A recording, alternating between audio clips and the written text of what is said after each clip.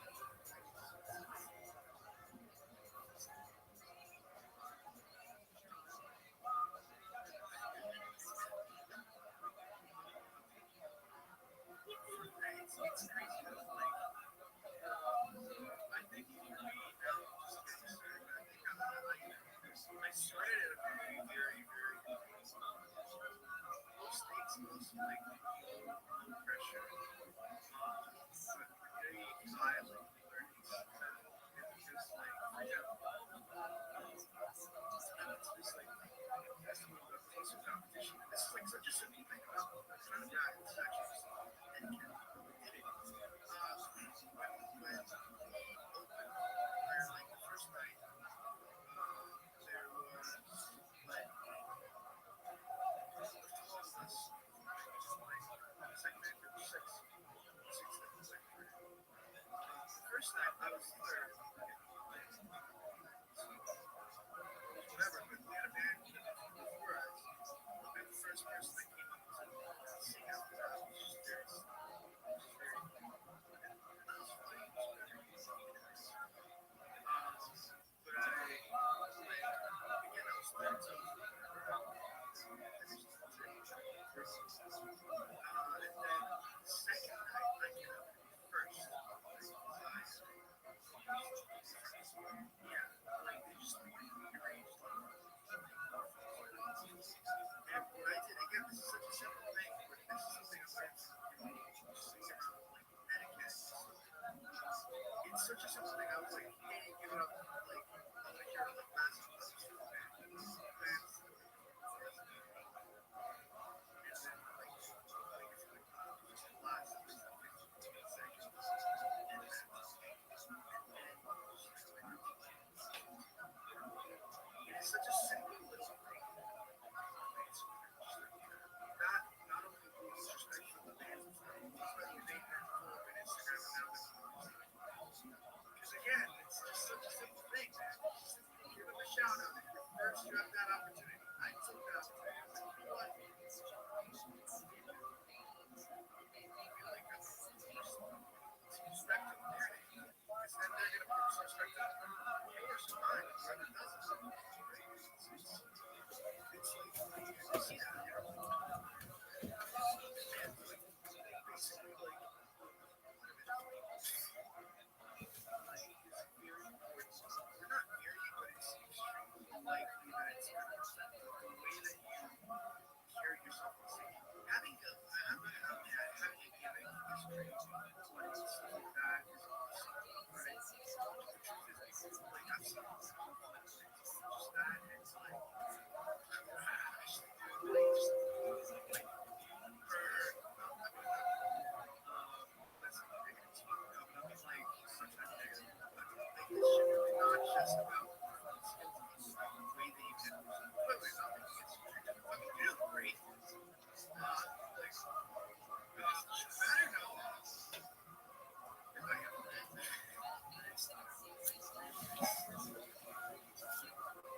Don't worry, the girls are gonna make fun of me. You're just gonna let you. Nah, I don't care about the girls. I know, dude.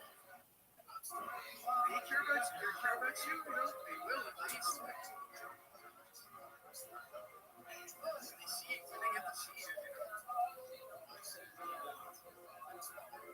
Yeah. It's just like, oh yeah, wait, just, I wanted to just educate for just a split second. It's gotta go. It's personality. Absolutely fine. It's you just wanted to check out something. So go check, dude. It's been great. I'm in Serbia right now. It's crazy. Just like,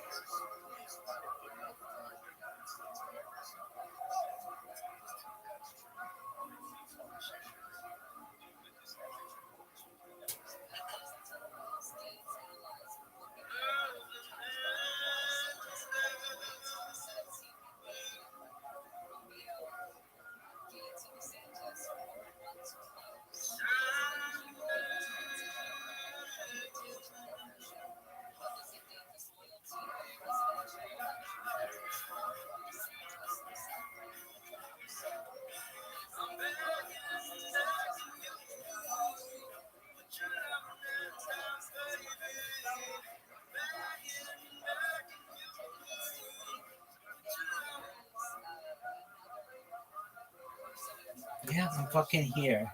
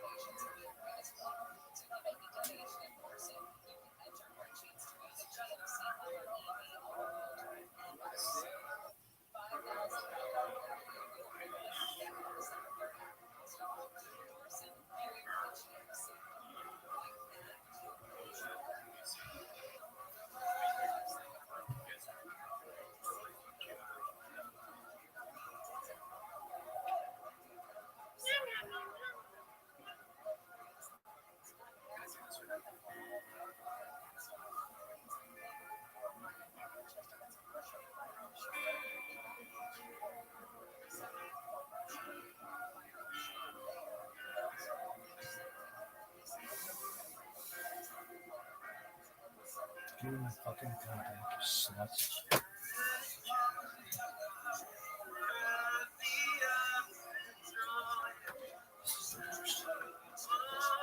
Everything sucks.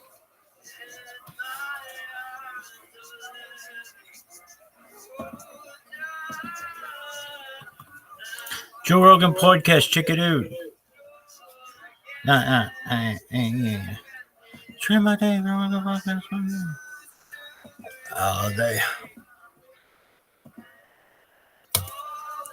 Yo, dog, just fucking work.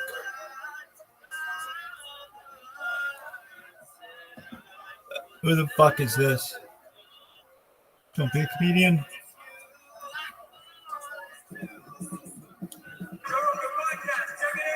The Joe Rogan Experience. Train by The day, producer, Joe Rogan okay, cool. podcast by night, all day. Those are the three I probably most iconic. So what we're rolling now? So tell me what's like the most iconic beats you created. Oh, we're already rolling? We're rolling. Hey, how you doing? Hey. I mean, look, I've got not hundreds, but thousands of songs. Thousands, for sure. Thousands of songs.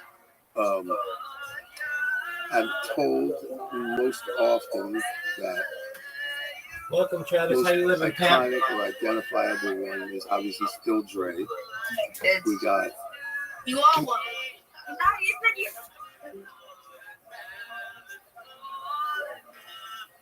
That's the easiest way. That's the easiest way to fucking get banned. How you living, pimp? What's good in your neck of the woods? Long time no speak. What's good? They fucking banned my Rabbi Rothschild YouTube account, and I'm pissed. And they banned it for sexual, explicit, or / nudity. And I didn't really do that. I mean, like, yeah. And I don't show nudity on YouTube. So, like, just my regular, you know, the one I was uploading concerts to? That one. They had like 1,000 followers. But there's I think a pretty good chance I get it back because of all the things, like literally, I have videos of me just shitting on their CEO. I have videos of me like watching like lives the Super Bowl.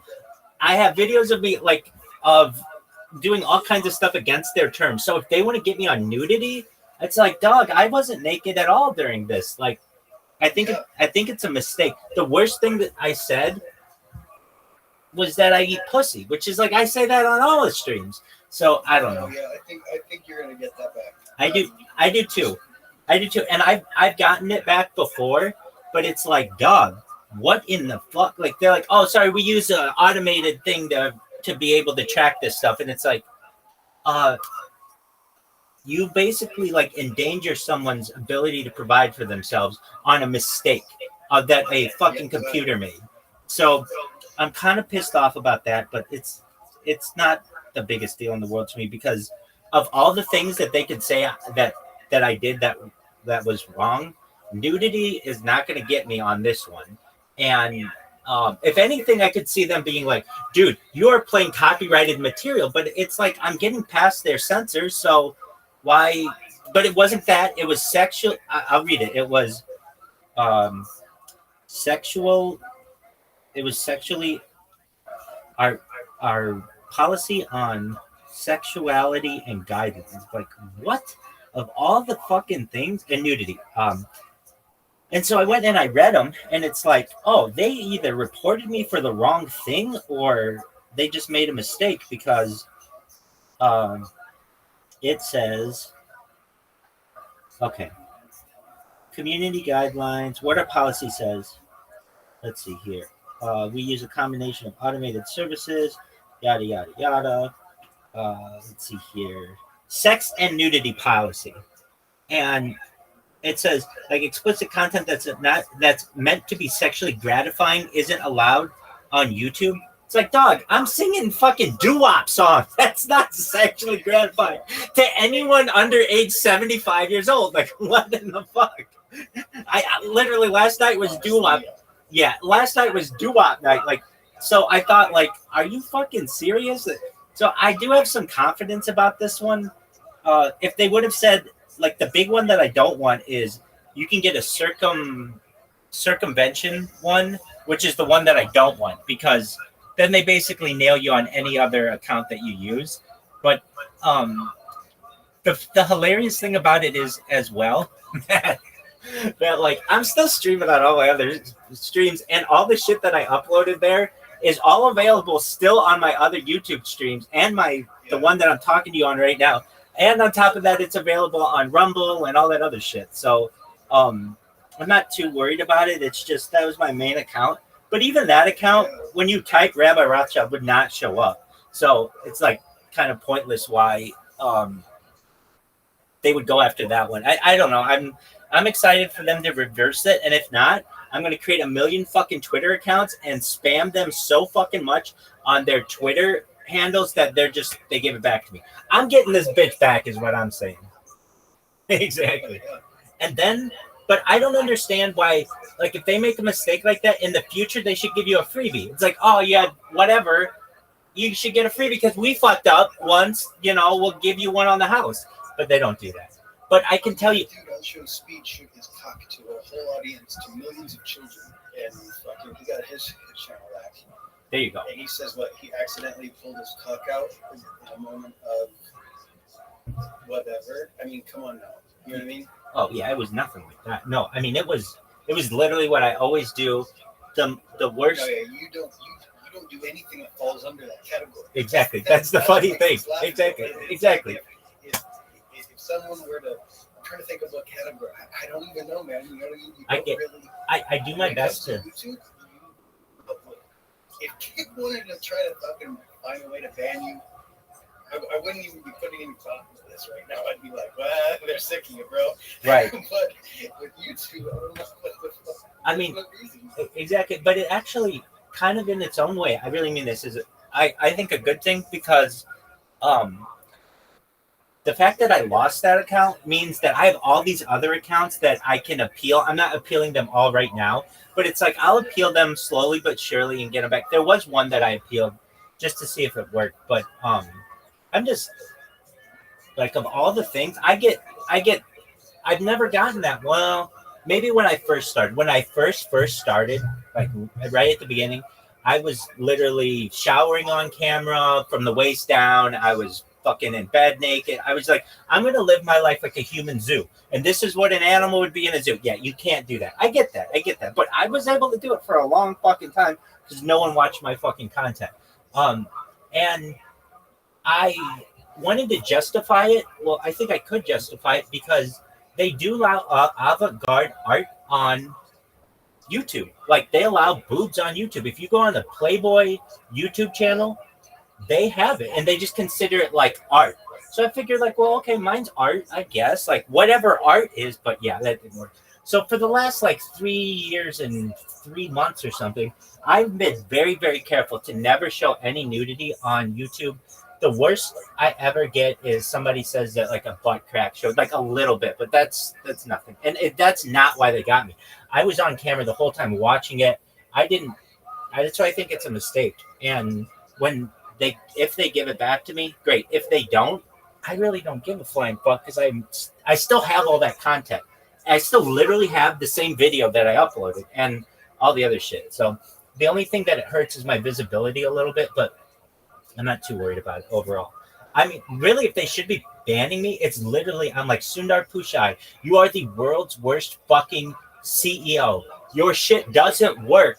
I've tried this on multiple browsers, Chrome and other ones. When I play YouTube videos, sometimes it starts right in the middle, and I don't know why. It just randomly starts right in the middle. And it's happened on enough devices that I think it's a glitch on YouTube's end. And so I make fun of him all the time. I've literally written in my descriptions, Sundar Pichai, you are like, I've written like, Sundar Pichai sucks as a CEO. And they didn't ban me for that. The only other thing, I got my address in my YouTube videos, which I guess I'm doxing myself, and the only other thing I've ever been banned for is scams. What, I'm going to make you a trillionaire? Like, oh, come on. Like, that's a scam. Like, that's like the most, I mean, I actually want to do that, but also it's like, can you say anything on YouTube anymore? So anyway, I'm excited for these assholes to reverse their ban. I have been recently doing my best to avoid a ban in the karaoke lounge. I'm just doing my best to use mere exposure effect that people get comfortable when I'm there. And then I had another guy who's really cool. He sent me a message overnight. He runs a Discord called, it's like Mom's Court. Dude, I get these fuckers who say, "Can you give me your fucking thing for PayPal or whatever? Do you get this on Discord? Hey, can I Cash App you or PayPal you some money?" Like, dog. Nobody does that. Like, that's the easiest way to get blocked. Have you ever gotten somebody to? Oh, dude, I get it all the time. Basically, the major issue is you've got so much information out there. If someone is really trying, they might be able to fuck with the PayPal or Cash App account. Yeah, but I mean, that's why I don't fucking. I do know that unless it's like you've been having a conversation with someone for a while, or they're watching, nobody randomly wants to be. Exactly. There's some reason. Well, they're just trying to scam people. And but this guy, he sent me a thing overnight. He said, "Hi, can you join Mom's Cord?" And I'm like, "They banned me." He's like, "No, the link in my bio." And I'm looking and I'm like, "Okay, I wonder how big a thing." It's got 130,000 people in it. I'm like, "Oh, cool." He's like, "Will you please live in there?" I'm like, "You're making my day." I was just gonna ask you, do you mind if I fucking stream in there for the rest of the time? And so that's cool. And it's a big server. So yeah. But the thing that's somewhat bothersome is I lost that account, and I'm okay. I mean, I think I'll get it back, and if I don't, then I just declare war on these motherfuckers. But I wouldn't even do that. I think like enough people in the karaoke lounge are starting to learn about me. Eventually, I'll become like the mascot, just like I'm in Harry Potter, Obama, Sonic 10. You knew I'll be the mascot in the karaoke lounge, and then whenever I join a karaoke lounge, everyone's going to want to come in there because I clap for them and I say you did a great job and all that other shit. And one of these kids is going to be like, people is going to be like, "Hey, you are always online. You're always streaming. I'm going to tell a friend about this." And then if anything, they'll be like, "Hey, you know that guy in the karaoke lounge? Yeah, he's always live." And it'll get the ball rolling. But until then, I just have to make sure not to get banned. And the way that I avoid getting banned is, well, just being a nice person, I guess. And not just I guess DC farming or whatever. Like, but yeah. What else is new?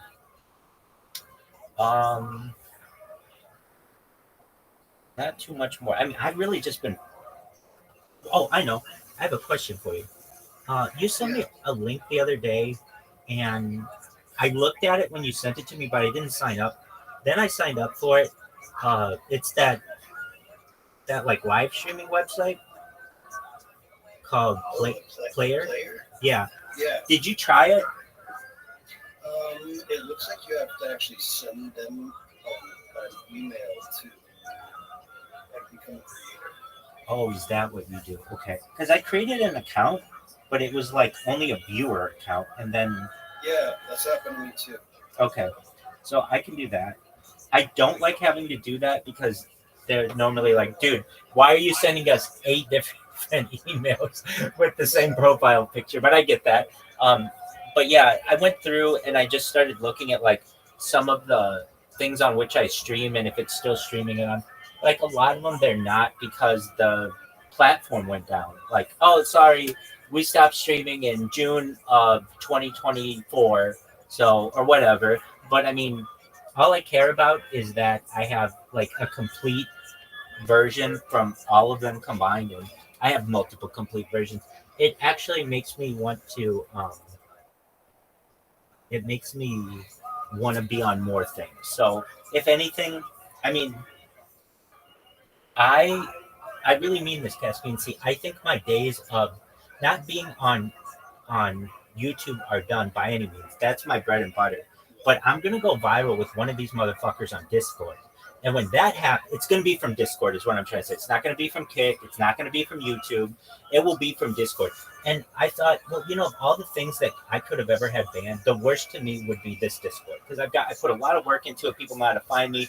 I got the link everywhere, so it's not like anything like that happened. And frankly, my @Rabbi Rothschild doesn't have any recent content except for the things that I did with the concerts. I mean, and a couple of interviews, but it's really not the end of the world to me, even if I do lose it. But I really have a lot of confidence that I'll get it back. So I keep just checking every so often to see if they've gotten back to me, and we'll see what happens.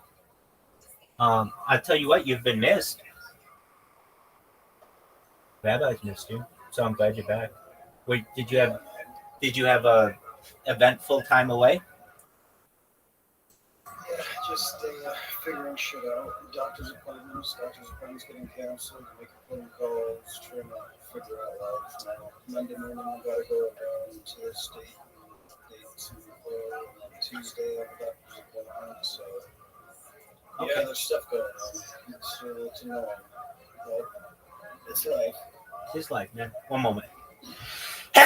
Pardon me. Oh, that was good. Thank you. Appreciate it. I have been having a lot of fun in this karaoke range. Actually, Frosty has been in there as well, and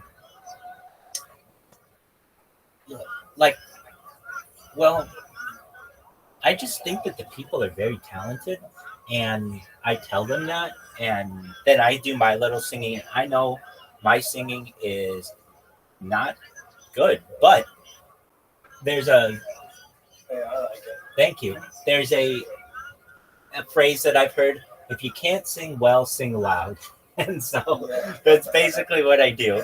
And I am slowly gaining friends there, and it's on an account. So I would normally be on there in my main account, but that got banned a long time ago, and I don't know why. And I don't want to raise a flag like, hey, can you guys find out why you banned me on this other account, because that's account circumvention or whatever, ban evasion, whatever the fuck you want to call it, ban evasion, ban circumvention. Like, dude, these are just words for you essentially discriminating against people for whatever reason. I don't care what it is, but it's like, yeah, we just don't like you. So anyway, and I love how when I read the terms and conditions of YouTube, it's like, if you've been banned, a reminder, you're not allowed to create more accounts. And it's like, wait a second, you're not allowed to create more accounts? Says who?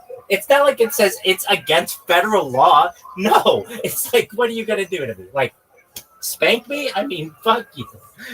So, that's what they have mods for. They have mods because they want people who are in there long enough to be like, hang on a second, this guy Robbie, he talks exactly, the way he types is exactly like Rabbi, and he keeps sending us the same links. Exactly. I think Robbie is Rabbi. Exactly.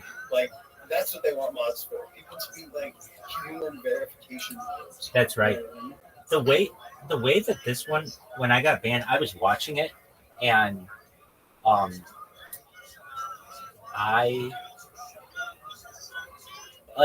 I can say this, of any video that I've ever had, I'm glad that's the one that got me taken down, because there's no nudity. It's not very sexual. I mean, like, the worst thing I say is literally the shit that I say to you or anyone else, and that never gets banned. It's not like it's a health thing. I get nailed for health shit, and it's never that I'm saying the health shit. What health shit? What health shit? Joe Rogan gets me in trouble for health shit a lot. So I'll be listening to the Joe Rogan Experience, and he'll have like Dr. Peter Hortos on, and they'll get into a fight about some kind of medical issue. And gotcha. Okay. Yeah, and so it'll be like, we see that you're spreading medical misinformation. It's like, dog, I'm not spreading medical misinformation. I'm listening to Joe Rogan. I'm listening to Joe Rogan, and like, you didn't take him down. What they do is they'll put a little warning under his account, but they'll take my accounts down. So I've gotten that, and I got it. It was weird. It was like there was just a time where it was just like, especially the medical misinformation, it would just come in waves, and I figured, well, I get people who just don't like people for whatever reason, and then they'll just target and then just flag you or whatever reason. So all in all, I've got to say I'm just waiting on these fuckers to give me an opportunity to have that account back. I've already created another account with all the shit in there. It's already had a phone verification, so it's literally, I just have to wait less than 24 hours now to get it going, and so I'm not too worried about that. But yeah, all the things they got me, and I knew, I was saying to myself, you know what, I should not upload these to my main account, but nobody else is going to see them that way. If it's on like my random accounts, like, oh yeah, go to Rabbi Rothschild Eats Pussy, which is one of my accounts, which hasn't been banned, like, of anything that, like, it's like okay, yeah, exactly. But no, they want to get me like best creator ever or something like that. Like, okay, whatever. Yeah, so we've got that. I'm really kind of shocked at how few platforms allow you to stream your life and they'll save all that data. It's really, really limited. It's not Twitch. Twitch deletes it after like 30 days or at the max. I've even had Twitch Premium, and I think they gave you 90 days. It's like, dog, you guys own Amazon Web Services, which at a certain point you can create infinite amounts of backups. But I really think that they don't want people archiving this stuff because it's dangerous. When you have an archive of the history of the world, whenever they want to change narrative, thank you, they can. And you can't, you have no way to prove what they did wrong. Like, if we have like a big news day, like let's just say like 9/11, if I was doing this during 9/11, there's all kinds of inconsistencies that perhaps could have been found if you had just one perfect long day of all the video and everything. And or like the pandemic was a lot longer, so that's when I started doing it. But even then, you could find inconsistencies just with what's said on the radio, and they don't want that. They don't want somebody having that kind of data, and I recognize that. So from what I know, Rumble seems to allow complete uploading, and then I checked all these like random Chinese websites I use, and they're still uploading, like at least on a couple of them. That's all I need, just backups of the backups. I just sent you, archive.org. Oh, of course. Right? I love it. Yeah, one of my favorite websites. Do you upload a MP4? You should start trying to get everything onto like a Rabbi Rothschild account. Start an account and you try to get like your folder filled up with every video from the past. I would love to. It takes too long, number one, to upload all the data, and number two, if you've ever known, archive.org is facing their own possibility of closing. Yeah. And I know they always are, but like from what I've heard, this is like somebody out there wants to kill archive.org and the Wayback Machine. And so I've thought about that before, like, hey, I can upload it all to that. However, if I do that and then it goes down, I'm gonna check. I think I do have something on there, but not a lot. Archive.org. Wayback Machine. It's one of my favorite websites, though. There's so much good, just random movies you can watch on there, or books. I love both of them. Yeah, no, I download books from there all the time. And I watch movies from there and stuff. Yeah. Yes.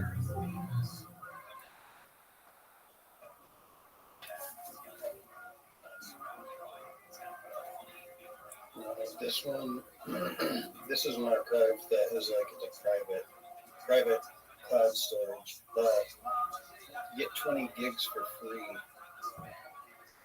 And so that's something at least, that's It's not much, but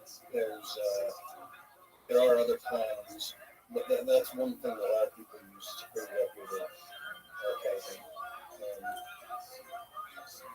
well, and cloud, whatever, but just in case, I don't know, just throwing ideas out. yeah. I mean, I've got so many. I got backups of backups, and then I know.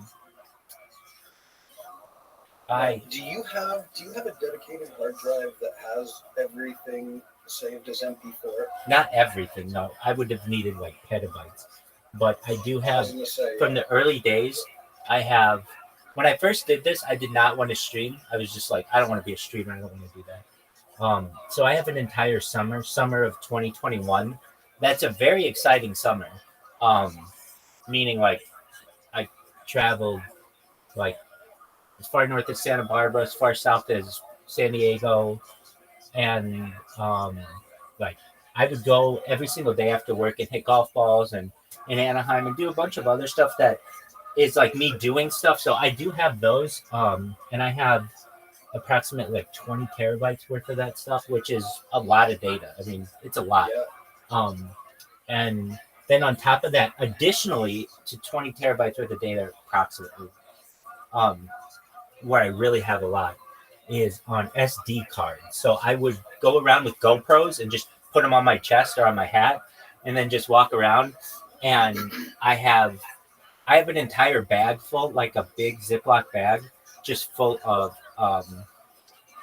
SD cards that are like 512 gigabytes. So yeah. a lot of driving on there too.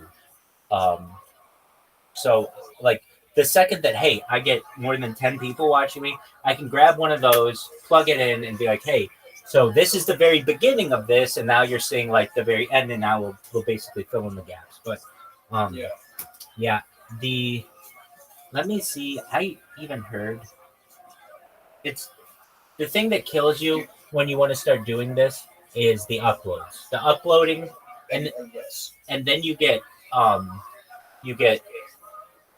your ISP will what do you call it? Not strangle, but they will ISP will lower your bandwidth. What am I? There's a word for it.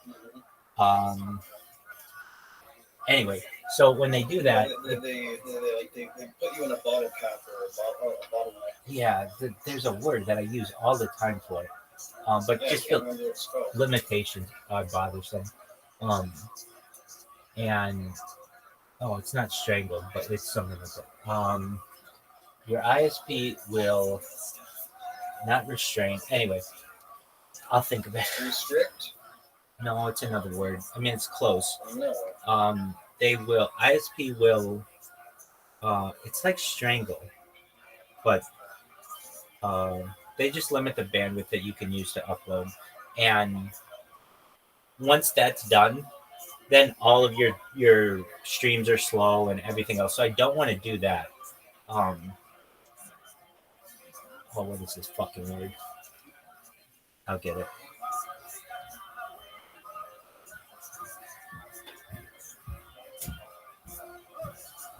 Yo, dog, what's it called when an ISP slows down your upload speed? There's like a certain term. Throttling. Thank you. Not strangling. Throttling. So you'll get throttled, and then you're fucked. But I'm okay with just being in Discord. I mean, obviously, it's all still recording, and it's just gonna take one person to see what I do enough times, and they'll tell a friend, and they'll tell a friend, and they'll tell a friend, and then all of a sudden everybody knows about me.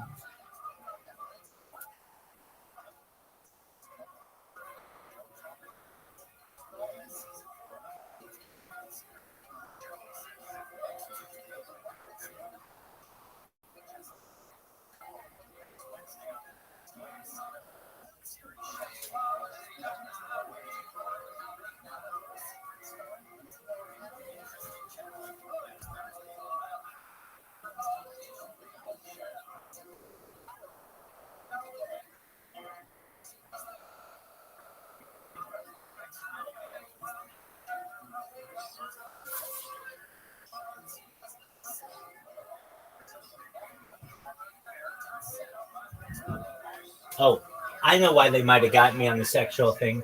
Wait, I named my.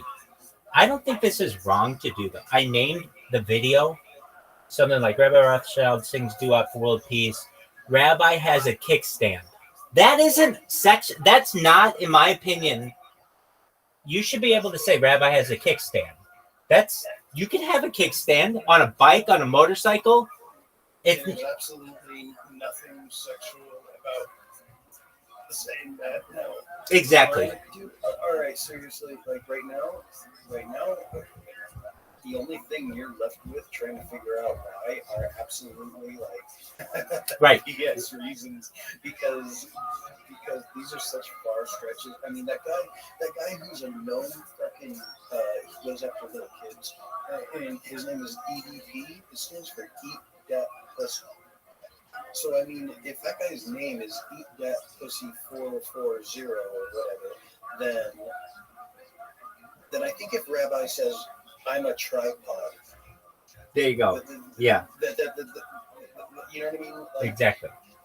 What's wrong with that? You at a certain point. holding a match to the sun and saying I got your ass. Yeah. No. You know what I mean? Exactly. And then you wouldn't be able to say anything because you can sexualize anything. You could say Rabbi is a winner. Oh, a winner means that you win at sex, you're gone. Like what? What is that? How are you putting those together? So, yeah. The other thing that that in this other language, the word "veneer" it actually means rapist, and so it sounds like in Swahili. Yeah. Get out of here with that. Get out of here with that. Like people want to draw, like pick at everything. You're gonna find something. Exactly. And it's that old saying. You know what I mean? When you think like a hammer, everything looks like a nail. 100%. 100%. I love that phrase, and I think the exact name of the video that I uploaded was Rabbi Rothschild sings karaoke for world peace, or sings doo-wop for world peace. It said, "Get your S together, B," but not shit, not bitch. No, it just said, "Get your S together, B." So that's not sexual. That's, if anything, just coded. And then it says Rabbi has stuff together, bro. right. Well, that's perfect too. And then it said Rabbi has a kickstand. That's it. It did not use any bad words. So if you want to get me for, and then just show people a huffy bike and you'll be set. Exactly. Yeah. So we just have to await the people at YouTube to do their thing, and we'll see how it goes. Remember, they were having an issue where they kicked me off too, and they said that I had violated something. And I went to YouTube or I went to Twitter. I saw that there was some. Yes, I remember this exactly. Yeah, so I remember this. It's very likely that this is not a completely solved glitch. I understand. Mine was turned back on within 2 hours. Right. So, I don't know if I'll have that kind of fortune, but I do know that I did check the YouTube support. Isn't it hilarious that they're as big as they are, and if you want to get to their support, like you go to a different website, and everybody's like that. Amazon's like that. Like Pinterest is like that. It doesn't make any sense. I was saying that on the stream, like, who decided that Twitter was going to be the customer service epicenter for the social media world? I don't understand it, but it is. Facebook, you have an issue on Facebook, you go to Twitter. Luckily it turned out that way, because if you're going to have a company with a forward face and everyone's going to say, yo, you guys are fucking up, like that's the main place that they have to say face on social media. I'm in agreement. And because of that, it's become the only place to actually accomplish anything. And the actual, like you gotta send an email through their service, then go to Twitter and tell them, hey, just so you know, you fucked up, and here's my reference number. You guys should take a look at this shit. And right. It's insane. Every time I see that, I say to myself, dog, you guys used to have Google Plus, which is exactly what this should have been. Like, oh, I had an issue on YouTube. Hey, Google Plus, can you please help me? No, actually help our competitor.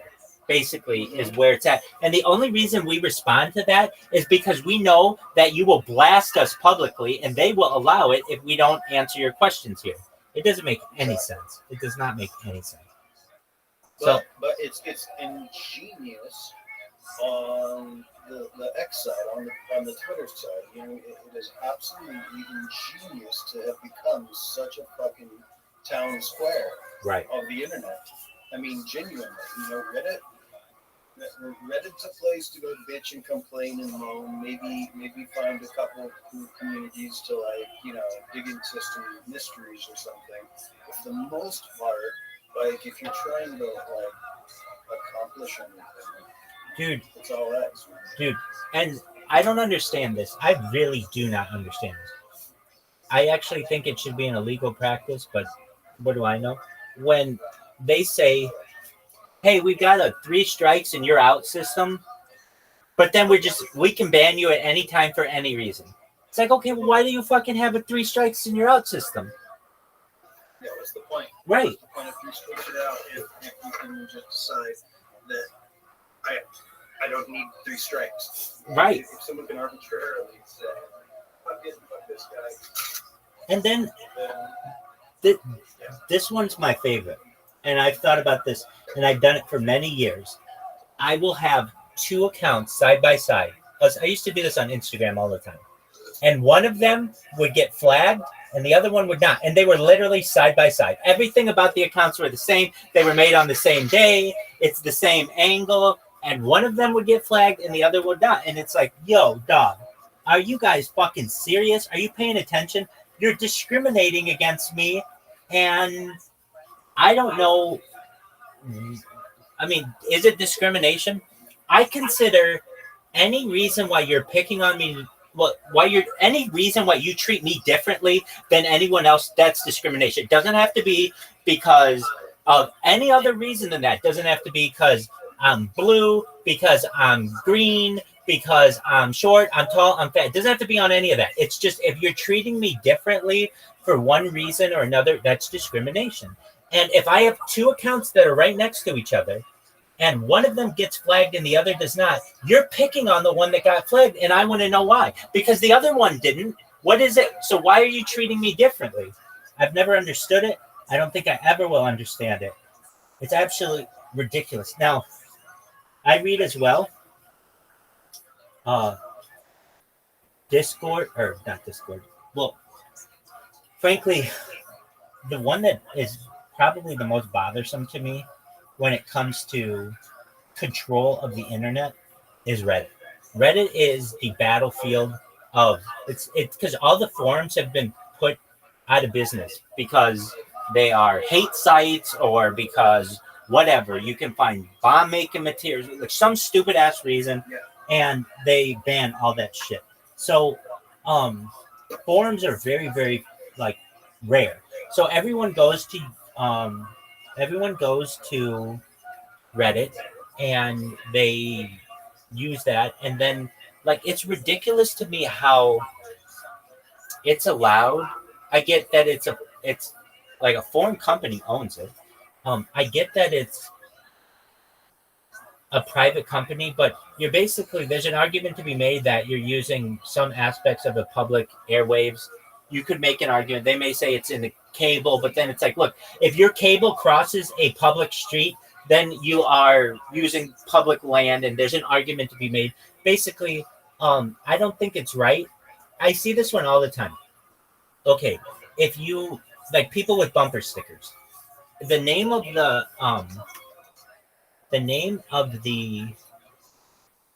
are, I just look at the discrimination, I guess.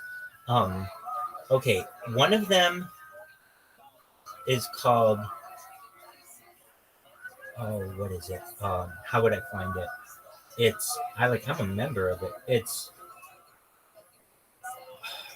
Let's see here. If I look up bumper stickers. Like the coexist. Oh yeah, like that works. Okay, but it's man. Oh, I think it's what it's called. Hold on. Let me see if I found it. Yeah, I found it. Or one of them.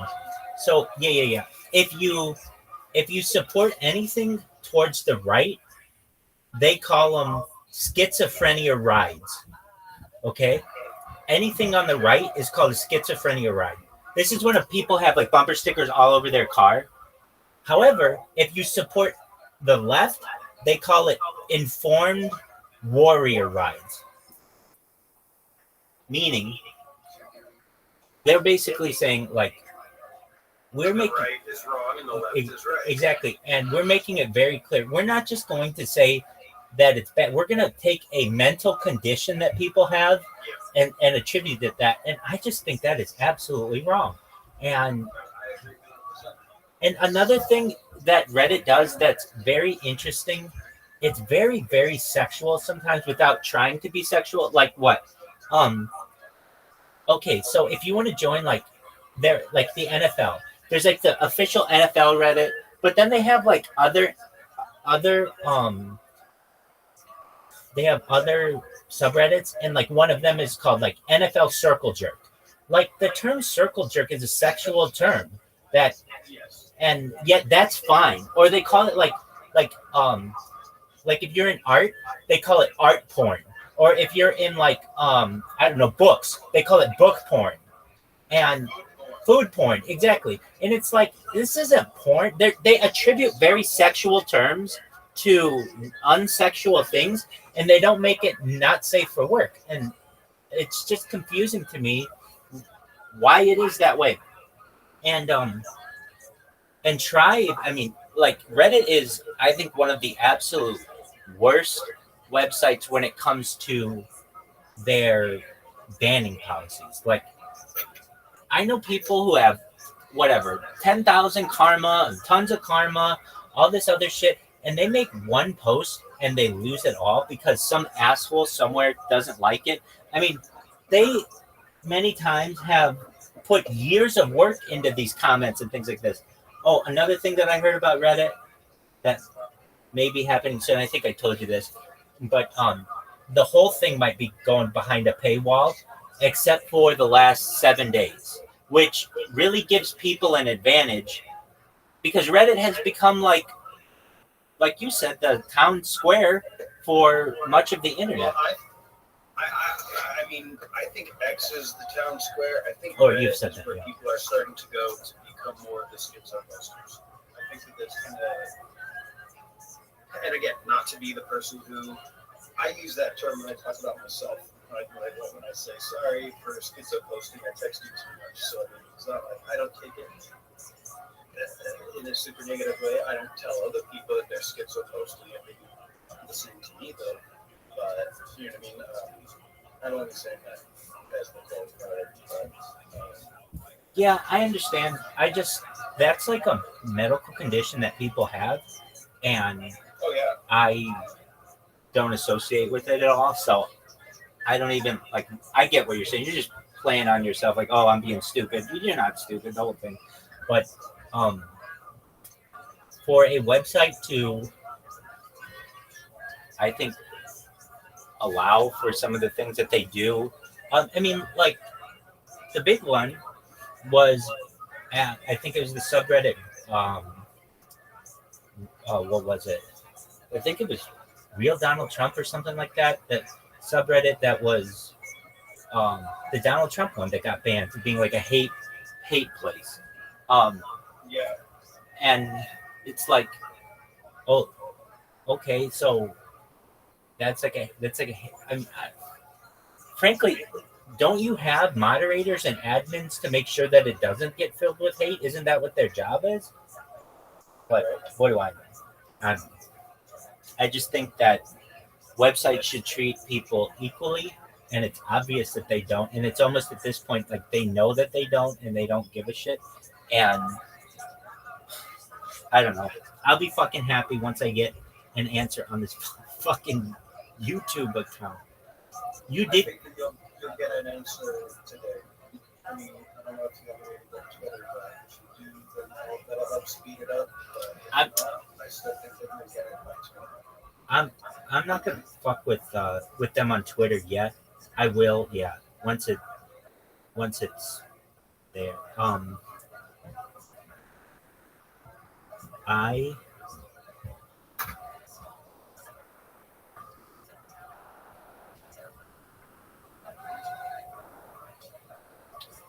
I I just need a fucking answer. That's all I know. All right, it is Joe Rogan time in Rabbi's room. He's got a new podcast that we're watching, and in the meantime, we just wait. Give me one other.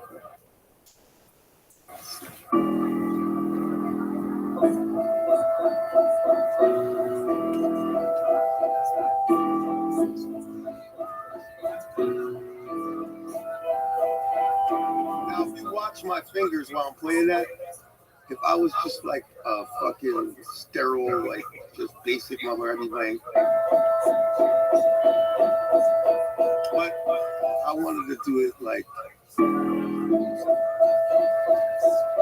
sloppy, right? Like that perfect imperfection. Like you don't want. Sometimes you want a nice sloppy booty or a nice fucking. You know what I'm saying? You don't want things always like perfect, picture perfect, right?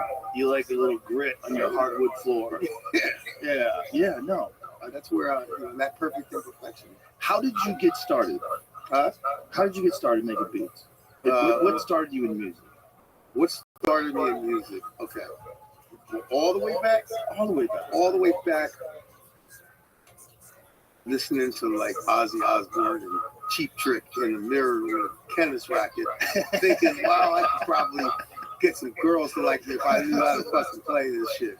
And then my parents had like an upright piano in the house, and it was a piece of furniture, and I had a cassette. You know, at that time it was all about cassettes. I had a little baby cassette thing, put it on the piano bench, and figure out how to play all my favorite songs. Just self-taught. Yeah, and I ended up taking 3 or 4 lessons, and the guy was like, "You should just teach yourself." Really? Yeah. Like, and my family didn't have no money. Like, and my mom to get to the piano lesson, all that shit was just. I did my thing, and like to the point where my mom and dad were like, "Can you go outside and play with the kids? I'm tired of hearing this shit." Like, no. And then that evolved into, I moved with my father. My parents had divorced. My dad was a court reporter, stenographer. So we moved from, I was born in New York. As an infant, moved to Florida. But when I was 15, just turning 15, I moved to Philly with my dad. And I was really getting into music. I was experiencing like hip hop now in my head. Like, what year was it? What year was it? How old are you? I'm 50. Okay, 7 years different than me. So yeah, okay. I'm real hard with the years, but talking early 90s. Yeah. Extremely in the beginning of the big hip hop boom. Yeah. And when I first found the love for hip hop, it was this music that they were sampling all these like cool like Fender Rhodes sound, like say Tribe Called Quest.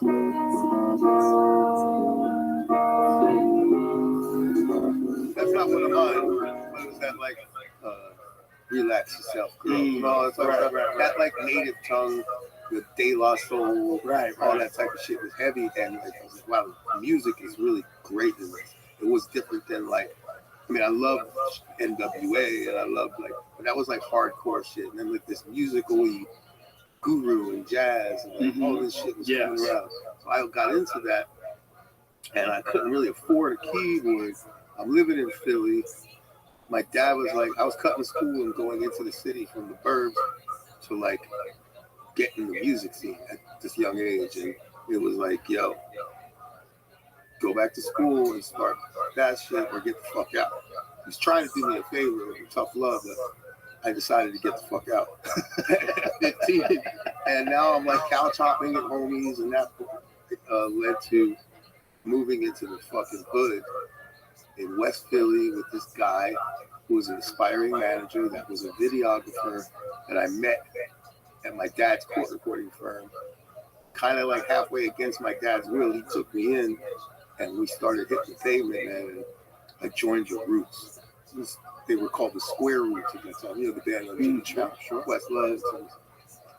And I didn't have much money, and I bought what they call a Fender Rhodes. This is like big keyboard, which is, they're very expensive now because it's vintage. But at that time, I could get that for like $200. And I got the keyboard, had a couple of broken notes on it and shit. And I just made my sound with that. And it's just like this soulful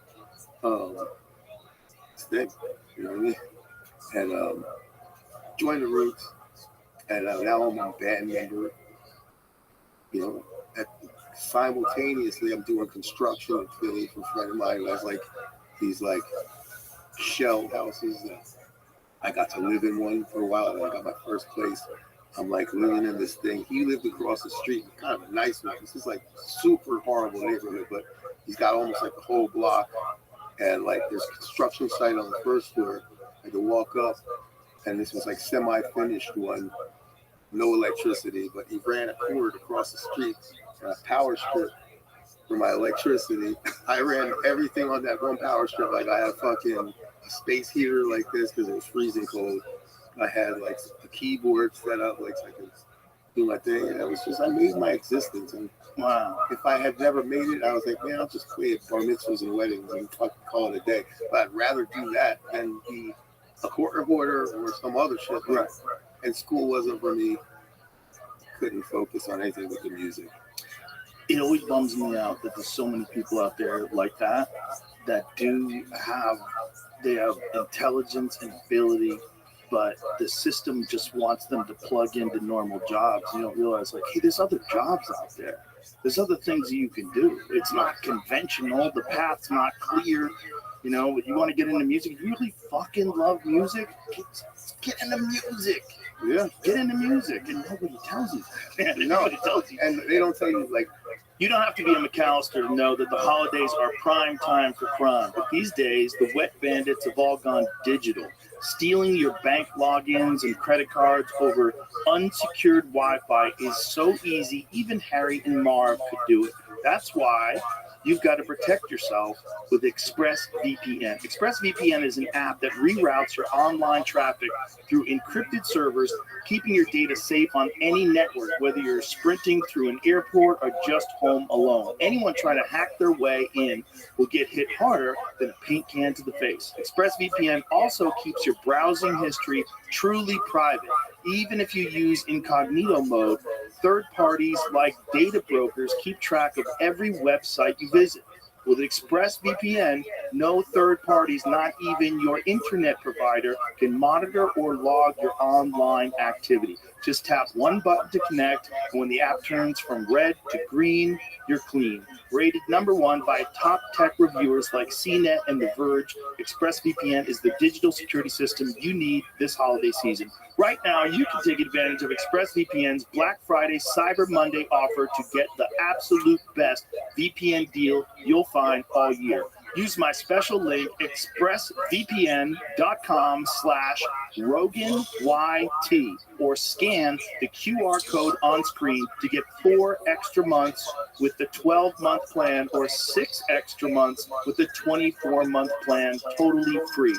That's expressvpn.com/RoganYT, or scan the QR code on screen to get an extra 4 or even 6 months of ExpressVPN for free. Find your niche within music. Yeah. Maybe you can do the actual music, but you can become a promoter, or you can become in so many different fields within music that you can do.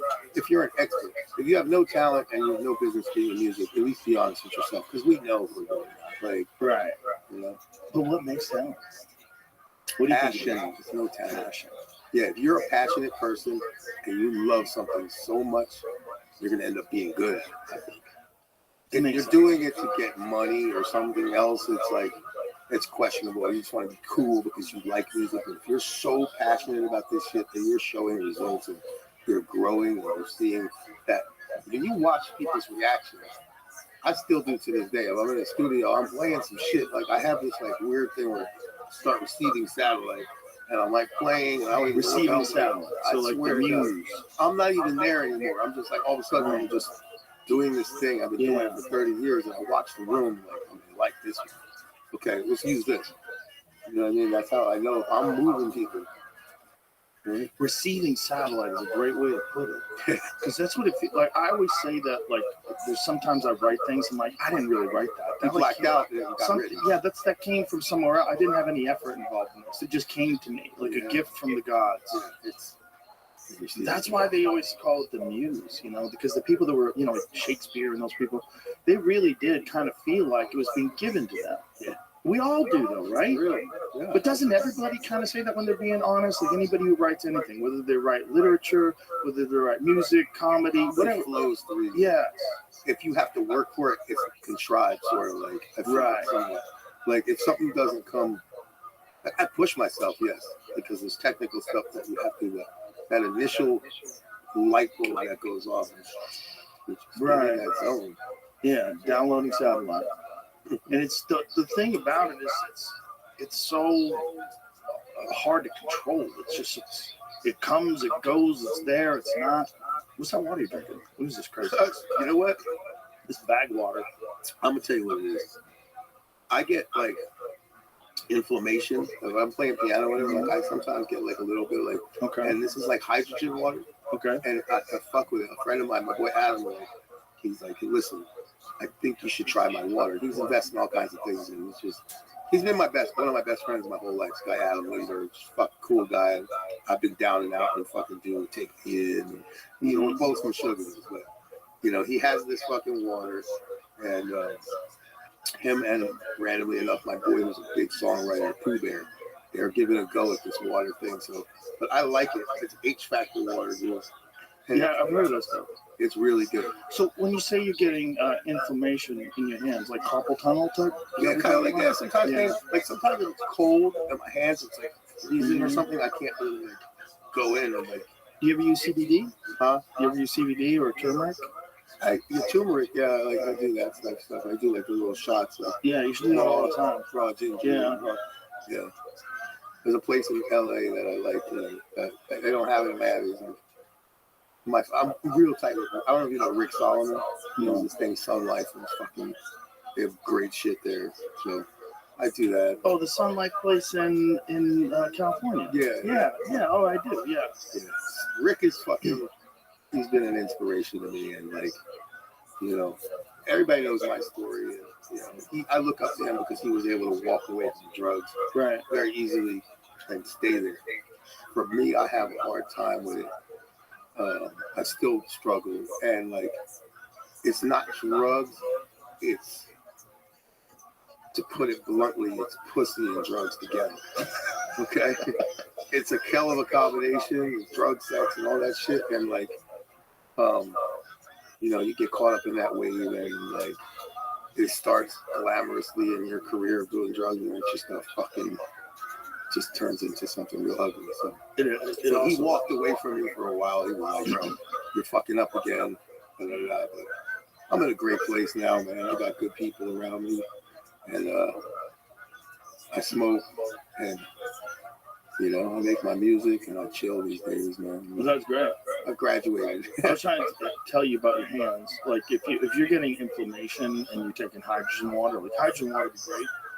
But if you really want to cut it down, what we were talking about earlier, so we cut it down.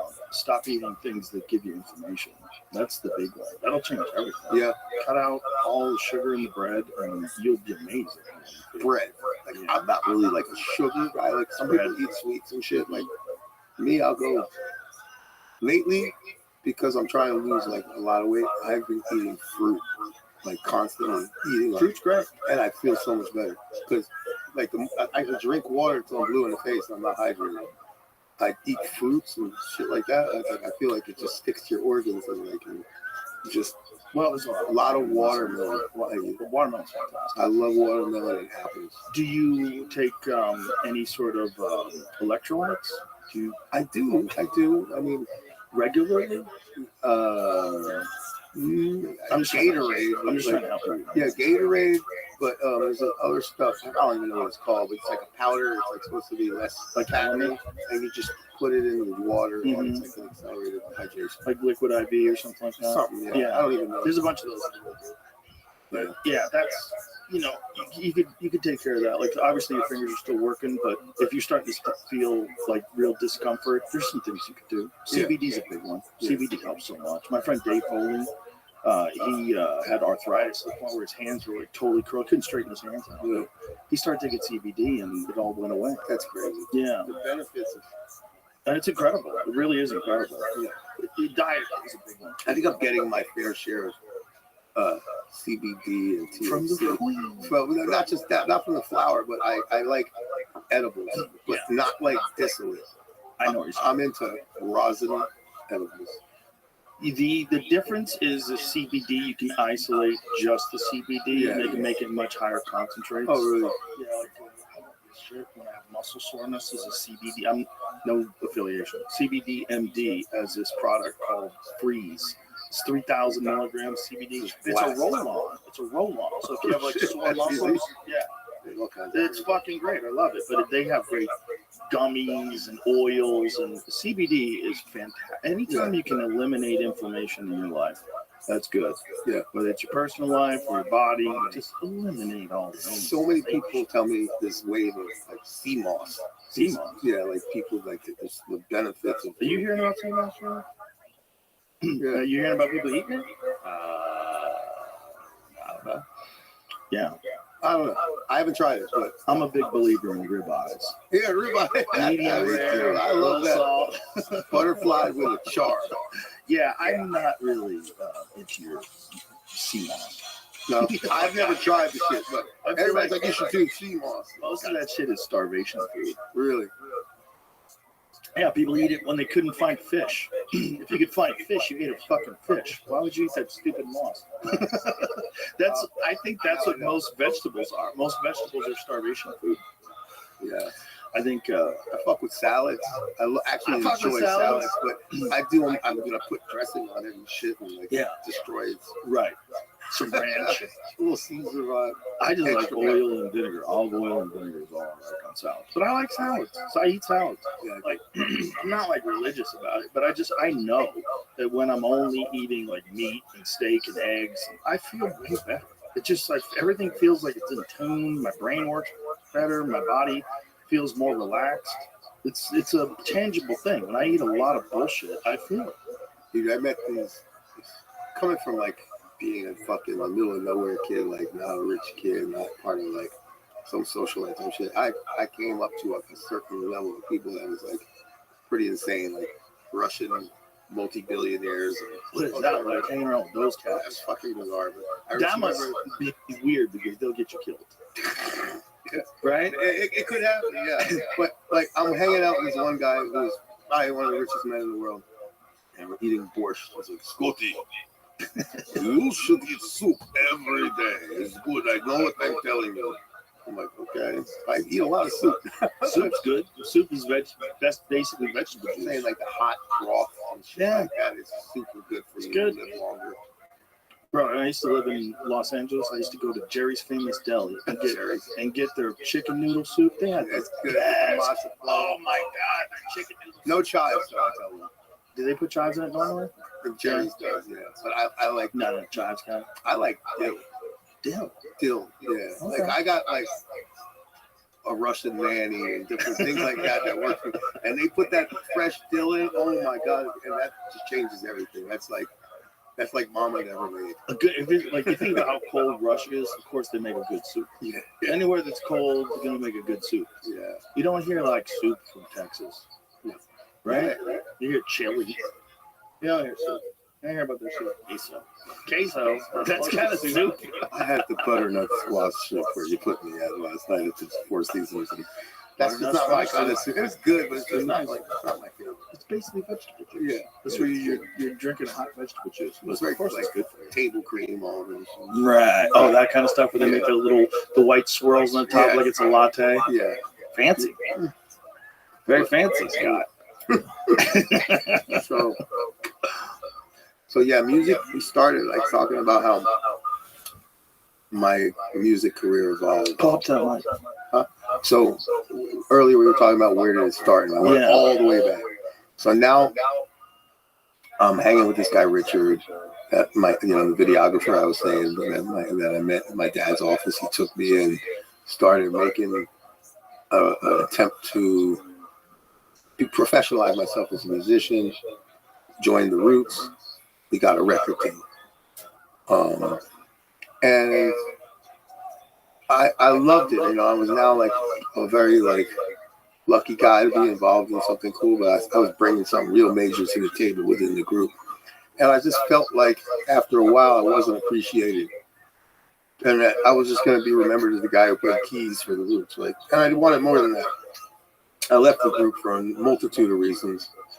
Some I usually don't talk about, but boo-hoo, I felt some reverse racism. I know that people have dealt with shit, like fucked up shit, but I was just like kind of mortified one time on a stage, and I just remember I'm performing with the Roots in New York, this event called the Black Lily, and playing the keyboards, backing everybody up, and this and that, and somebody was rapping. They pointed at me, the white devil, something else, just like, what the fuck is happening here? Like, Were they serious? I'm the most loving. No, it was fucked up shit, bro. It really hurt me because I'm like, I don't see color. I don't see any of that shit. I'm the most, like, just coolest motherfucker in that aspect. Like, to me, racism bothers me. But it was like, my family now were not representing for me, and that's let that happen, and just combined. So someone on stage said that? Yes, one of the rappers. I'm not going to say names, but shit was just like, how is this happening right now? And I felt like all the credit and for all the like big melodies and stuff that I was creating for the group was just being swept under the rug. And like, I said, I got to leave this group. I'm dating this girl at the time who was like urging me not to. She was saying, you're going to be the Pete Best of the Roots. You know who Pete Best is? Yeah, the Beatles. He left the Beatles. Yeah. So she was like, you're going to be the Pete Best of the Roots. I was like, that's cool. She actually dumped me. And I continued on my journey attempting to be a music producer and not join bands. And I met this guy through the whole process of being in the Roots. His name was Derek Jackson, and he embraced me into, you're so talented, like, let's give it a go.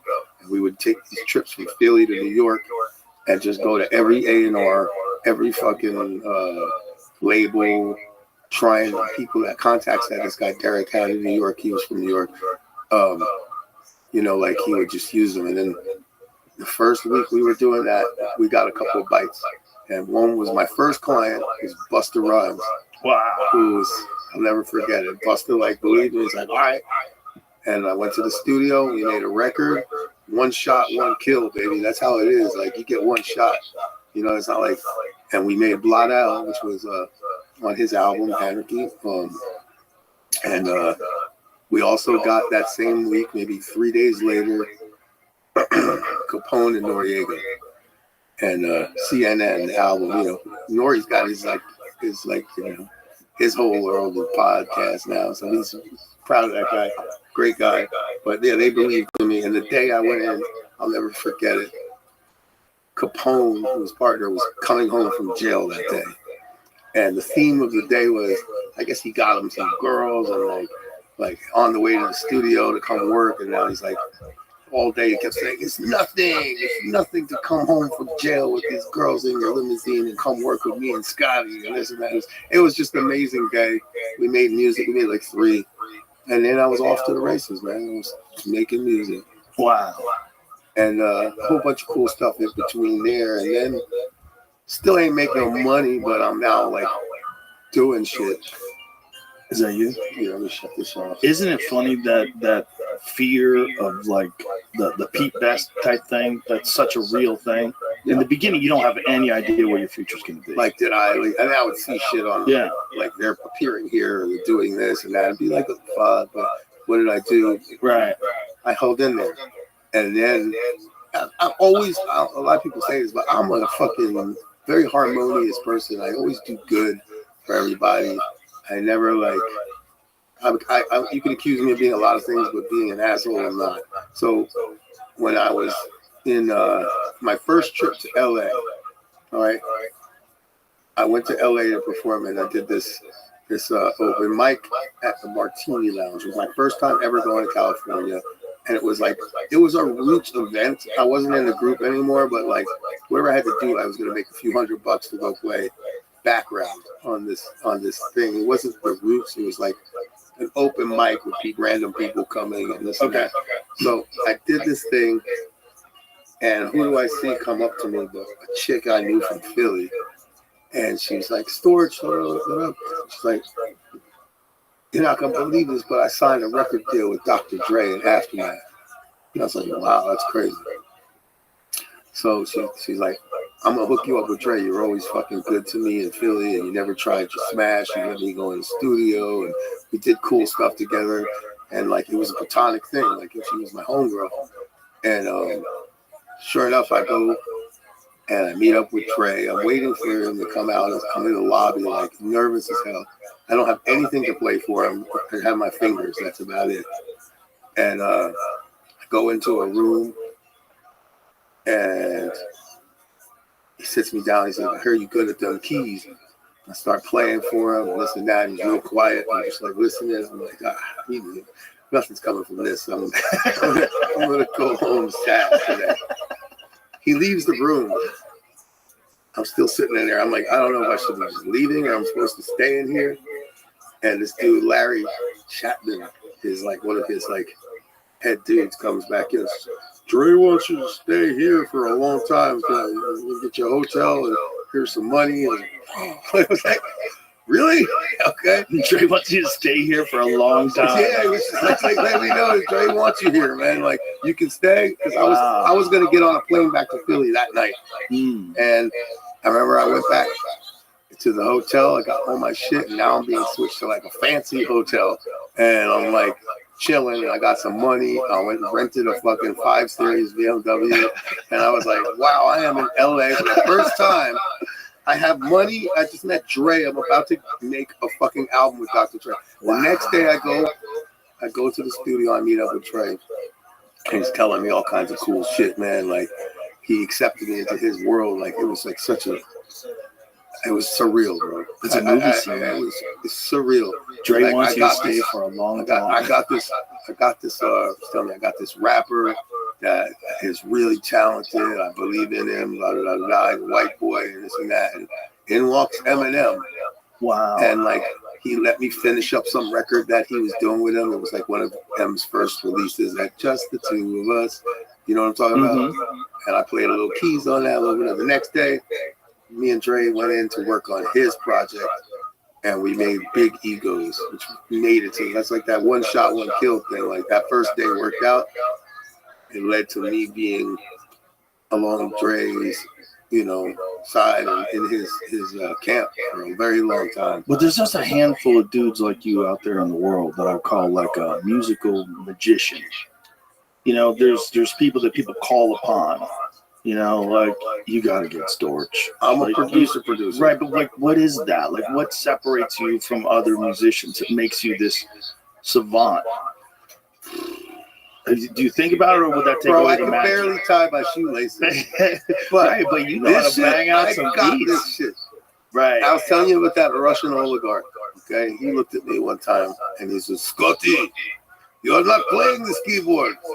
You're fucking the piano. Like, I don't know what you're doing. Like, it's raw. I'm not an educated guy, but like, I have rhythm, like on some different shit, like Bob James, like your boys, the Black Keys. Like, Love those guys.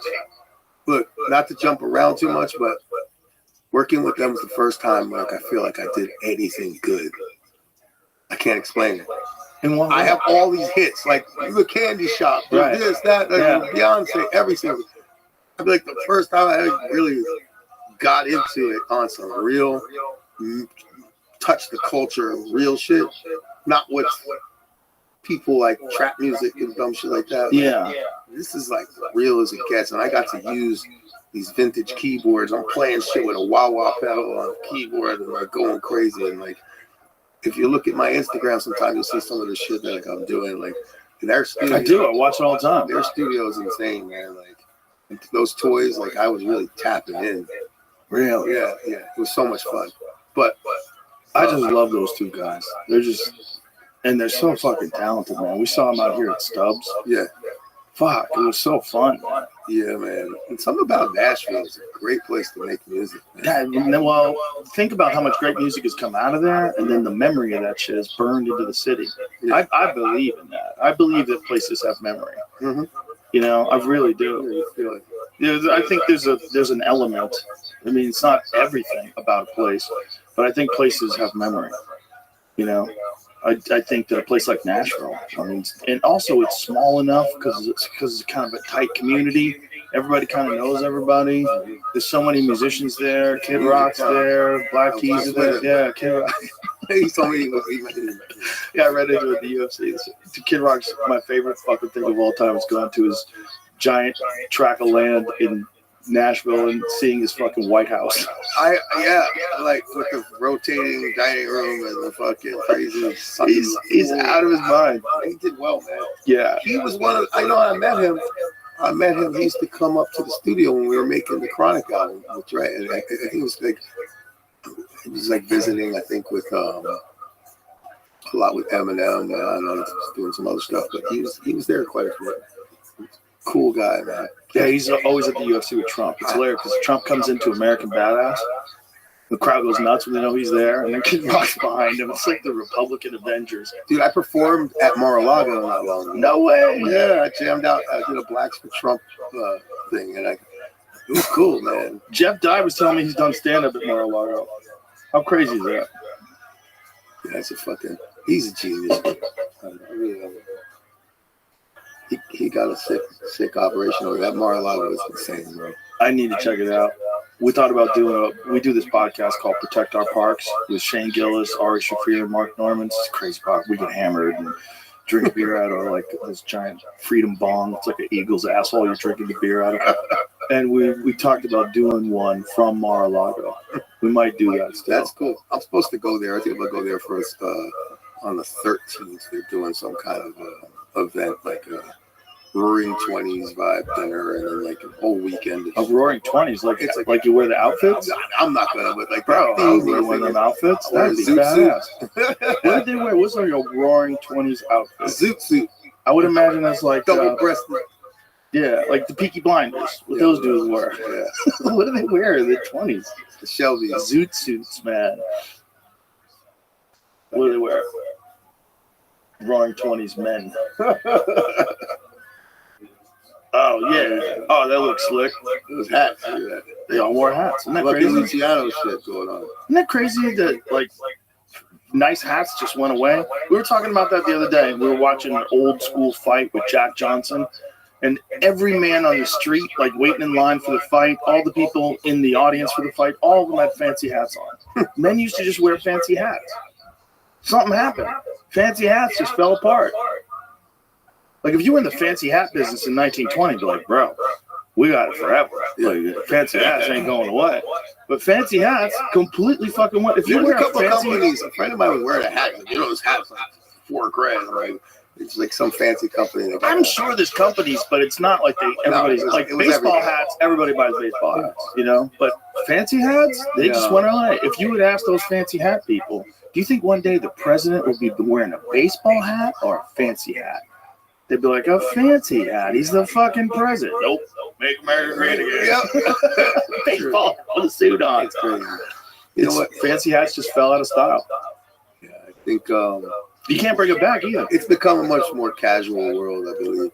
And it's like, I mean, sometimes I always bitch like, people knew how to dress. When I used to go out, I would put on a sport coat and wear, you know. But like at the end of the day, like, I get it. Yeah, it's all bullshit. Yeah. It's nice to dress up sometimes. It's fun. It's a pain in the ass sometimes. Yeah, it's a pain in the ass. Lately, I've just been changing my whole fashion ways. Like, a friend of mine said something. He's like, even though I have nice things, but he's like, you don't need a Ferrari. Be the Ferrari. When you walk in a room and you're on South Beach and all these fucking guys that barely have a pot to piss in are getting out of the Lambo and the fucking valet and iced out and shit. Like, I was the king of that shit. I was filthy rich and did all that shit. I might as well have just landed a fucking spaceship on top of the club. Like, I was doing everything. But lately, it turns me off. I look at myself and I feel like a poser. Like, I feel like the richest guy in the room is wearing a bare bones, no diamonds type shit. Like, well, look at Elon Musk. Yeah. Dude wears Occupy Mars t-shirts. Doesn't even have a watch. Yep. You know, it's just so that's the he's hanging. That's where I'm at. I think what happens is in the beginning you want everybody to know you're doing well, so you have all your stuff on. Mm-hmm. You dress real nice. You know, you're like, wow, Scott looks good. He looks sharp. But then when you're undeniable, you reach a point in your life where you're just like, who am I doing this for? This is stupid. Well, if you're like me and you have a point in your life where you had $100 million and you were trying to impress everybody and you fucking didn't have any respect for money. Like, my financial manager walked away from me back in the day and said, you're unmanageable. Why? You going crazy? I was spending so much money. But look, you're still here. I had fun. I had bet you had a good time. Bet you had a good time. But when you lose everything, yeah, you want to like fake it and be like, oh no, I still got it. Like, I'm the guy with the most obnoxious set of diamonds. Right. They're broke as shit. Because I just wanted to look the part. My ego wouldn't let me let go of that shit. That's a negative feedback loop. Because that doesn't feed into art either. No, it's the opposite. It doesn't. I It's had the to get opposite rid of of all of that. Yeah. I had to like really take it back to nothing. Like, I don't care about labels and shit. I like nice things. Look, I don't like have to do the pull up on the club, but look, there's nothing wrong with a fucking 911. Like, it's just a great car. Like, yeah, there's amazing engineering. Anything. Yeah, like, I do it for me now. Like, whatever I do, and I'm just like, I'm really getting into my music and getting into a lot of things. I appreciate both things. I appreciate people who dress real nice, and I appreciate people who don't give a fuck. I think there's a place for There's a everybody. happy medium. Yeah, and then the stuff is not life. Life is not your stuff. No, But some stuff is fucking cool. hell yeah. Like Cat Williams when he was here, he wasn't even living here or staying here, and somehow or another he got an electric Rolls Royce. So he's here. I mean, he's here for a day to do a show, and wasn't he doing a show somewhere else or something, like an arena somewhere? But one of the things he said, when you're sitting in his car, you know where you spent your money. Yeah. Because it's like, you go, I know why this is $600,000. Look how fucking amazing this thing is. No, Lights on the I ceiling. love and- nice things. I just like them for different reasons. Right. You don't like them for showing off. You like them because you like them because they're awesome. Yeah. Like, there's nothing wrong with luxury. Yes.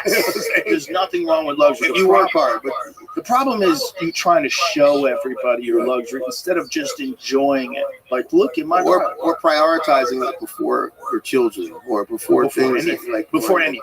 Yeah. Before anything. You Before see- food. Yeah.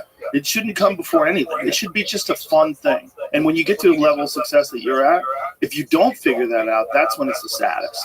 When someone makes a ton of money and doesn't go, oh, it's not about the things, it's about the relationships that I have. It's about my friends. It's about my loved ones, my family. It's about the people that I work with. It's about everybody having a good time. It's about let's all get together and break bread and eat and hug each other and tell each other we love each other and do great work and have a good time and just enjoy this life experience. That's the thing. That's the thing. The car is just like, look, that's cool, Yeah, dude. it's icing. Yeah, if you pull up in a cool car, I'm like, check it But out. that What is that? all some people have to offer in their like life, and like they think that is great. Well, you know, the problem is that's seemingly the most unattainable thing. Mhm. When you're broke and you see some guy who pulls up in a brand new 911, you're like, what the fuck?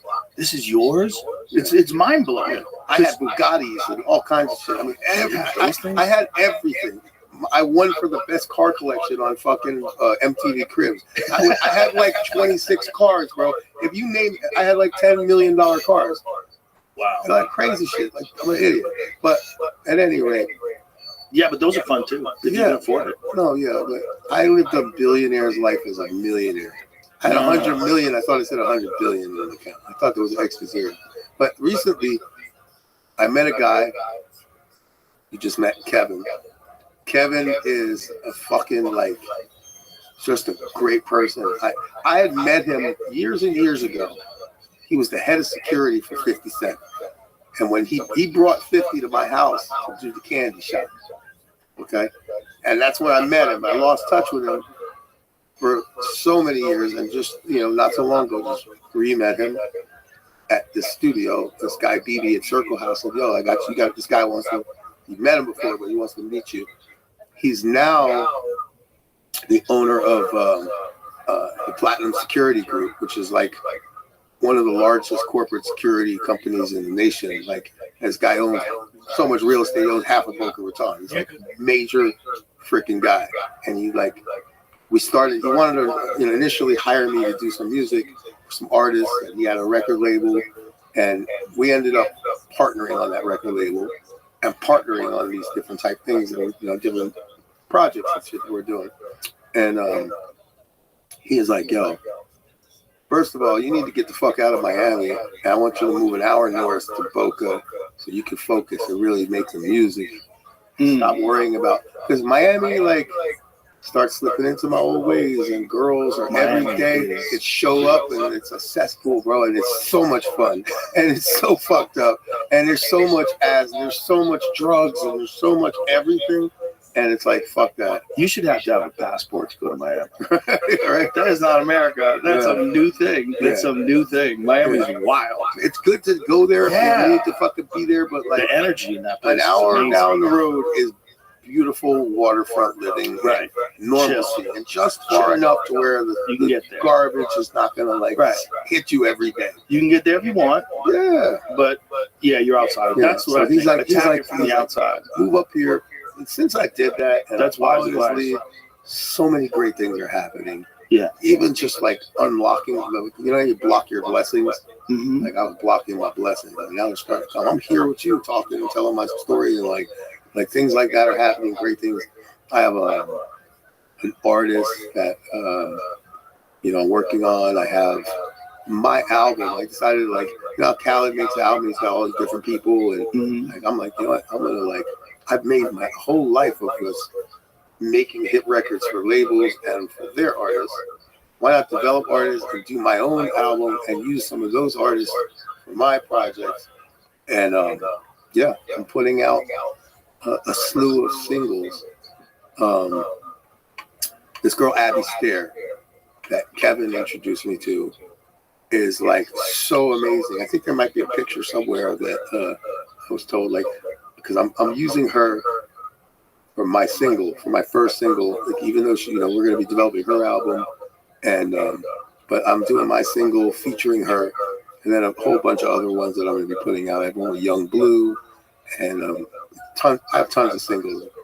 But we have this song, and I'm excited about doing the things I always wanted to do. I'm taking full on initiative now. And you think moving an hour outside Miami was a big part of that? I think, in order to just balance. Yeah, balance myself. You need balance, man. You need to be able to go hard, but you need to be able to recover, relax, and focus. You need privacy. You need solitude so you can think. Everybody needs that. You need balance in your life. If you don't, you lean in one direction. It's like your body. You only work out your biceps, your hips are gonna go. Something's gonna go wrong. You're gonna fuck your body up with imbalance. You're gonna fuck your life up with imbalance. Everything needs some sort of a balance, and everybody's balance is different.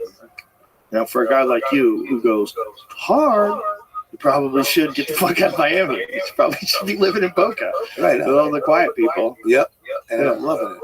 If I need to go to Miami, 1 hour. 1 hour. Fuck it. How hard is that? I love Florida. This is a fucking crazy ass place. It is. A crazy ass place filled with reptiles. Yeah, right.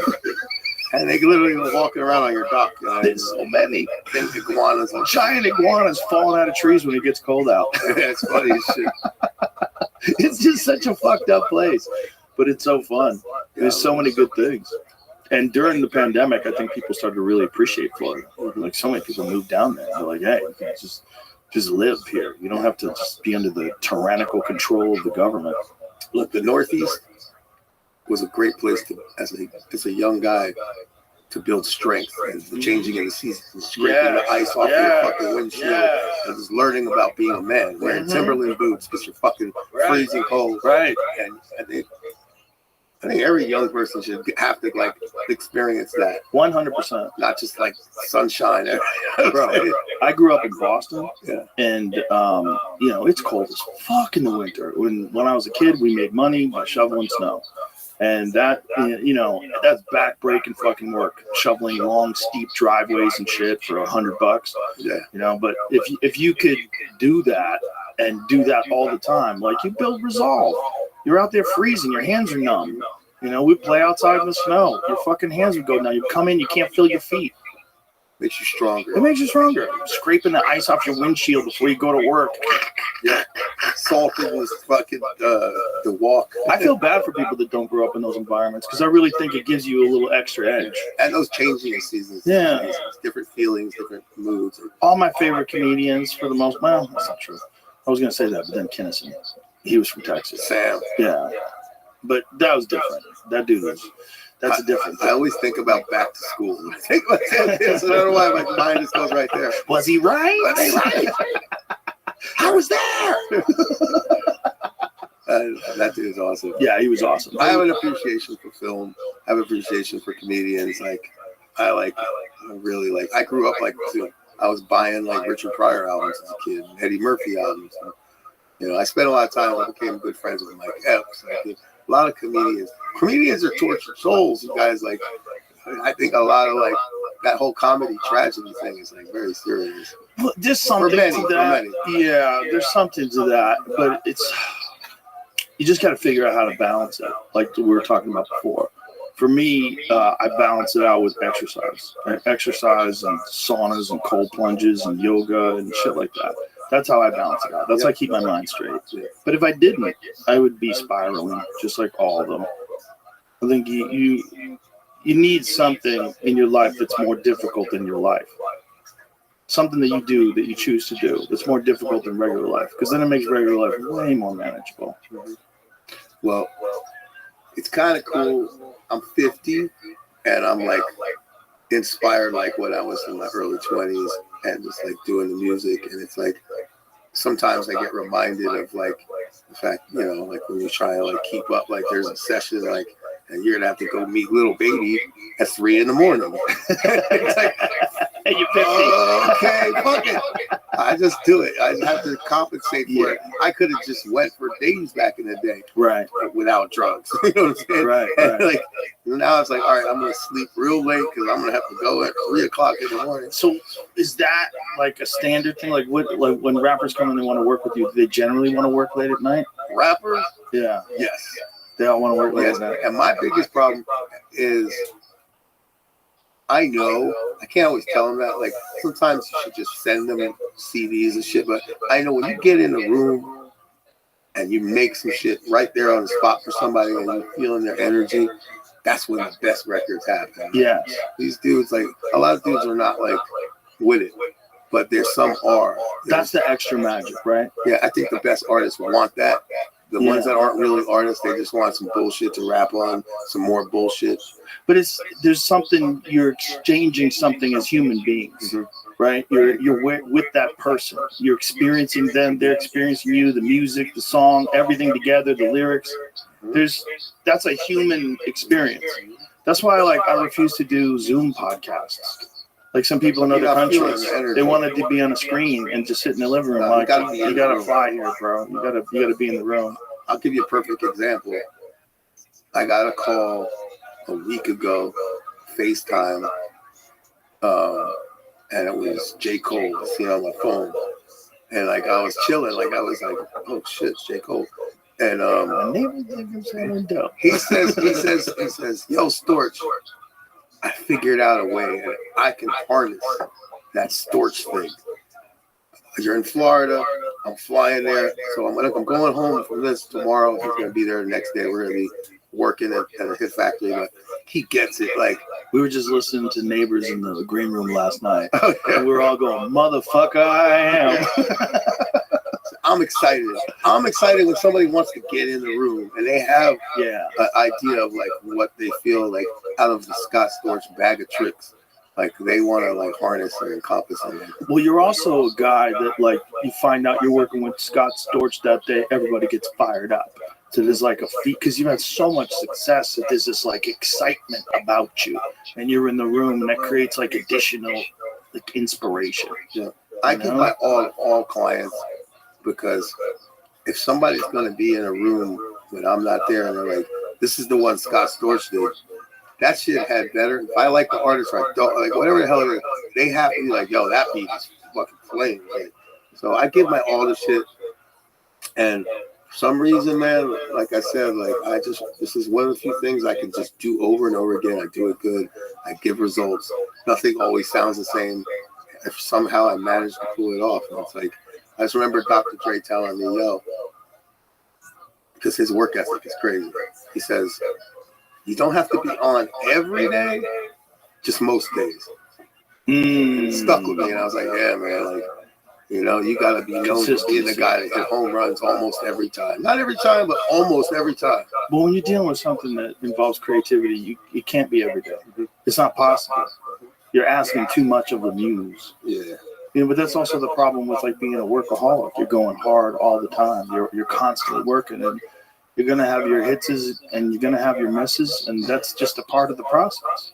I go hard with everything that I do, whether it be a bad thing or a good thing.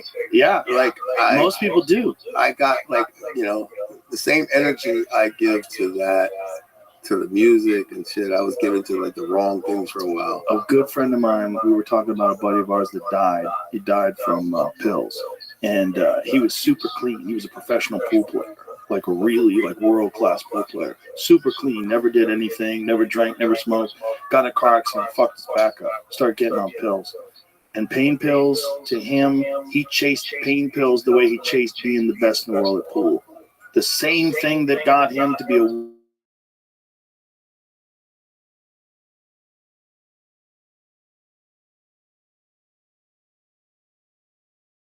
talking about him, like that is what it is. That's where obsession and addiction cross. One can serve you, one can ruin you, and they're the same energy. It's just how you channel the fire. You can channel the fire to wood and cook your food, or you can channel it to your house, and now you're fucked. Like, where do you put the fire? How do you direct it? And if you direct it the right way, you can have an amazing life and do all kinds of cool shit and have a great time, meet cool people, and have a fun life. Or you can do it the wrong way and just be on Skid Row, covered in scabs. It's hard to balance sometimes things that are take over your soul, like pills and shit. Yeah.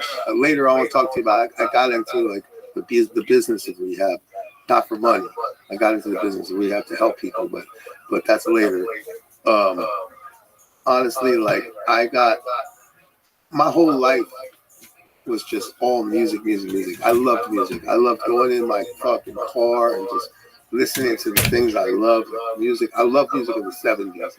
I love Marvin Gaye. I like all this fucking I love Marvin. Incredible music. Earth, Wind and Fires. This, that. Like that's where it all comes from. So I base my music on the past 50 years of music, 100 years of music. And I was doing good. I smoked pounds of weed, made my music, lived a very healthy life, and became very rich. And I was in a bubble for so long that one day I'm living in a house that Ivanka Trump recently just bought. It was my house on Indian Creek Island, okay, which I owned outright. I just bought the fucking house for cash from the widow of the founder of Southern Wine and Spirits. And I bought this house, fucking massive topiary gardens, and incredible thing. I was living a healthy life, and I wasn't in my mind like cool, but I was like happy. I was cool. That was as cool as it gets because I was balanced and healthy and doing what I love to do. But I felt like I was yearning for something bad, or I don't know what I was yearning for. But this girl ended up showing up at my doorstep. Very famous girl. And look, I'm not playing the blame game or anything, but it's just a course of events happened. Paris Hilton shows up at my door, initially to work on music, and we ended up connecting, and I learned this whole new way of life, like paparazzis and being like next to her, and then inevitably hooking up with her, and we're now an item and shit, and we're, kind of like we're having tons of fun. We're good friends, but I think we're both using each other in a certain way, like where I'm like so excited to be next to this girl who's like the coolest, most famous girl in the world. She's like my girl, and like she's next to her passion was at that time music, and she was like next to me, who I'm the #1 music producer in the world at the time. And it went on, and then inevitably the nightlife led to fucking cocaine. And that, she don't lie, she don't lie. First year and a half, going here on planes and San Tropez and St. Bart's and the flyest shit you could do, and flyest, the best fucking coke and all that shit, just having a blast. And then it just goes bad. And then it's just like, then you have a relationship. You've seen the movie Blow. And you've seen how hot Penelope Cruz and Dude were like in the beginning. They were like into each other. It just becomes, Of course.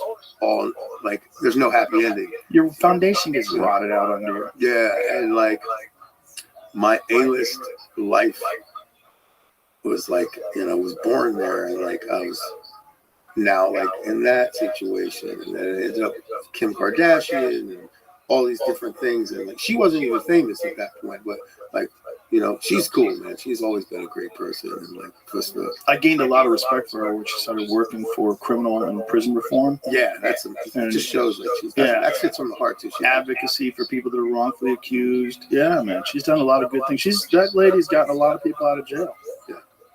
I look, as long as I've known Kim, she's never been anything but just a super sweet person, and that's awesome. I met her before the fame. Like we dated before the fame, and I was a hot mess. Like I was the fucked up one when we were together. Like I just was not focused. I was just thinking about strippers and drugs and this and that. It was just I was still on a high level, but I was living a fucked up life. I had a session. Now I moved to Palm Island from Indian Creek because everything I was doing, I was trying to impress Paris, and like I knew that everybody wanted to be on Star Island and Palm Island. I like close to the party. South Beach was right. It was South Beach. Right. Didn't know that where I was living already was the Big Daddy. Like those houses, you have to be everybody's there. Like Bezos, everybody's there now. Like where I was, I moved to this house on Palm Island. I go from a 90-foot yacht to a much bigger yacht. I take these leaps just trying to impress her and just blow her mind. She didn't need that. But I was trapped doing it. Yeah, it was all some weird mental like thing. Like I felt a lot of people get caught in that spiral when they start making money. I didn't want to be famous. I wanted to be the most famous. I wanted to be the biggest boss, not just a boss. I had to be that guy. Boy. And when I lost everything, it was like, it's bad news. And look, I had Janet Jackson at my house to do a session. Pre or post nipple at the Super Bowl? So I don't remember the nipples, but I remember this sweet, cool lady. When I met Janet, I was told to not even like really like talk to her, like more like talk to like somebody, it was like for real, like it was like pass your message and tell this person we're gonna like relay it, like even in the same room, to the point where within a few hours, like you're collaborating with music, just for the first few like minutes this happened, and then like. Dude, we became like homies. Like we was like immediate. Like I was like, fuck that. Well, sometimes it's the handlers. The handlers. I've seen people that they give themselves extra importance by like saying, if you want to talk to her, you have to talk to me. Like creating a role for himself. And creating like a little bit of insecurity on your part too. Like, don't address Miss Jackson, Chris. Right. Address me. Yeah. I'll address Mrs. Jackson. That's exactly. And probably she might not even know about. Dude, we were by the end of the day. I was smoking my weed. She was like, I was telling her about the different kinds I had, these New York plastic jars and this and that, and just cool as hell. But flash forward to now, she's coming to Palm Island to work. I left her at my house for like 7 or 8 hours because I wanted to go to the Gold Rush and go get some blow and hang out with strippers. It was just like, are you fucking serious? Like you're really gonna do that? Like you don't see it at the time because out of your fucking mind. You're out of your fucking mind. Out of my tits. It's just so much regret for things like that. When you have so much money and you have power and fame, it's like you have too much possibility. Yeah. There's too many things that can entice you. And if you're doing blow and going to strip clubs all the time, it's just like, more titties in my face, please. Yeah. Like, let's keep doing it. Let's keep partying. Let's stay up. It's selfish. Yeah. And you're not thinking about it because you're what did he say in Goodfellas? Your brain's going to mush. It's Some shit. imbalance. True. It's imbalance. Yeah. It's like what we're talking about. So You need a balance. the A-list parties turn to B-list parties. The B-list turns to C-list. The C-list turns to fucking street urchins. You know what I mean? I remember I've had some fucking funny moments though. Like I remember having a party. It was like a Super Bowl party. Had like 700 or 800 people at my house, and like everybody's like fizzling out. It's now like 9 in the morning, 10 in the morning. I think Snoop was there, Mike Epps was there. Different people were hanging out, lingering, chilling, like family people. Now it's like friends and shit. And like there's a knock on my door at like 10 a.m. And it's Pamela Anderson. And that shit was the funniest shit. In my house, living with me at that time was one of my favorite people. And I knew he was upstairs, like sleeping or whatever. My good friend DMX, God rest his soul. And Pamela was showing up, and I was like, "Yo, X, check this out." I was all geeked out. I'm like, so thinking it's so funny that I got Pamela coming to my house at 10 in the morning, and he comes over the railing of my house, and he's like, looks over. Baywatch, and then just walk back away. Walk back in the fucking thing. Okay. X was living with me, man, and like it was like the blind leading the blind. I'm a coke addict, he was a crack addict, and I'm like trying to help him. I'm like, man, you really need to get clean, man. like what the fuck is really? Yeah. So I'm like, yo, you need to go to rehab. I'm like, so I get him, I convince him like to avoid like a jail sentencing for something, the charges he had, whatever. He went to rehab and like getting his shit together. The place that I had gone didn't really work for me, but I had him there. I really did care about him. I wanted him off that shit, like whatever. That was like a worse evil or a faster suicide than I was even on. And he ran out of the place. I got a call from him. The place was directly across the street from the Hard Rock in Hollywood, Florida. And he's like, calls me, he's like, yo, what's up? I'm like, how are you calling me? You don't have phone privileges like that. He's like, I'm across the street from the rehab at the Hard Rock with one of the nurses. And like, I'm like, are you fucking kidding me? I was like, yo, hey, cover yourself up. Come back to my house. I'm going to talk to these people who get you back in. And they wouldn't let him back in. It was a real tough motherfucker on this place. And he ended up, because it was court ordered, he had to go away. I'm at the Montreal one morning, a couple of days later, and my security is like, yo, bro, there's 50 federal agents here. Like crazy shit, bro. It was like, I couldn't believe it. I felt horrible. And then you flash forward to not so long ago, I was heavily involved in a rehab center in California, Studio City, where we used cannabis for healing. And it came to my attention that he was on the last leg. Like whenever you X was log in bad in shape. on a browser or a phone or a computer, it treats them all I was able separately. to make a meeting happen. My partner, Steve LaBelle, I don't know if you know who Steve LaBelle is, managed Bone Thugs and Harmony and all these people, like real legend. We were partners on this place, and we had X come in. He had emphysema. He was one rock away from death, like, you know, that kind of thing. Yeah. So we convinced him. We put him on a private plane to Washington to do a detox. He went. He went through the whole detox, and his plan was to leave the detox and come to our facility inpatient and do rehab. He never made it back on the plane to head back, and we never saw him again. And like, I was me trying to save a man's life. I really loved, man. He was like such a special guy, but like Such a special performer. yeah. Man, there's One of the greatest ever did. Oh, without a doubt. Without a doubt. The power that guy had in his voice. It was amazing. But wild people make wild shit. And I'm one of them. sometimes like, yeah. you can't control it. You can't calculate or Yeah, I mean, going back to Kinnison, that's what did him in. I mean, he died in a car accident, but he was falling apart because it was all cocaine. Cocaine and drinking. And the wildest of the wilds, I'll get caught up in that life because you escape yourself. It's an escape. I was just about to say it. Yeah, it's an escape. The difference between enjoying yourself and an escape is, But bro, like to come down like after because after a while like that getting fucked up and going to sleep doesn't work. It's like now you want to go for 2 days, 3 days. The way you feel end of that run, it's no good, bro. It's not good. It's just no good. Well, you're closing in on death. Yeah, that's the reality. Yeah, you do 2 days. Down. People don't like to think that, but if you're up for 2 days, you're about 4 days away from death.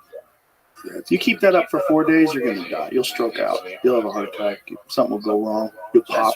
Something will go off. Yeah, when you'll get emphysema or you'll get pneumonia. You'll get something horrible because your immune system's destroyed. Yeah, how are you? But it's like wild people make wild shit, and they do you get Excellent. a DMX We're watching Joe Rogan. Yeah, it's like you call it Enjoying sex, life. drugs, and rock and roll. Well, things are good in your neck of the want to woods. call I it. don't know if you get those people. I don't know if you get Hendrix without acid. I don't. We're watching Joe Rogan. I hope you're doing well. I hope things are good in your neck of the woods. Excellent. I've just not been here in a while. I felt bad. I should be going. That's okay. Glad that you're here, dude. We're just Got a chilling. new job next week, there, bro. Excellent. Congratulations. What are you going to be doing? Bartending, serving at friendship venues. Phenomenal. Excellent. Do you have bartending experience? 4 years now. 2 years with glass collecting and 2 years working here in bar. Oh, you know what you're doing then. Excellent. That's really exciting. Oh, it is. I just like working. It just gives me something to do during the day. That's wonderful. Well, I'm glad to hear that. So you're going to be working day shift?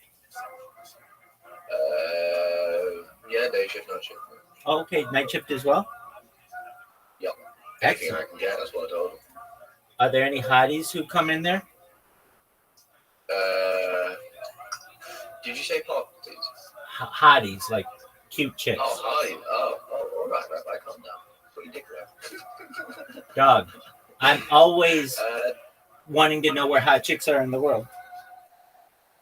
I don't really know. There's quite a few in my little town called Leicester, but just got a ratty attitude. It's, So the I'm answer, not sure one. okay. So are there any MILFs who come in there? I'm pretty sure. I think they will be. Excellent. All right. Well, there you go. That gives you something to which to look forward, and you never know. You might be able to. I love making people smile because you're not meant to swear at the customers, but I make jokes, laugh, get them to spend a bit more money, get a nice tip. I don't just do it for that. It's making people smile. It's my goal. If I can make one person smile a day, that's all I need. Excellent. Well, that makes me rich. Then mission accomplished because you made me smile today. When it comes to when you're serving a drink, what's your favorite drink to serve? The easiest to pour is milk macaroni. When it comes out, it's easy to pour. All right. And what is my favorite drink in the world? Is Captain Morgan Spiced Gold, which is rum and coke. Okay. What is your least favorite drink to make? Lager. No, sorry, not lager. Cocktails. Which one though? There's a lot. The easy ones are like Blue Lagoon, Sex on the Beach, Cornstar Martini. That's easy. Then you got some what I've got like so many instructions. You've got stir it, shake it, filter it. Oh, I can't be arsed. Right. What's the most difficult? Just ones with a lot of effort in. What's the most difficult drink you've ever had to make? I do not know the name of. It was a custom. Sure. They said surprise me, so I surprised them. I called it the Riley Special. That's my name. Excellent. And do you have to ever do flaming drinks? Say that again. Do you ever have to make flaming drinks? Oh, the ones where they got. Yeah, I've done that once. Never again because I got a pedigree back. Okay. Yeah, I mean they're dangerous. Some places they don't let you do them. No. It's a family. It's like a family restaurant. Oh, okay. Very cool. Also, I want to ask, Casper. That's good. Yep. You have 7,000 plus hours, and I know you're Rabbi's friend, but holy shit. Yeah, dog. You've got so many hours in this VC. I was leaderboard once. He was. He absolutely was. Well, you should be in here more often. See if you can give Caspian Sea a run for his money. No, I'm not. Well, it's morning time for me, you're asleep, and then afternoon time when I've got to do stuff, like I said, work, you're awake, and it's just time zone. If I was in your same time zone, then yeah, sure, it'd be easier, but Certainly. You're in the same time zone, it absolutely makes it easier. Yeah, no, definitely. yeah, I want to bet it does. You go to bed Definitely. at the same time, you wake up at the same time, it's easier. Words. Absolutely. Whereas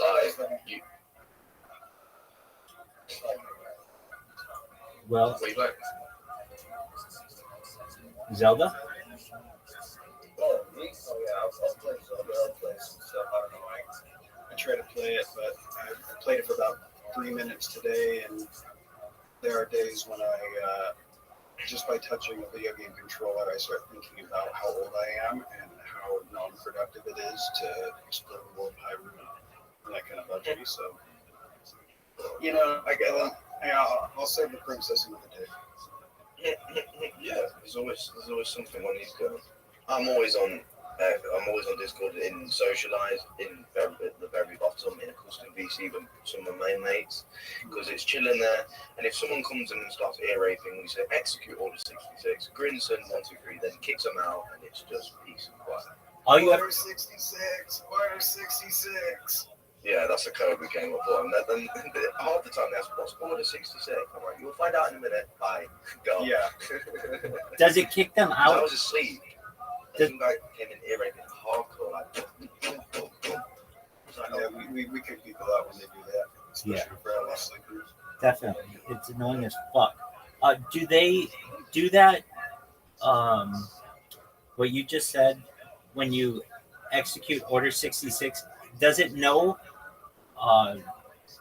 with you just speaking it to kick them out, or you have to type a oh, command? no. It's the guy who creates it. Because you can create a custom VC and you can set how many people are allowed in. You can lock it. You can open it. You can give us permissions.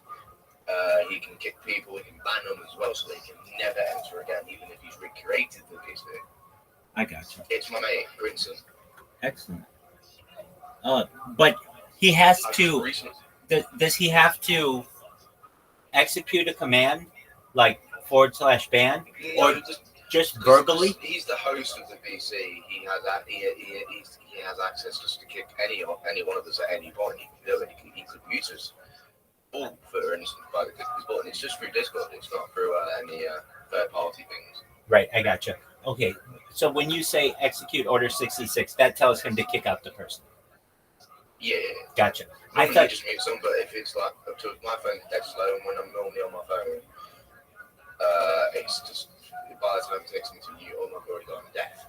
Yeah, no, I get that. I thought you had some kind of way that just orally you could say some kind of code and it would automatically kick someone out, and that made me wonder, what is the software you're using, and then also, is it potentially possible to accidentally say something? But no, I see. So you just tell him and he kicks him out. Well, very cool. I'll tell you what, you told me you were like a level 17 in Socialize. Is that correct? Yeah. Okay, so I am as well right now. It is so hard to level up as you get higher. I don't know how people do it. It's like I've been live in Discord, for like weeks. No, it's because you're not talking. It detects when you're talking, and the more you talk, if you're not talking after like an hour, it thinks you're AFK, so it'll just stop letting you know. That's fucking why. I gotta change that. I gotta change that right now. No wonder. I like literally. You're Ginger Bong Man, right? Yeah, that's me, darling. Excellent. I just changed my name to Smack. Yeah, excellent. No, I understand. I just didn't know why I was moving up so slowly. Like I was moving up just incredibly at a snail's pace, and I thought I better ask. I was gonna ask you or ask Sophia, because you guys knew about me from there, how it would be to move up faster. So basically, if I just But you don't need to level. You honestly, you just stay. You keep what you're doing, Rabbi. no, I need to level. You don't need to level, darling. I do, darling, because they changed the requirements to be able to turn your camera on in the Discord. You have to. Oh, that's why. You know, have. they did that purposely just for you to piss you off. I think so. I've heard rumors.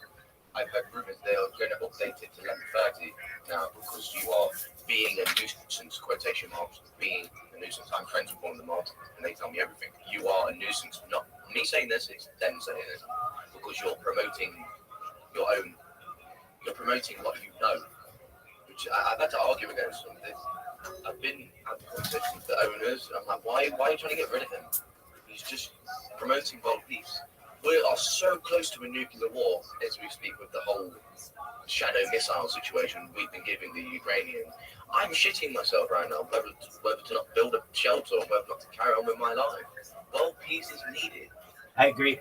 And if you're going to kick me out, or if they're going to kick me out, then you have to kick out Femboy, please add me, and all the people in VC1 who just sit there. And I mean, I don't know what I'm doing that's any different than what they're doing. Femboy has donated near $1,000 so far in his total time from being socialized. That he's on a white. This is what they do for Call of Duty.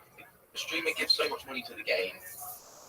They white this stuff so they can self-get aim it more hand and they can do little sneak things to try and get them planted. That's what Femboy's doing. He's gave them so much money. He's boosted so many times. They just don't care because he's their money mule. Oh, If that's he's giving them why. money, why would they argue? Think about it. Wow, you know all the secrets. No wonder. Okay. I'm always in different VCs. I joined VC and I just quiet. You don't even notice I'm there until about 30 minutes later. They're like, oh, hello, new person, and I leave. As soon as they notice I'm there, I leave. I get my information, write it down, look up. Bye. There you go. I want to know something though. Could you ask your little robot friend about Tempest Nights? Sure. Because that's what my profile picture is. I know I'm not all down for the slavery and the racism they promoted. I'm just down for how cool they look. Just to let you guys know, I'm not racist. I love all ethnicity, all religions, love them all. Yo, dog, can you please tell me everything you know about Tempest Knights? And that would be KNITS, right? Yeah, nice, yeah. Oh shit, I need to put the phone on charge right now. Oh, no. Charge it, quick. Yeah. Oh, it's Casper. That's nice there. Okay. The Tempest Knights are a faction or concept from Warhammer 40,000 lore, specifically linked to the Astra Militarum Imperial Guard, and sometimes No. associated. No. I'm on about, no, that's wrong. That's on about Warhammer. I'm on about the Crusaders. The Knights who marched from England. Oh, you mean the Knights Templar? The Knights Templar, yeah, that's the Knights Templar. Please tell That's me what my everything profile picture is. I about the love Knights design. Templar. Not Tempest Knights, I'm fucking stupid. You're good.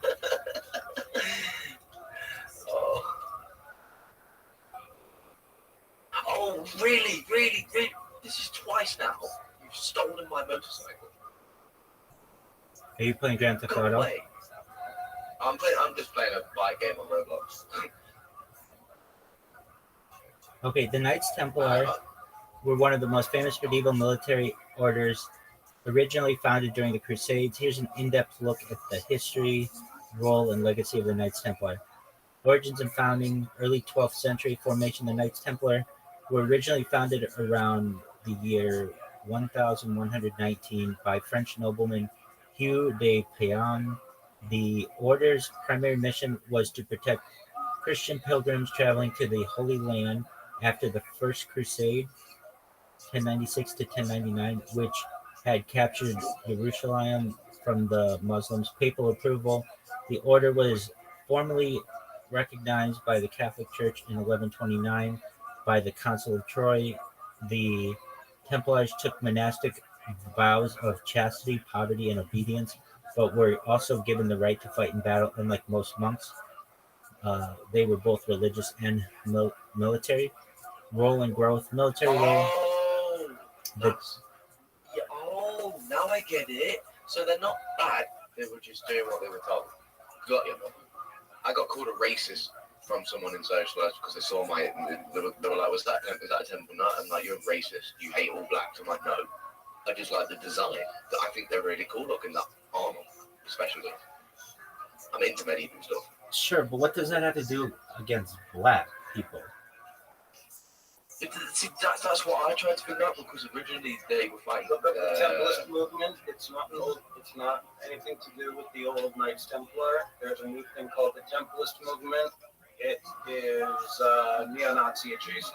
So, is that what they think? They think I'm a neo-Nazi. Possibly. So, all I mean is that they've taken a name, but you like something from the past. They took the name from the past and they've applied it to something new that does not coincide with what it was in the past. And now people are saying, yeah, so just in case, you know what I mean?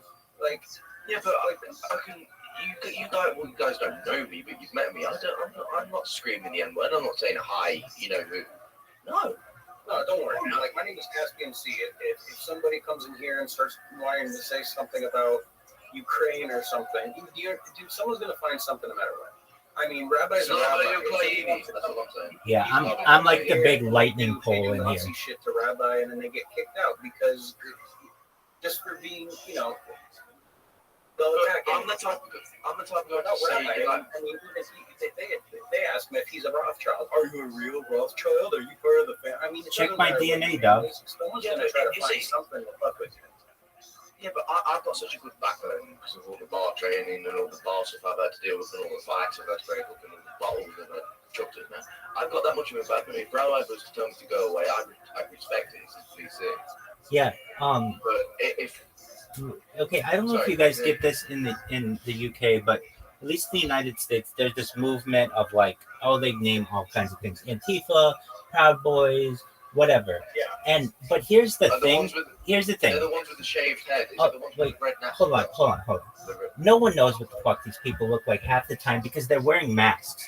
And if you check, there are people who no, it's not pussies. They are people who have done checks on these people, and what they are the recruited class of the FBI in Quantico. So basically what they do is, if you want to be in the FBI, they have like 500, 1,000 people who want to be in it every year. And one of the things that they do is like riot control. And so they say, hey, you basically, in order to know thy enemy. So in order to stop these people, we want you to go and march on their behalf. I saw this with someone in Los Angeles. Somebody recognized one of these people, and they were like, hey, this was the person who was like like in the United States, they have like junior police officers where like kids in high school want to be police officers, eventually can like work their way up. And somebody recognized them and recognized one of their friends, and they like spoke out. And it turns out a lot of these guys are working directly for the government, and it's basically like they're paid actors. They're so when it comes to all that shit, you got to show me your fucking face, because you could be a neo-Nazi one day and a Ku Klux Klan member another day and Antifa a third day, and it's like you could just have to wear a different mask and no one knows who you are. So when it comes to all that stuff, I don't buy it. When you are, let's take a quick and watch stuff when you are in the shadows. Exactly. No one knows you. Exactly. Honestly, I wish I was in the shadows. There's a certain shop online that they sell stealth gear where you can walk around and face recognition can't get you. And they're trying to make it in the UK where you can't wear a balaclava. I have to when I'm on my scooter because it's so cold out. I can't feel my face. I'd rather be able to feel my face and keep my ears nice and warm than get frostbite. I've been stopped in the search because I'm wearing a balaclava before. At that time, I did have weed on me, and I'm like, well, is this for selling purposes or recreational? It's recreational officer. It's 3 grams. What am I going to do with 3 grams besides from smoke it? If it was 20, then yeah, you can get me done. But I had this whole argument about masks with a police officer, and he got so pissed off at me, he tried to arrest me for breaching the peace. But breaching the peace states you're making your nuisance. I'm not being a nuisance. I'm winning the argument. This is not the classroom anymore, officer. You can't just arrest someone for wearing a mask. And they're like, oh, wait for the government to make it illegal. You can't. You might well ban all people wearing COVID masks. I think you should be able to wear whatever you want to wear, but it's just when these guys come out and they're all in the same uniform and they all have masks, I just am very hesitant to believe that there are this many hateful people out there when they all look like basically police They look like police officers, every single one of them. Old head, shaved haircut. Like, oh, the government's always plotting against us. You never know. You never know what they've got up their arse. Right. In fact, let me ask. I don't know if there is much on this, but I remember seeing it on few places, at least on social media. Yo, dog, can you please tell me about many of the reports about Proud Boys and Antifa and all these other radical groups that they all have their faces covered, and that allegedly some of these guys were recruits from Quantico, the FBI recruiting center and training center? I still want to get a piece of that bomb. I want to buy it.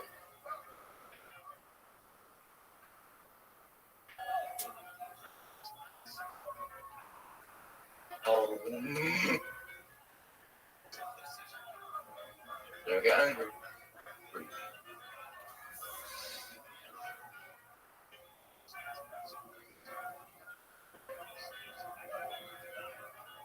Yeah, okay, so this is what they do. They say they have to infiltrate it. And then it turns out that like all these motherfuckers end up being a part of it. So they I think that should be illegal. I don't think that we should be infiltrating like our own like that to me is like, at least in the United States, you have a right to what is it? Right, hold on. Let me just look up the words. Please give me the First Amendment. We have the right to party. No, it's a right to. It's not protest, but to gather. There's a See, in the UK, we have a right, if we wanted to, we could storm Parliament and demolish it, basically. But, you know, we're too caught up with dealing with the government's bollocks to figure out a plan to do that. Free association, I believe, is what it's called. So you have a right to free association, but you know it's one of those things that if they like what you're doing, they will promote you, and if they don't like what you're doing, they call you a terrorist. Yeah. I got called a terrorist for saying I like, what was it? I like the GIGN unit, which is the French Special Police. Well, how does that make me a terrorist? You got it. And then he called me an N-word and then left the VC. So I was like, okay. There you go. I was just ranting to my friends about, you know, police forces all over the world and the special units and how powerful they are. SAS on top though. I gotcha. I'm gonna check my score. Oh, crap. Drink some water, big dog. Drink some water. You got lactic acid in your system. Yeah. I don't drink much water unless it's flavoured, Rabbi. I know I should. It's just the tap water in the UK is so chlorine tasting. It's disgusting. And then filtered water just tastes like iron. And I just want a neutral tasting water. That's why I like bottled. Honestly, I know we should say plastic, but I keep all the plastic bottles. I do. And then I take them to the recycling. I know it doesn't do much on saving the planet, but every little helps. Ooh. You know what I'm about ready to do, Rabbi? What's that, big dog? I'm about ready to spark up a dude. That's a beautiful thing. Become one. I like it because it opens up my third eye more. I've noticed I'm more in touch with the spiritual realm. I'm in agreement with you on that 100%, my friend. That's why loads of hippies, sorry to say that, whatever, loads of hippies smoke it because it helps to just open up the third eye. I've started to meditate a lot more now. I love it. I had an angel come to me in my dream last night. Fucking scary shit. But it said, this is your time to make a choice. You either get hard working now or you become a useless bum. I'm like, yeah, I've got a job next week. So that's a sign. I think God has a fair share of bad luck for everyone, but I've had quite a bit. So hopefully my life from now on is smooth. A bit rocky, but smooth. Rabbi, when are you going on tour? When I go viral? are we any closer to that at the moment, buddy? I think so. Getting pretty well known in Discords, but more importantly, people are starting to request me to be in their Discord 24/7, like some big Discords. Compared to a few weeks ago, we were talking. I think we were talking about how you know not got many interviews aside from Kick, but now you get into Discord, and then Twitter, and then you know I'm gonna come give you a big fucking hug and a kiss when you come to the UK. Absolutely, my friend. And then there's one in particular that I think is a special one. It's a karaoke lounge. It's a pretty big Discord. It's got 100,000 people. It's discord.gg/karaoke. It's amazing. It's probably my favorite Discord. There are so many, I mean, aside from my own, there are so many people in there who are really, really talented, and I've just been making friends with them. And I do my best to provide optimism and positive thoughts. Could you to send me people. an invite link and I'll join it? But I'm Sure. shit singing, but I'll give it a shot. Can I just tell it to you? It's discord.gg. I haven't got my phone's dead. I didn't get to the charger in time. Okay, it's just like, do you see? You know where you add a Discord Is it server? on the dashboard online? No, just it's literally the word karaoke. All you have to do is type karaoke and it'll show up. Okay, yeah. So I'll do that. How many members currently? So 100,000. That's sweet. That's all I need to know. Exactly. It's easy to find service with the amount of members you have. Absolutely. If you can't find it, I'll send you a link. But literally, it's just when you go to the bottom and you hit the plus to add a new server, you just put the word karaoke, Karaoke, and Yeah. then you're in. Oh, also, what would you like one of your Hanukkah presents to be? Oh, you don't have to send me anything. I'm very good right now. I appreciate it though. Got I enough. appreciate it. It's not a request. It's a command. Well, Christmas. What? Sorry. I don't- What Hanukkah gift would you like, the- Rabbi? I don't take Help command. me out. Okay, you want to know? All 8 nights you be here. Once a day, at least. Okay, sweet. Done. Excellent. Okay, well that's what I meant. I could do that. So you missed me then, Rabbi? Absolutely. Yeah, you change many names. So I'm like, oh, okay, who's this, who's this, who's this? But Ginger Bong Man, absolutely. You hold a very special place in my heart. I mean, I know it's Sir Smokeout. I know you like that one too, and that's great. But I just remember how I met you. But Sir Smokeout, absolutely. You are. It's nice to know that I'm close to someone. Oh, absolutely.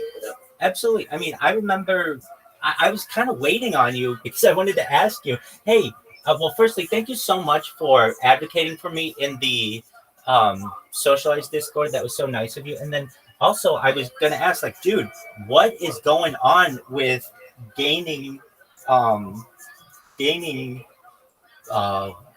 do I want to say? Gaining experience, because I've been in there for like a month and I've been a level 17. I don't know what's going on with it, but now I understand. Yeah. So all I do is just go and open up another VC where nobody is and just leave my microphone going, and we'll see how that goes.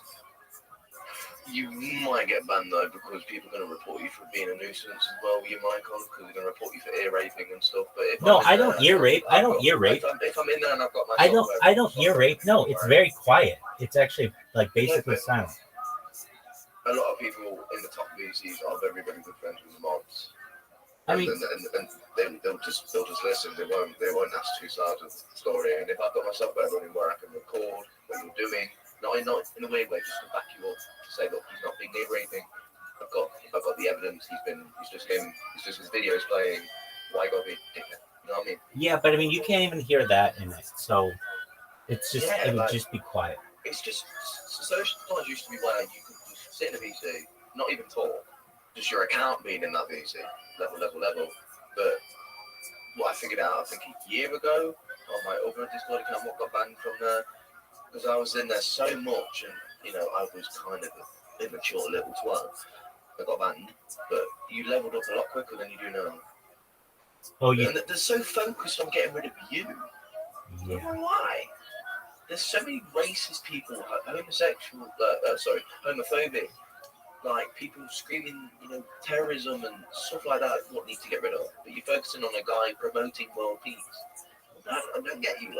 I told one of them I was going to fuck them. Well, I'm not even doing that. Literally, if I were promoting world You're peace, not bragging about it. You just exist. I'm just existing. That's the thing, and I want to exist so that they can watch my camera. That's my goal. Then I'm providing some entertainment value to the Discord server, and I feel that's important. Hey, this isn't just somebody who's sitting here VC farming with their camera off and muted and everything. This is someone who we can watch whenever we want. We can ask them questions. Yeah, VC farming's irrelevant though, because like, I agree. You sit on Discord all day. Exactly, and you get absolutely $0 and 0 cents from it. So I don't understand why that is You're considered not a doing thing. that. You're sitting on Discord all day, but you're making something out of it. That's what I try to do. This is what I try and tell people. Like, he's not just sitting there being lazy. Yeah, I don't He's understand. doing something for the whole world. Yeah, I don't You want a understand. future? Listen to Rabbi.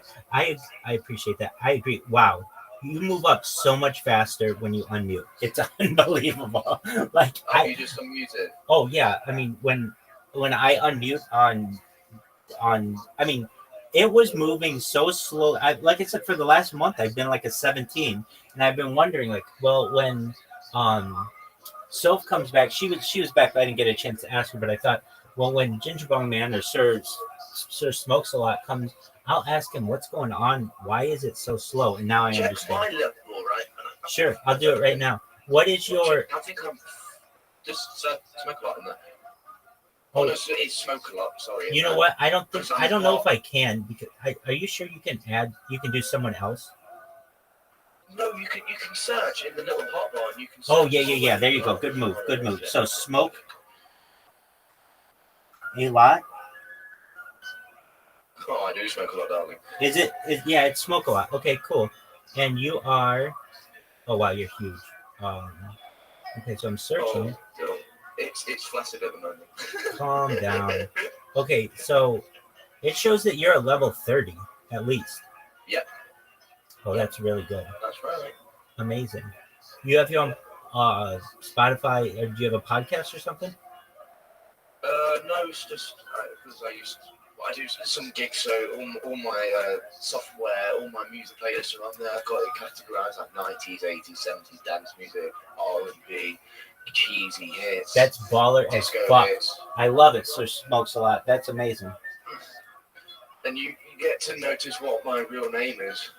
Yeah, I mean, phenomenal. That's what the world wanted to know. So now you're doxed to the world. No, you're not. Dox me out, baby. No. You'll be doxed when I travel to the UK and we go slanging dick in Soho. Slanging. You're so innocent to fucking say that. Shut up. I think of you as like an innocent little person. I know, but dog. Start swearing. Dog, I'm proud of you. Call people wankers. Come on, let me convert you to a Christian. Yeah, no, I'm going to learn all that stuff. We're going to call them lifts instead of elevators and all that stuff. Definitely. I call people salty flip flops and they get really pissed at that. All right. What does that mean? Honestly, British insults are just random words jammed together with a swear words like you fucking Tesco bag. It's just random stuff. That's just who we are. I get that. I get that a lot. I love the British Empire, but I don't agree with the slavery stuff. But it's just we were such a big country. We had a fucking massive impact on the world, and if people need to understand that we were the reason World War II was ended. We stopped it. We stopped the Germans from reaching our island. We turned the tide of the war. This is what I hate about Americans. They take all the glory when they only helped during the last 500 months. Yeah, you're not going to win that argument amongst most Americans. No, I know, because then they say, how many British people fought in the Pacific Theater? It's not just Britain. It's New Zealanders, Indians, South Indians, North Indians, Polish, French, Finnish, Swedish, Denmark. Loads of people were in those trenches. No, I get that. But the argument is, did Britain fight in the Pacific Theater? It was the Battle of Britain what helped time and time. Of course that, but that's the European theater. That should be in every classroom, I think. Because it wasn't just British, it was mainly the Polish pilots who were really good at fighting. They had the Hurricane.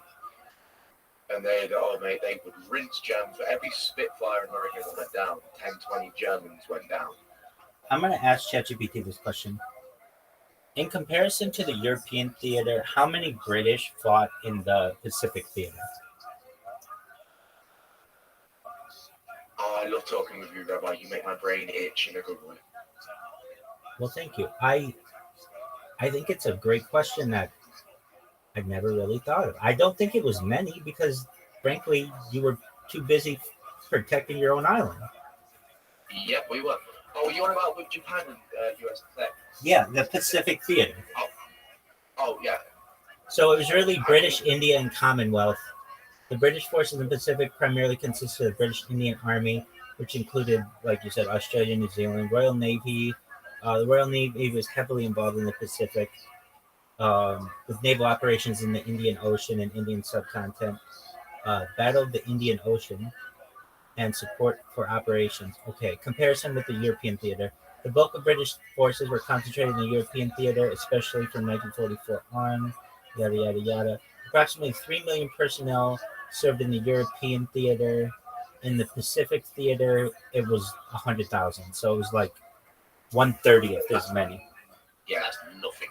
Right. But this is why I'm so patriotic. The Germans tried to make us starve. They had U-boats all around the island trying to starve us out. But then America came along. It's just our Navy was too busy protecting the waters than fighting no more, defending, trying to keep the German U-boats out. So supplies could come in from the US. We're done. I They were understand. feeding us. They were keeping us alive. That's correct. All right, I'll be right back. I gotta use the restroom. I'm gonna grab some water. Too. Hey, Casper. Casper. Hi. What's your ethnicity?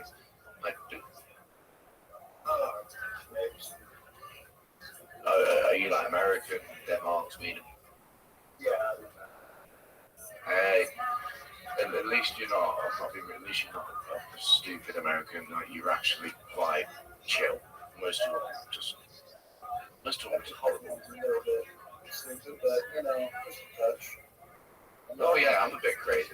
You just not. You don't argue against the fact that I'm British, like most Americans and socialists do. They just hate the fact that I'm British, and I don't get why. Yeah, no, I don't understand that. You're our strongest ally. Aside from Portugal, you are one of our second longest alliances going. Nobody talks shit on their allies more than Americans. And I look at the way that we treat Mexicans, and yet, talking about building a wall, for 200 years, we've never had a war with them. Has there ever been such a contentious border between two nations that have not gone to war? Mm-hmm. You are exactly right for that. I mean, comes to most Americans saying one thing, never good at the hood mentality. No, that's what most of them. I say, I'm not being most of them are uneducated from hood, don't know how to fucking speak English properly, and so stuck up with their own opinions that they don't let other people's opinions in to take it into consideration. Yeah. But I love the Marines. I love the war games where you guys try to fuck us up. I don't think too much attention to it, but No, it's just like a friendly thing where yeah. 1,500 commandos went against 150 Royal Marines. Not being rude, not trying to brag, but we whooped your ass. Did you know Britain dropped a nuclear bomb on America twice? For the games. Yeah, that Falcon was so high up you couldn't get close. And the howl, the howl from the Falcon was used in the movie Star Wars as the TIE fighter sound. That sound. Yeah, that's how the TIE fighter got their sound. That thing is a menace. It used to scare the living shit out of the enemy. You hear that? And it's not. Yeah, that's another sign for sure. Jarring. Jarring? You know what jarring means? I like to read, so yeah, words. You know what jarring means in British? Like it means annoying. Is that what you're referencing? No, I didn't know. Like if someone's yappering we say, "Oh, you're jarring." Like, I think I use it synonymously with disconcerting. Yeah, I forgot about that. Yeah. See, one word means two things. Completely opposite culture. Yeah, slang is cool. Like some Australian slang too. Like fuck off.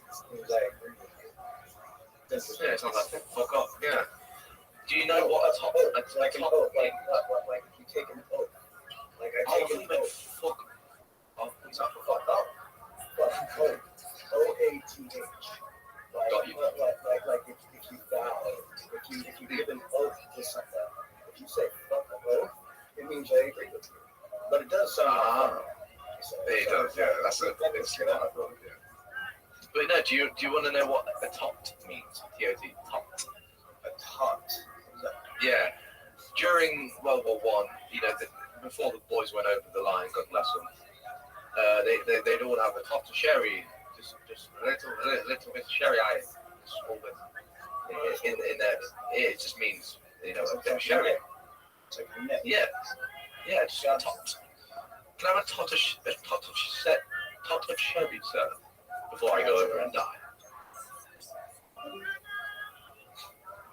That's pretty cool. I didn't know that.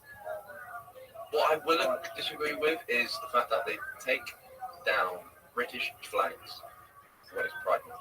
And I'm pan. I like that flag, but I don't agree with Pride. I don't agree with the LGBTQ. I don't. It's just full of people who are trying to spread the fact that they're gay. Yeah, if you're gay, just keep it in. Like, don't bloat about it, because then you're going to get more hate, and that's what you ultimately want. You want the attention.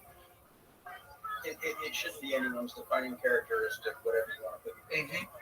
Or Exactly. I mean, whatever you do, who cares? Nobody wants to hear about me saying how much I enjoy tips and pussy. So. Oh no, a good set, a good rack of booth, man, good set, a good bosom tip. Is nice. Still, regardless, it's like nobody. Time and place. Time and place. Yeah, It's not always the time and place to. It upsets me. I watched a video. It was just some guy taking down the flags, and the guy said, "You take down the right flag, mate." And the guy goes, "Yeah, no." It broke my heart. The flag what our boys fought for, my great granddad fought for, is just being sung to the ground for a rainbow. Yeah. And I got called homophobic for it. I'm like, I'm pan, right? I don't care. I care about personality. I don't give a fuck colour-wise, body-wise.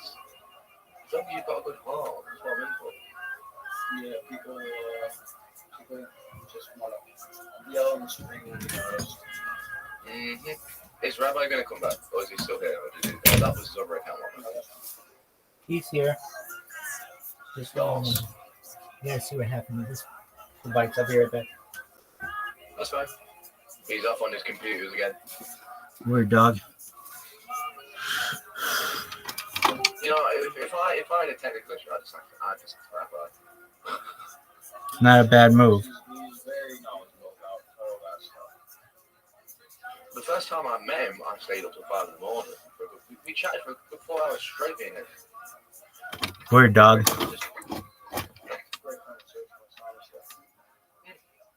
You know what? Oh, you're his best friend. You're always here with him, which I love, because I sometimes can't be here. It's nice to know that you're here with him. I'm trying to be like the digital. He's doing an amazing job at it.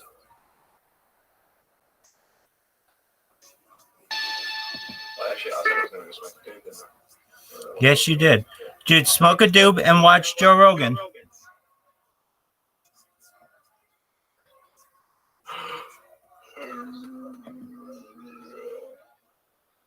Huh? What did you say, dude? Smoke a doob and watch Joe Rogan. The Joe Rogan Experience. Train by day, Joe Rogan podcast by Smoke a night. doob All day. and watch Joe Rogan. Gentlemen. Mr. Corsetti, how are you, sir? Very nice to meet you, by the way. Nice to meet you too, Joe. Thank you very much for... Hey, I don't let him go without a fight.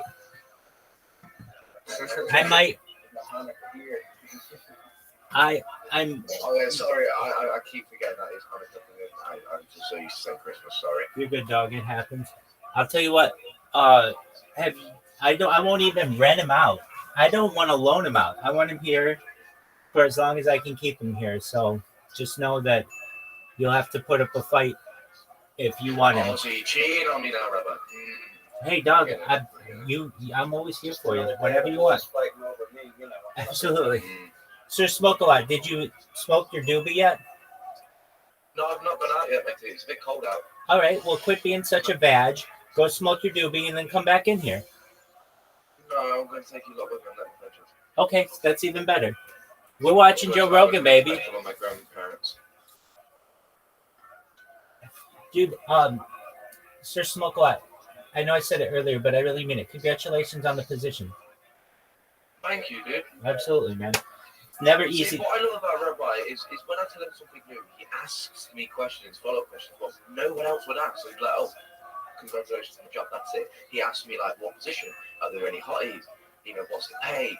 Like, what hours? What days? And These are the important questions of the world. And it's phenomenal. Questions are, Rabbi, are you single? Am I single? Absolutely. By choice, my man. But when this goes viral, I'm going to be the most eligible bachelor in the world, potentially. I'm going to be slinging dick from sea to shining sea. Hey, I'm first. Excuse me. Dog, we aren't fucking. No matter how much I like you, I might have. But I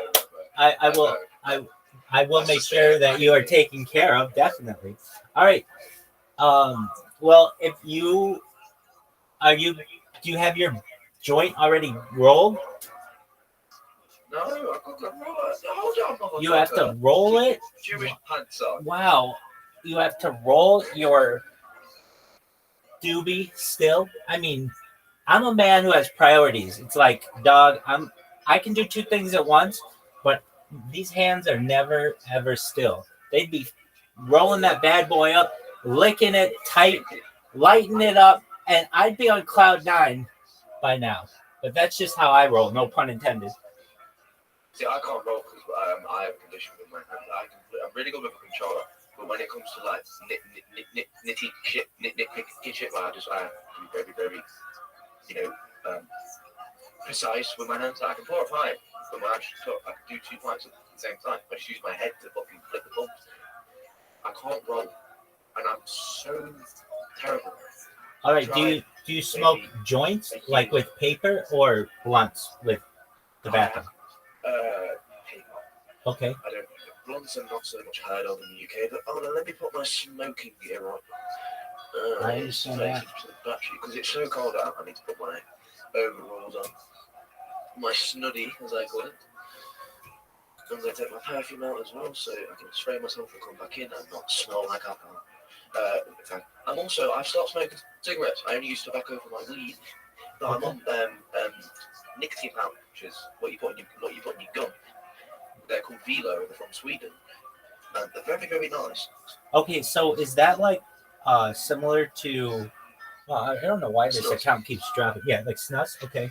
Or but it's not gonna put a hole in your nose and it's not gonna put a hole in your gums. It's 99% less toxic than fag. Okay. Really, really nice. Definitely. Well, that's great. I've already done my own little test. Do you have to? One sec.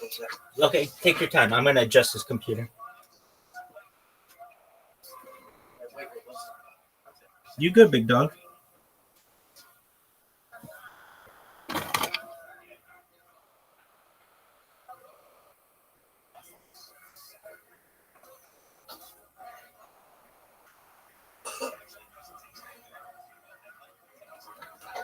Hello, sugar muffin. What up, baby? I'm here. Wait, where's that one? There you are. I'm here. Right, what light do I pick? You guys pick a number between 1 and 6. 6. The baby clipper it is. Still works. I've got a very, very baby clipper.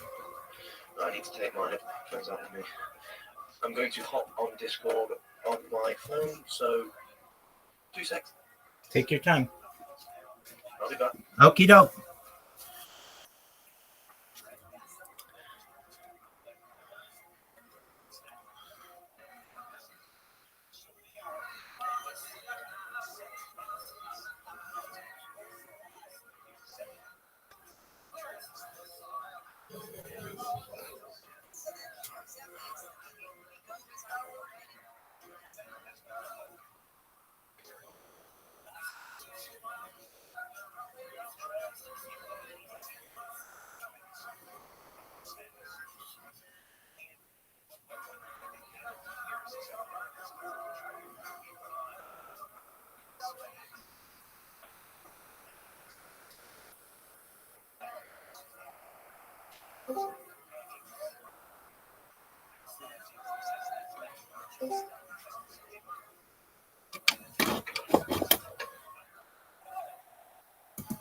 Or that video, we talked about it before, but I want to say it publicly, the debunking of the debunking by Flint Dibble. And you really nailed him on so many of those things that he was dishonest about. And it just, I wish we knew in real time, but unfortunately, you know, it takes a lot of research to be able to figure out what he was telling the truth about and what he wasn't. And, Yeah.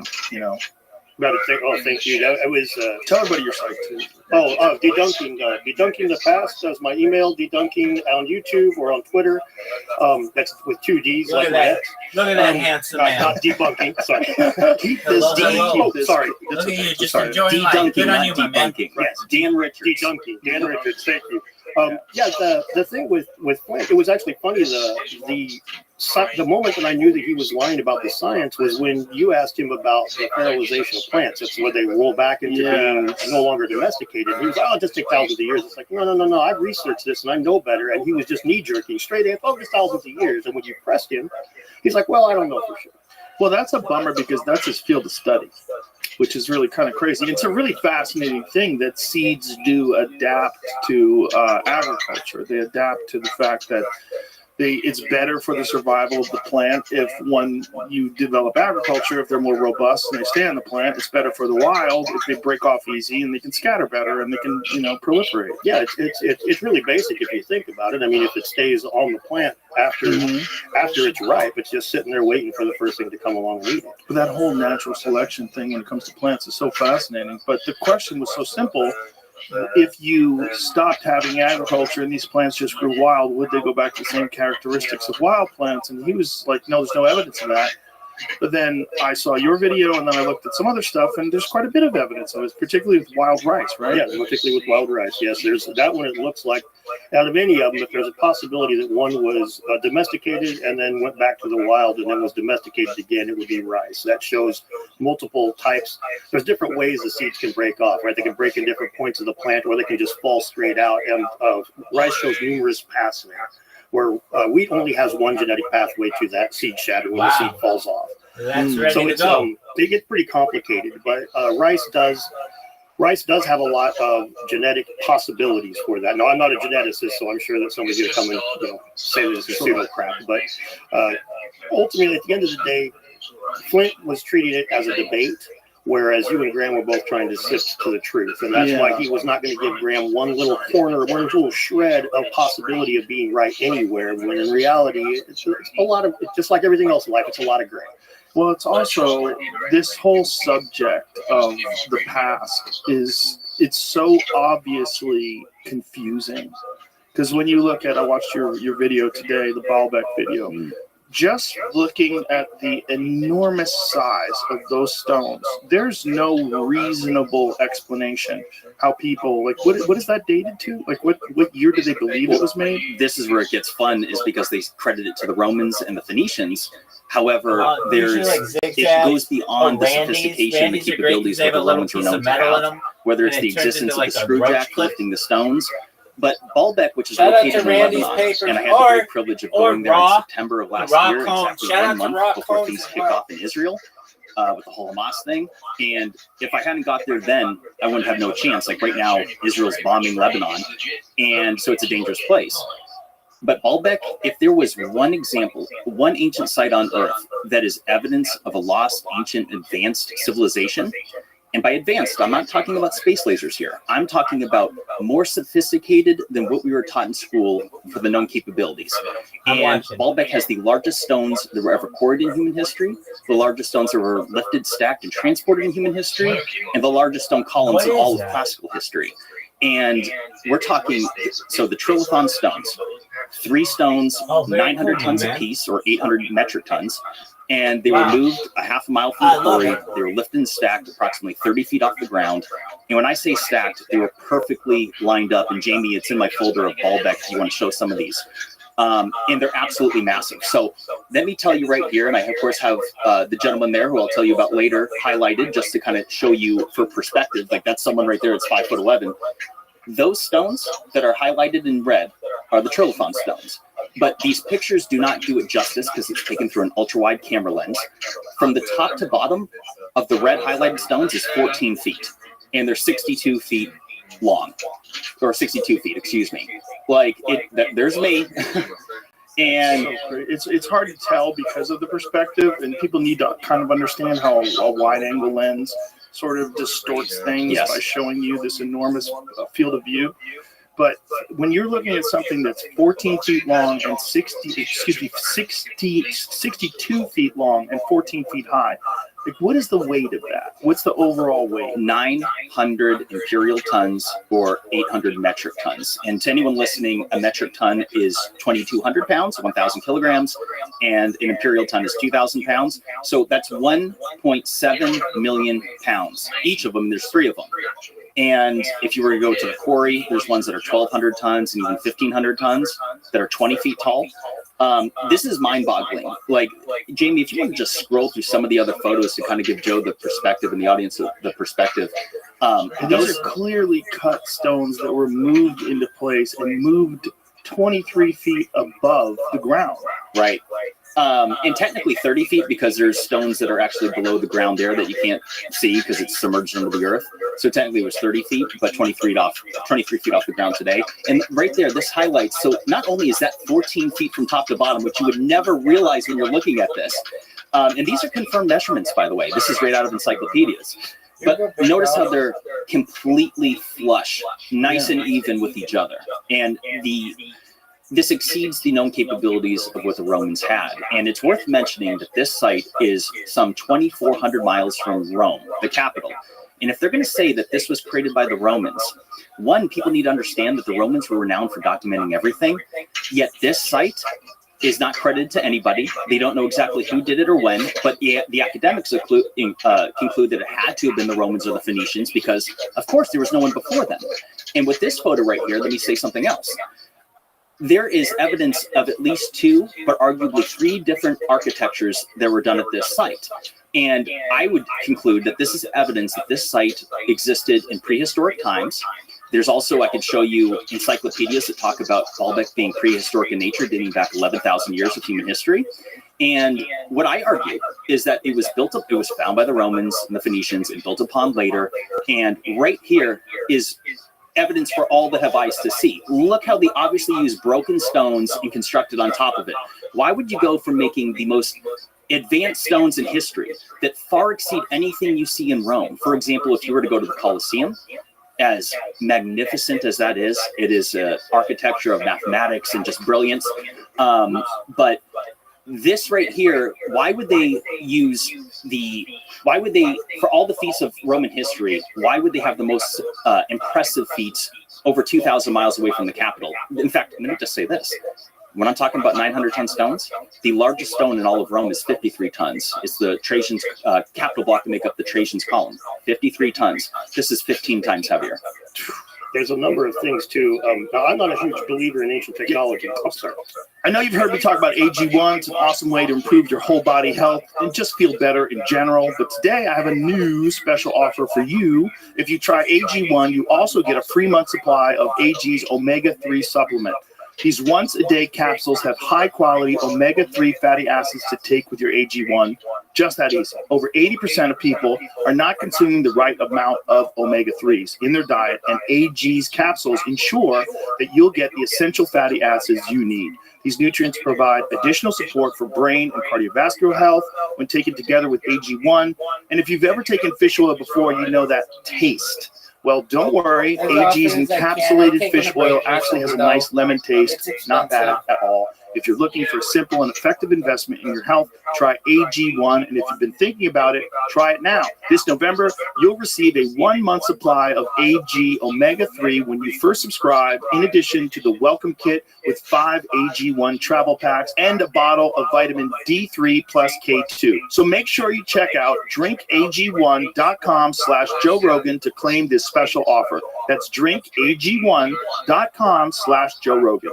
I'm not a big believer in ancient technology, as Jimmy's well aware, but which is why it's important that you're here, because people are going to hear multiple perspectives. Yeah, that's where I can tell you some things about Baalbek that are still interesting to me. One of them is you don't see the Roman foot in those stones, which is weird. You would expect to see some sort of breakdown of the Roman foot in these measurements, but they're not there at Baalbek. They are there on the stones that were quarried. By Roman foot, what you're saying is that there's a different measurement, what they considered a foot. It's Yes. not 12 inches. Correct. There's a Roman unit of measurement that they would use in construction, and we don't see it in those stones in the trilithon. But there's 3 stones that were quarried and left in the ground. All of those stones show signs of using the Roman foot. Yeah, Jamie, will you scroll over to me? So that right off the bat shows to me that the ones that were installed were not built by the Romans, but the ones that were quarried were made by the Romans. They were trying to quarry out stones to match it. Right here. Another thing is That's crazy. Roman architecture always uses the most impressive things right in the front. You walk in the front of the thing, and that's where you're going to see the biggest stones, the most impressive, for obvious reasons. These are in the back, completely on the opposite end of the entrance. So you have to, like, from what you told me, you kind of have to look for them if you don't know where they're at, right? Like, you can't just show up on the site. Dude, that's the best. Well, your let me tell body's you a all quick ready story to real get quick. fucked So up. I had the pleasure of going there with some people, and I'll tell you about it later. I won't do the name drop just yet. But Dory, who lives in Lebanon, he toured us around, and he had been to the site 3 times before. When we went, it was his 4th time. He did not know of the existence of the trilithon stones. They're around back. You got to walk probably a third of a mile to get there. They don't even bring the tours around to the trilithon stones. He had no idea what I was talking about. The night before dinner, I'm trying to explain to him, like, the trilithon stones, the 900-ton stones. And I had to show him a picture. He had never seen them before. How do they not show the tourists this? That's an excellent question. Now, you do have to walk. To be honest, it's like a 12, 15-minute walk to go around to get there. I mean, it's part of the platform, but you have to go all the way around. And some people just don't feel like making the walk. And when we were there, we were totally alone for a half hour with these stones. Not a single person. There was hundreds of people at the site. Not a single one of them came around back. Now, just to clarify what the audience is seeing right now, this is at the quarry, which is a half mile away. This is where all the stones originate from. And this one right here is what's called the Stone of the Pregnant Woman. It is 1,200 tons. As you can see, it's 14 feet tall, which is the same height. So with those trilithon stones I was showing you a moment ago, the only difference is that this one's 68 feet long. It's virtually the same size, except for just a few feet shorter, but it's the same height. So that gentleman right there, Pierre, who's a wonderful man, is 6 foot tall, and look at him just dwarfed by this stone. 1,200 tons. Insane. Right. And it's not from there. Well, no, it is. This was so this is at the quarry. So so this one's at the quarry, but the ones that were placed, where are they from? This quarry, which is a half mile away. So this is they moved 1,800,000 pounds a half a mile. 3 of them, and that doesn't include the 2 dozen that are 350 tons apiece. That doesn't include the 9 that are 600 tons apiece. 9 stones that are 600 tons apiece are somehow a side note to the trilithon stones. And let me just tell you this. This is something, Jamie, if you scroll over a few to articles involving, because this is what the audience needs to understand. A lot of people hear these numbers and they don't wrap their head around exactly how important this is, which is that go to the article involving the Los Angeles County Museum of Art. Okay. It's in the same folder of Baalbek. And the largest stone moved in modern times is 340 tons. And we're going to come back to all these photos too, because it's extremely important. There's some details in here. That's the one at that goofy museum in LA. Yes. Which is, by the way, a very goofy museum. Yeah, I haven't been there. It's so dumb. It's so dumb. There's an acrylic box that's on the ground. Yeah. That you're supposed to interpret as art. It's just a box that's just sitting there. It's one of those places where you go there and you go, "What is my tax dollars going to?" Jamie, you go motherfuckers. Go to the other folder that's moving stones.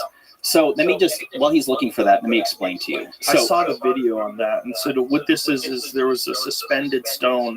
Yeah. It's an enormous stone that they placed there as part of their art piece. Yeah. And this thing was not that one, not that Jamie. This is just failed. That's a, yeah. We'll play that video in a little bit. It's pretty funny. They had to move this stone. It was 4 miles an hour is the fastest they could move it. They had to build a structure around the stone to move it. Yes. And so this fucking insanely huge truck.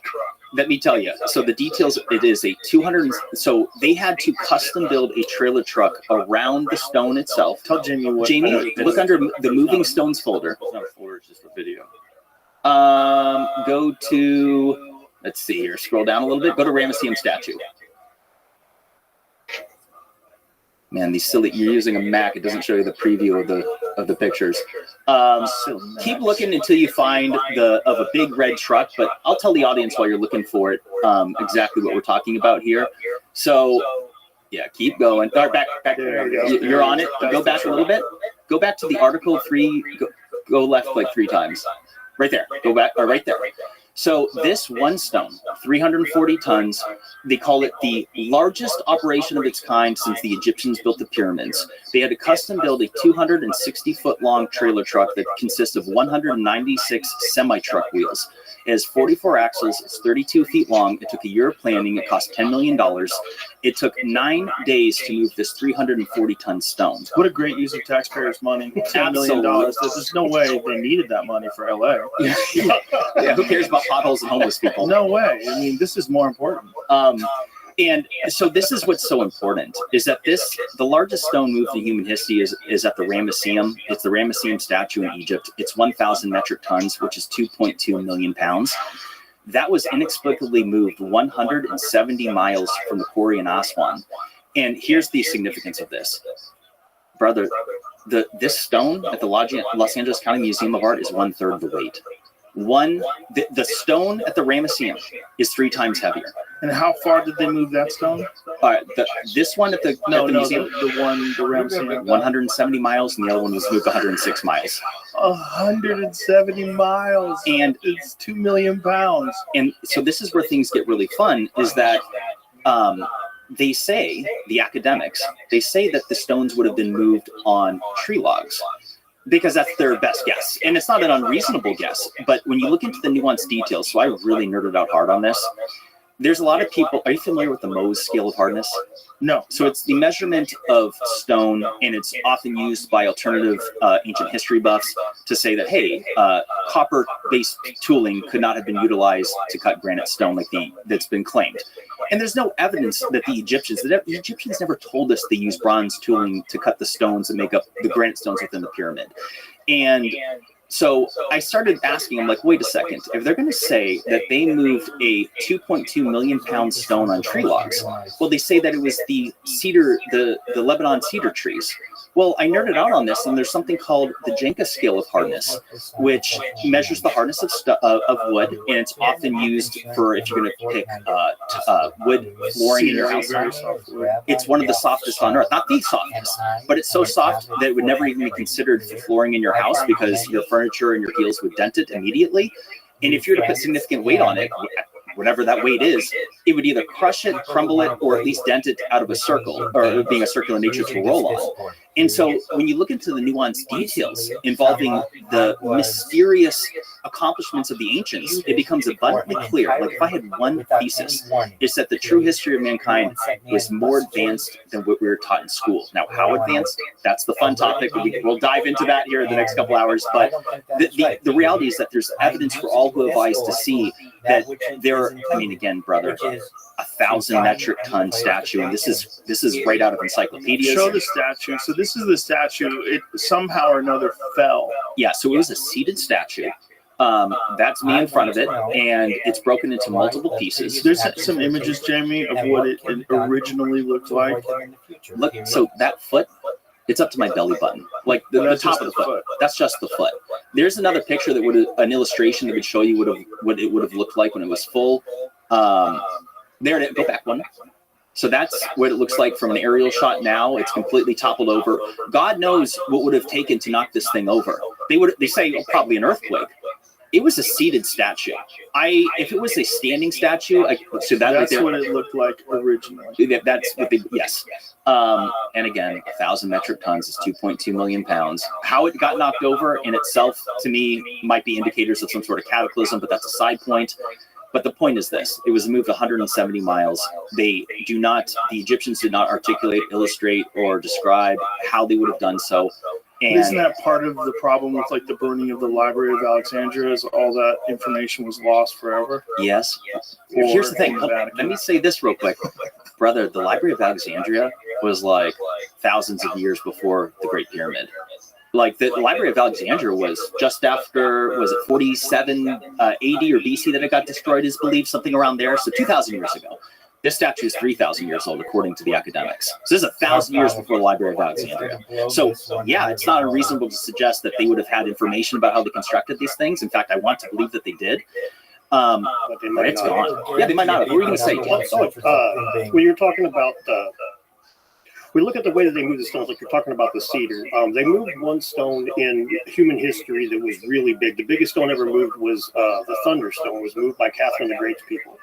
Late 1700s. Late 1700s. They used a big team of people, and they moved this thing not very far, like 10 miles, 8 miles, something like that. 9 miles, and it took 9 months. And when they were pulling this thing on the ground, they had to consistently try metallurgy, different types of ball bearings for it to roll on, because the ones they were moving would keep being crushed. And then they had to use screw jacks that are just like you jack up a house floor with, like a subfloor. They would use these screw jacks to lift the statue back up and put it on bearings. Well, the Romans didn't have a screw jack.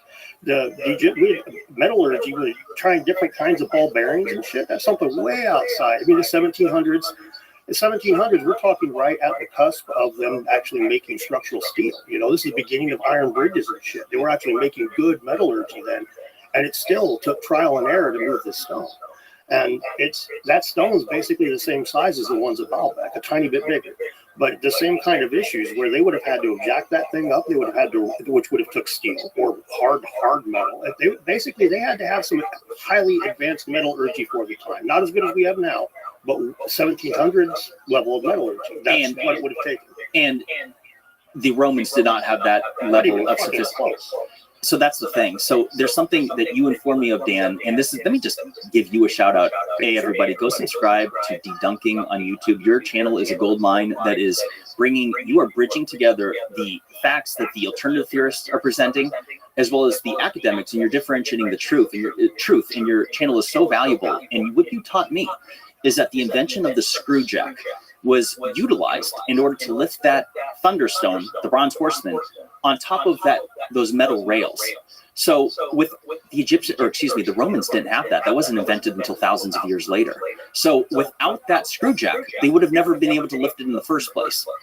That stone would have just sat there. Because you said something that you don't believe in ancient technology. I don't believe in ancient high technology in the regards that, generally speaking, when you start getting put this microphone. I'm so sorry. It's okay. Put it like a fist from your face. I'm so sorry about that. That's okay. I'm not a believer in ancient high technology in the regards that I don't believe even ancient steam engines would be like pushing it. When you start talking like really advanced stuff, I tend to look for other explanations. I tend to look for, stone was the premier building material for hominids for like millions of years, literally millions of years. So father passed to his son how to do this sort of thing, and eventually you get to a point where we start working with metal, and that kind of just dies off. We quit doing that for a while, and then 1,000 years goes by and we look at what our ancestors used to do and we're like, holy shit. But I honestly think a lot of the stuff, if we just saw how they did it, we would just be like, well, fuck, why didn't I think of that? But wait a minute, when you're talking about moving things that are 1,000 tons and you're moving them through the mountains, like how? Why wouldn't you believe in some sort of ancient technology? Well, let's put it this way. I'm not opposed to the idea, but we need to get there first. Like if we're going, like we're talking about the Thunderstone or the Baalbek stones, going from, like, I feel like we need to exhaust every other possibility before we can start hanging our hat on something bigger. Okay, what other possibilities could you even conceive of? I'm open to the conversation. But it is technology, right? Well, it has to be it would be a form of very sophisticated technology. It would be to move something that heavy. It would be definitely something bigger, better than we know, or different than we know. But like I give an example that I've used it with Jim before was, when this World War II ended, America ended all their sniper schools overseas to tighten the budget. And when Vietnam started, we didn't have any sniper schools. And the NCOs on the ground saying, hey, we need trained snipers. They had to actually recruit snipers, sharpshooters for the American Olympic team because we didn't have trained snipers anymore. In 20 years, we had better tools, but worse results because of the lack of skills. So I'm of the opinion that there's some. You're right, but the sniper is something that we're all very well aware of. It's conceivable. It's obvious how you would do it. You could explain it to the layperson. Yeah, you can. But it was something that still there was a skill set that was lost in just 20 years. That's all. I think that like a lot of things, you see a lot of the ideas for moving the big rocks. So some guys will use like they think that like water pressure vacuums were used to pull rocks up tubes and all kinds. You see all kinds of interesting hypotheses that use lower tech means that I tend to think most of them that don't work, but I tend to think that those would be the direction we should be looking before we go to ancient high technology. And again, the reason that I think that is because if we do get to ancient high technology, we really need to have eliminated everything else but we get there in order to be taken seriously. I guess that's kind of how I look at it. I'm a more skeptical person. Real quick. So let's back up to this to see if we agree on this. Would you agree that what we were taught in school, that the ancients were more sophisticated than the described narrative? Oh, yeah, absolutely. See, then there you go. So we're on the same page because it's like, what's technology? Like, do they have space lasers and hydraulics? I'm not suggesting that. Right, a horse saddle technology, right? So they had something else. Oh yeah, they definitely. When I guess like when I get to when I think when most people think high technology, like you say, space lasers and stuff, powered things, like something where they were no longer using human power or water power, something they were harnessing energy or doing sophisticated chemistry, things like that's where I start to be like, well, I need more evidence to go that far with it. However, the moving of the big rocks is something that I'm quick to say, but in order to do it, if we were to do it, we would need technology well outside of what they had available to them at the time. And in my opinion, if you look at those, like this at Baalbek, to go back to that, you've got the three big stones that were put in a wall that don't have the Roman unit of measurement used. And we got three big rocks in the ground that do have the Roman unit of measurement. I think that they gave up. They realized they weren't able to do it. They had one group carving them, and the guys tasked them and looked at, what the fuck are you guys on? Ain't no way we're moving these things. You're on crack. And the fact that it's undocumented, like the foundation of Baalbek is completely undocumented. Go ahead. You were saying something about dating it to 11,000 years. Jamie, if you go to the Baalbek folder, you'll find an encyclopedia article that describes the evidence of human habitation at Baalbek dating back 9,000 BC, which is 11,000 years ago. And I'm not suggesting these stones were created back then. I'm open to it. What is the evidence? Like what kind of evidence? Pottery? Sure. I'd have to go read through the scientific article, but it's humans were there 11,000 years ago. Yes. And the fact that they don't document when the Romans were, see right there. And there's another history that dates back at least 11,000 years, encompassing significant periods such as prehistoric, Canaanite, Hellenistic, and Roman eras. After Alexander the Great conquered the city in 334 BCE, he renamed it Heliopolis, Greek for Sun City. The city flourished under Roman rule. Now, let me say this real quick, Jamie. Will you go to the picture of the mountains in this folder? So this is something that's unbelievable. All right, so just scroll through all these photos of the mountains, because here's something that people need to understand that is unbelievably significant, which is that at Baalbek, there are approximately 200 rose granite columns that were transported from the Aswan Quarry in Egypt, which is 700 miles as the bird flies. And what's wild is that the only way to get them to Baalbek, because the Baalbek is located in the middle of the Lebanon mountains, and it has average elevation of like 8,000 feet with peaks reaching over 10,000 feet. As you can see, there's a freaking ski resort there, which I couldn't believe when I was driving there. There was literally the ski lifts. I went there in September. So they had to bring all of those multi-ton stone columns from Egypt, and the only way to get there was over these mountains, which is mind-blowing. And what you're saying by how the crow flies, as the crow flies, what people need to understand is that doesn't take into account elevation changes. Right. So if you have a flat line like a bird and you're flying from one point to another, that's 700 miles. But if you have to go up and down and up and down and up and down, it's significantly larger. And when you measure it, it's not 700 miles, it's probably double that. Right. And that's an excellent point. And it's like, then the question is like, why would they do this? Like, why would they go out of the, how and why? Why is like, it's cool. But how is the real question? Like, obviously we built things because it's cool. Right. You know, if you go to the Acropolis and the Parthenon, you go, why'd they do that? Well, it's fucking cool. You know, it's like people like to leave cool shit behind. Right. When you look at Baalbek, so there's a lot of interesting things about it. Like, it has the largest temple of Jupiter out of anywhere on the Roman Empire. Generally speaking, it's got some of the biggest temples in the Roman Empire, period. But it's a far-flung corner of their empire, and it's not an important city, really. I mean, it's semi-important in the region, but it's certainly no Cairo or anything. Right. But it has all these huge temples. My thinking is that they showed up and there was this massive stonework there. And these are the Romans. These can't have the locals thinking their ancestors were better than the Romans. So they fucking hijack it. They would just build big shit on top of it. This is now ours. We put our stamp on it. This is a Roman building. This is all Roman now. This was never your ancestors. This was always ours. And then the locals can't look to their forefathers or whatever legends they had in a couple of generations. Just the power of Rome. Well, even the Parthenon, it's built on the Acropolis. And the Acropolis is older than the Parthenon. And it's, you know, who made that? Everybody just shrugs their shoulders. Other folks? Stay away from the mysteries. What else did we put up here? You know, what's interesting about Baalbek as well is that it's in the Bible. The Lebanon Mountains are mentioned 103 times in the Bible. I am not a Bible thumper. I am a believer in a divine creation. I'm proud to say it because I've seen the proof in my own life. However, what's interesting about Baalbek is that they said that it was created by Baal, which is like this demon entity in the Bible, and they declare it as the world's first civilization after the flood, and it was created by giants as punishment for their iniquities of the flood. Wow. And I have an article about it, Jamie. If you scroll through, you'll find it. Now we're into Anunnaki territory. There you go, right. Exactly right. Finally. So hold on, go back to those cranes. Let me tell you this. So what you're looking at here is the Romans' most sophisticated crane in their history. It had a max lifting capacity of 6.6 tons. In other words, to lift just one of those trilithon stones, you would need 133 of these, which is obviously completely not feasible whatsoever. You wouldn't have the space to do it, and it's just ridiculous to suggest you would coordinate 133 cranes around it. So this is what I'm trying to say, is that it's further suggestive evidence that the Romans didn't build it because they didn't have the capability to lift stones of that mass. Yeah, it's still pretty fascinating. The Romans were able to build a crane that could lift 6 tons. That's amazing. But not enough to even lift the stones that were inside the king's chamber.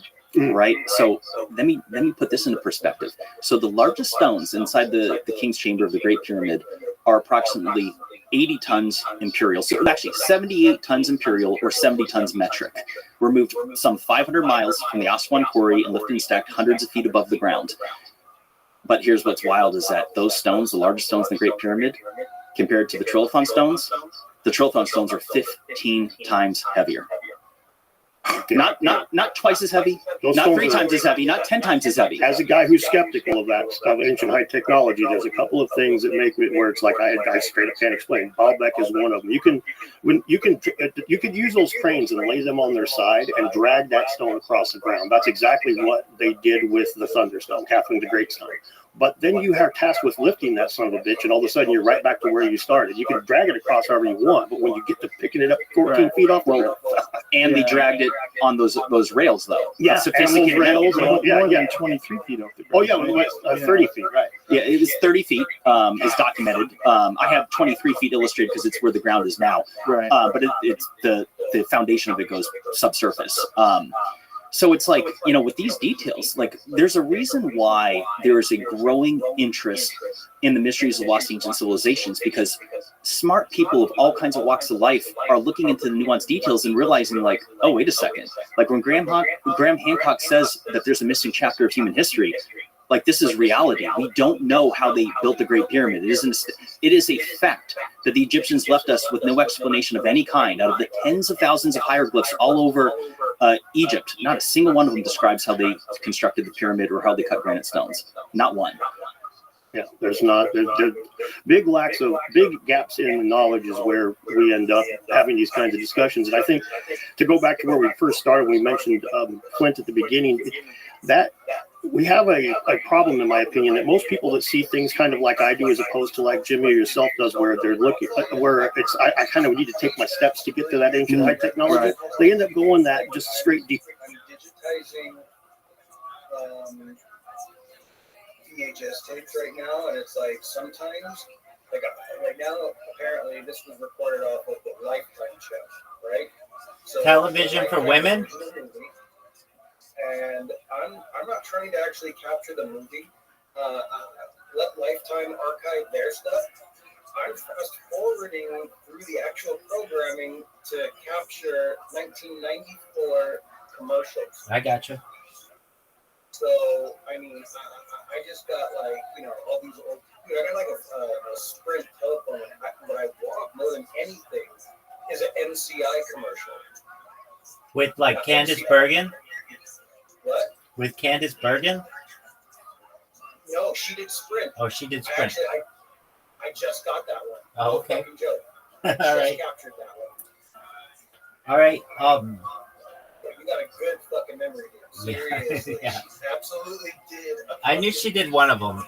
Okay, so I don't know if MCI had like a big person who did their thing. Maybe I don't know, but there were 3 of them back then. There was AT&T, there was MCI, and then there was Sprint. Right, definitely. So, like, I'm really hoping I can find an MCI. My favorite commercial that I got so far is, it's these teachers introducing their classroom to this thing called the internet, and all the students are like, yeah, right, shut up. Oh, really? All the students are like, what? So I could go to NASA or something? And they're just like, yeah, let's do it. They're like, whoa, this web thing is cool.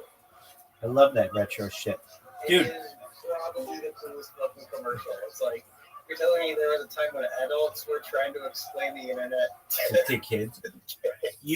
If you have a chance, they have, like on Reddit, the 90s, just like 90s subreddit. If you can, I mean, you can upload to there, and those people will go nuts over a 90s commercial. They love that shit. So I'm gonna leave so right now I don't have the video editing on my computer that has the capture cards. So I'm putting everything on the external drive. I'm gonna move it over on my Mac laptop, and I'm using iMovie to chop it up so that I get like the stuff taken out. Yeah, iMovie. That's some old ass software, but amazing. I love it. What'd you say now? iMovie. That's some old ass software, but I love it. I love iMovie. Yeah. Say that one more time. I'm sorry, man. iMovie is old software, but it's great software. It's the best, arguably the easiest. I gotta turn you down and smoke a lot. That's right. Sorry, dude. Sorry, man. Sorry. What was that again, Rabbi? It's so iMovie is old software, but it's arguably the best video software Apple's ever had. Yeah. It's phenomenal. It still works, and I really just need to. I don't need to do anything special except edit out where I'm fast forwarding through the actual television programming to get, Yeah. What? I think I just got. I need to go back and look at it when I can scrub through digitally, but I think I got young Brittany Murphy in a Prego Pasta Primavera commercial. All right, there you go. I got some cool stuff too, like the early '90s HBO bumpers. Oh, that's cool. Yeah. So like I got those. I got bumpers from the Movie Channel, which is a defunct. Yeah, I remember that. Channel. You used to be able to just buy movies, and that was the future, like Netflix, but not. Yeah, exactly. But you didn't choose the program. Yeah. You just paid for better version. Of cable, basically. Yeah. They still decided and had to work with their own, licensing. So Definitely. that's it's still all served the movie industry. Now that people can digitally, that's why they're trying to make it so you can't own an MP4. They want you to own it digitally through a licensing company, aka you can buy it on Amazon Prime. But if Amazon Prime loses, I lost a movie because they lost the license to own it. So if I bought it through them and then they lost the licensing, then not only did they lose the movie, but I lost access to it. Yeah, and of course you don't get a refund for that. You don't get a refund for that. Of course, none of that. Yeah. Right. It's really unfortunate. I hit fast forward and get through this stupid Lifetime original movie. What Lifetime program? Oh, it's an original movie? Yeah, one of the Lifetime original movies. This one looks like a woman is remembering her past, called Lucky Me or something. Sure. Artie Lang used to have a very funny. Artie Lang used to do a Joe Buck impression of basically Lifetime television for women. Yeah, exactly. And have you seen it? Yeah, it's like I can't do it justice, but it's like Mary Baxter Burney in A Woman's Scorned. Yep, exactly. Speaking of being scorned, here's Albert Bell at the plate. He used to just do these tie-ins, I guess. And Billy Zane as the abusive husband. Yeah, exactly. It would be something like that. So far, so this recording is so far about 11 minutes because I'm scrubbing through, trying to get to the point where it blacks out and it'll show Life of the Party, the Pamela Harriman story. There you go. It's always something like that, which is hilarious. That's what this one is. So it's I guess showing snippets of the actor portraying her life throughout time. So it'll skip to the 90s, it'll skip to the 60s, it'll skip to the 50s. I'm only seeing this because it's like I said, I'm like struggling through it. Right. I got you. So I could, but I could do actually. Go over to here. I can switch accounts to the other podcast, which may go away. This account in its entirety may go away, but for now, I can use it to show you what I got going on. You know how cold it is? You know how cold it is? If you wanted to watch it, you could. I'll throw it on. Archon Agency is me. If you wanted to take a look, you're able to see what I'm digitizing right now. I'll watch I have to actually let it play because it's on a VHS tape. Right. I get you. Anyway, I got a bunch of I'm not even listening to it actually. All right. Well, I love watching this shit. It's phenomenal. Dude, I remember these commercials.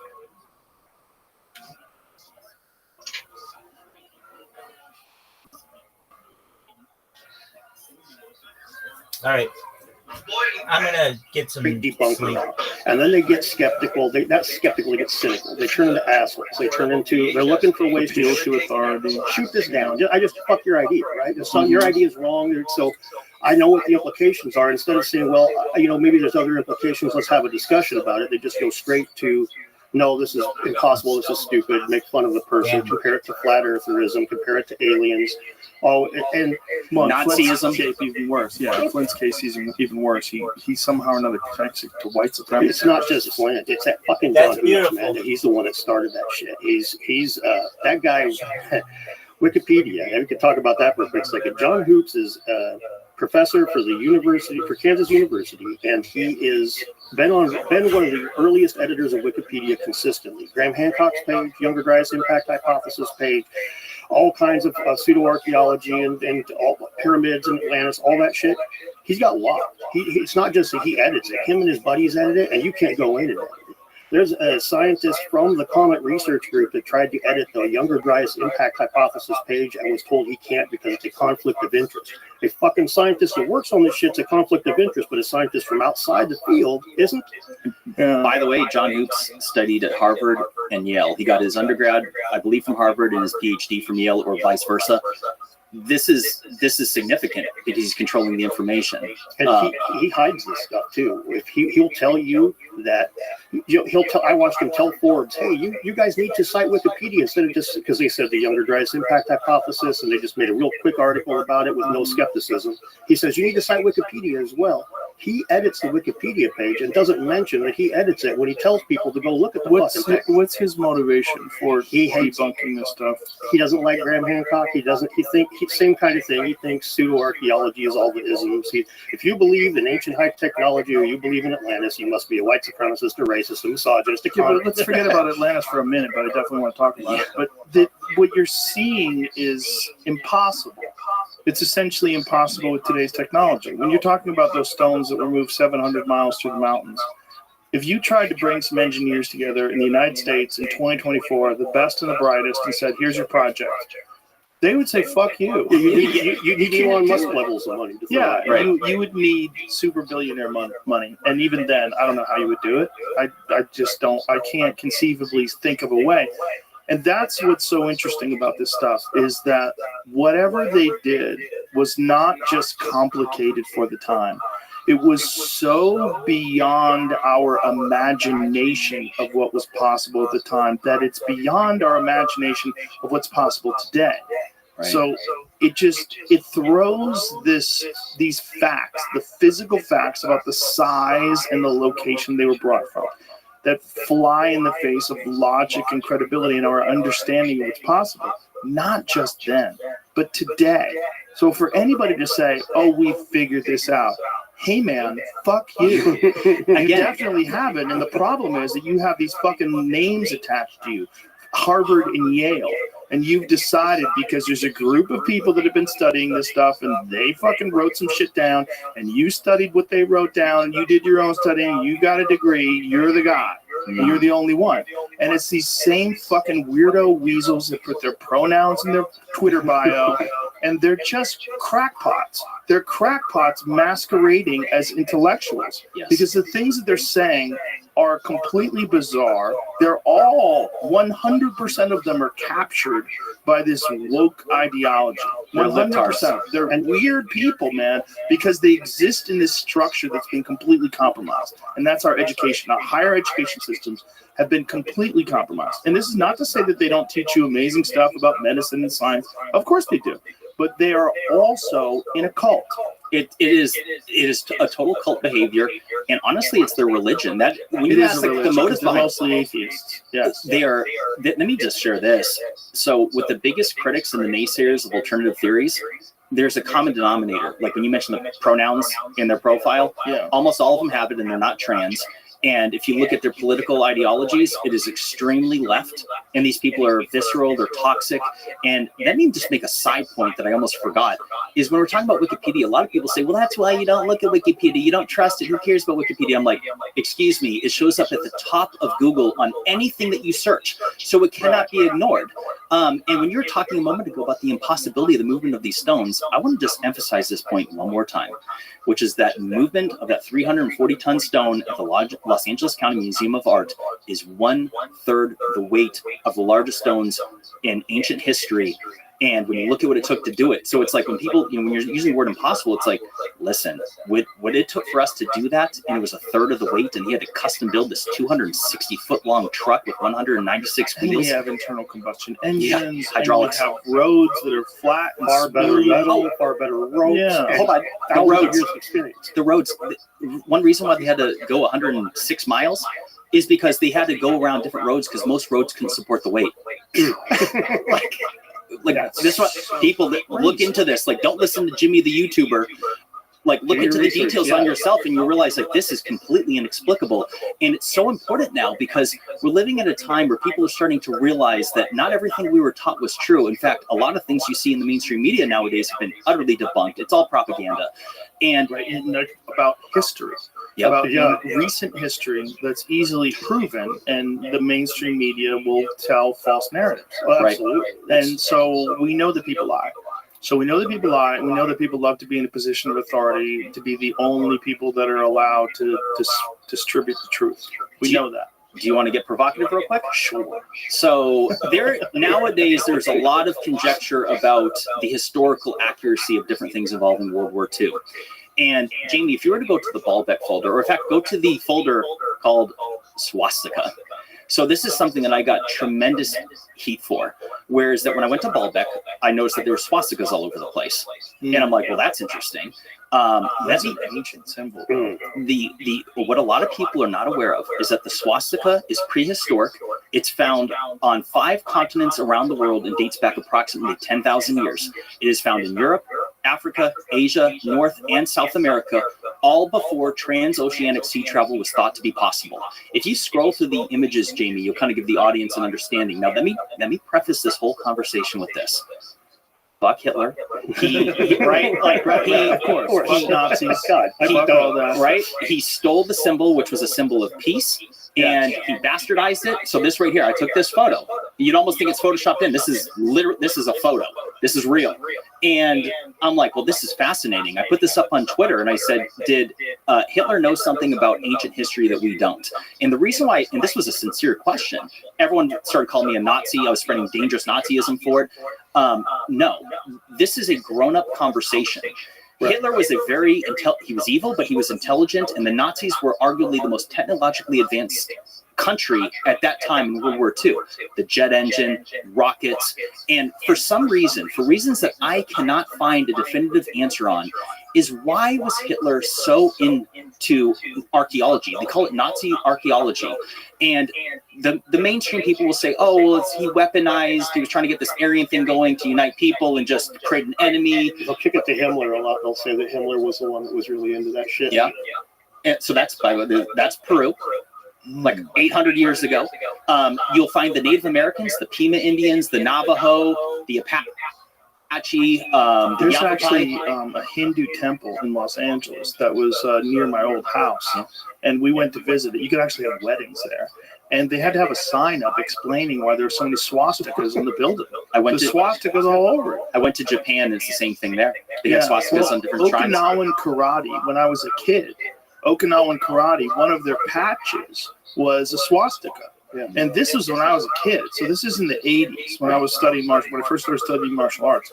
You could get these Okinawan karate patches that had a swastika on it. Had nothing to do with Hitler. It had to do with Japan. Right. Well, sorry, go ahead. All right. So real quick, while Jamie's on this slide, this is from the Hopewell Mound people, which is in modern-day Ohio, and that dates back 2,200 years ago. Jesus Christ, this is from modern-day Ohio 2,000 years ago? 2,200 years ago. And so here's the point that I'm making about the swastika, is that look, people debate on whether it was the Milky Way Galaxy, the Big Dipper, whatever you want to say its origins were. I do not think that it's a coincidence that a symbol is so specific as it is found on 5 continents around the world, before transoceanic sea travel was said to be possible. Because just to remind the audience, it wasn't until 1492 when Christopher Columbus sailed the ocean blue. And it's like, no, I believe this is strong suggestive evidence that humans were traversing the continents and the oceans thousands of years before we were taught in school, which is evidence of being more advanced than we were taught in school. Right. Now, what did they think this thing was? Well, I have an idea about that. I mean, it's not, it's just Dan's idea, but the four directions across, it's the root of the swastika. That's pretty commonly used, even in Native American culture, as like cardinal points, right? This is north, south, east, and west. So this could be a symbol for the passage of time. Here's this sky is turning. The cardinal points turn. Rotation of the Earth, along with the points of the compass. Exactly. Now, that's what but that's just an idea. I mean, that doesn't it doesn't really add a whole lot of context to it as far as Why not just have a cross then? Up, down, left, and right. Isn't it crazy that a geometric pattern is evil? Yeah. And not just a geometric pattern, but a mustache. It's deeply offensive. It's funny. It is. Like, your beard is fine. Nobody has any problem with it. But imagine, like, if oh, you have a wizard beard. You believe in child sacrifice. Yeah. You know, like, it's crazy. It's very strange what we've done. And obviously, that's how horrific Hitler was. So here's something people need to understand. I want to emphasize this point. Hitler, people need to look in the details. He was looking for giants in Africa. They set a mission to. Well, he was also on meth. Yeah. I mean, okay, I'd be looking for giants in Africa too. On meth. Bro, we're gonna go find dinosaurs. Let's fucking go.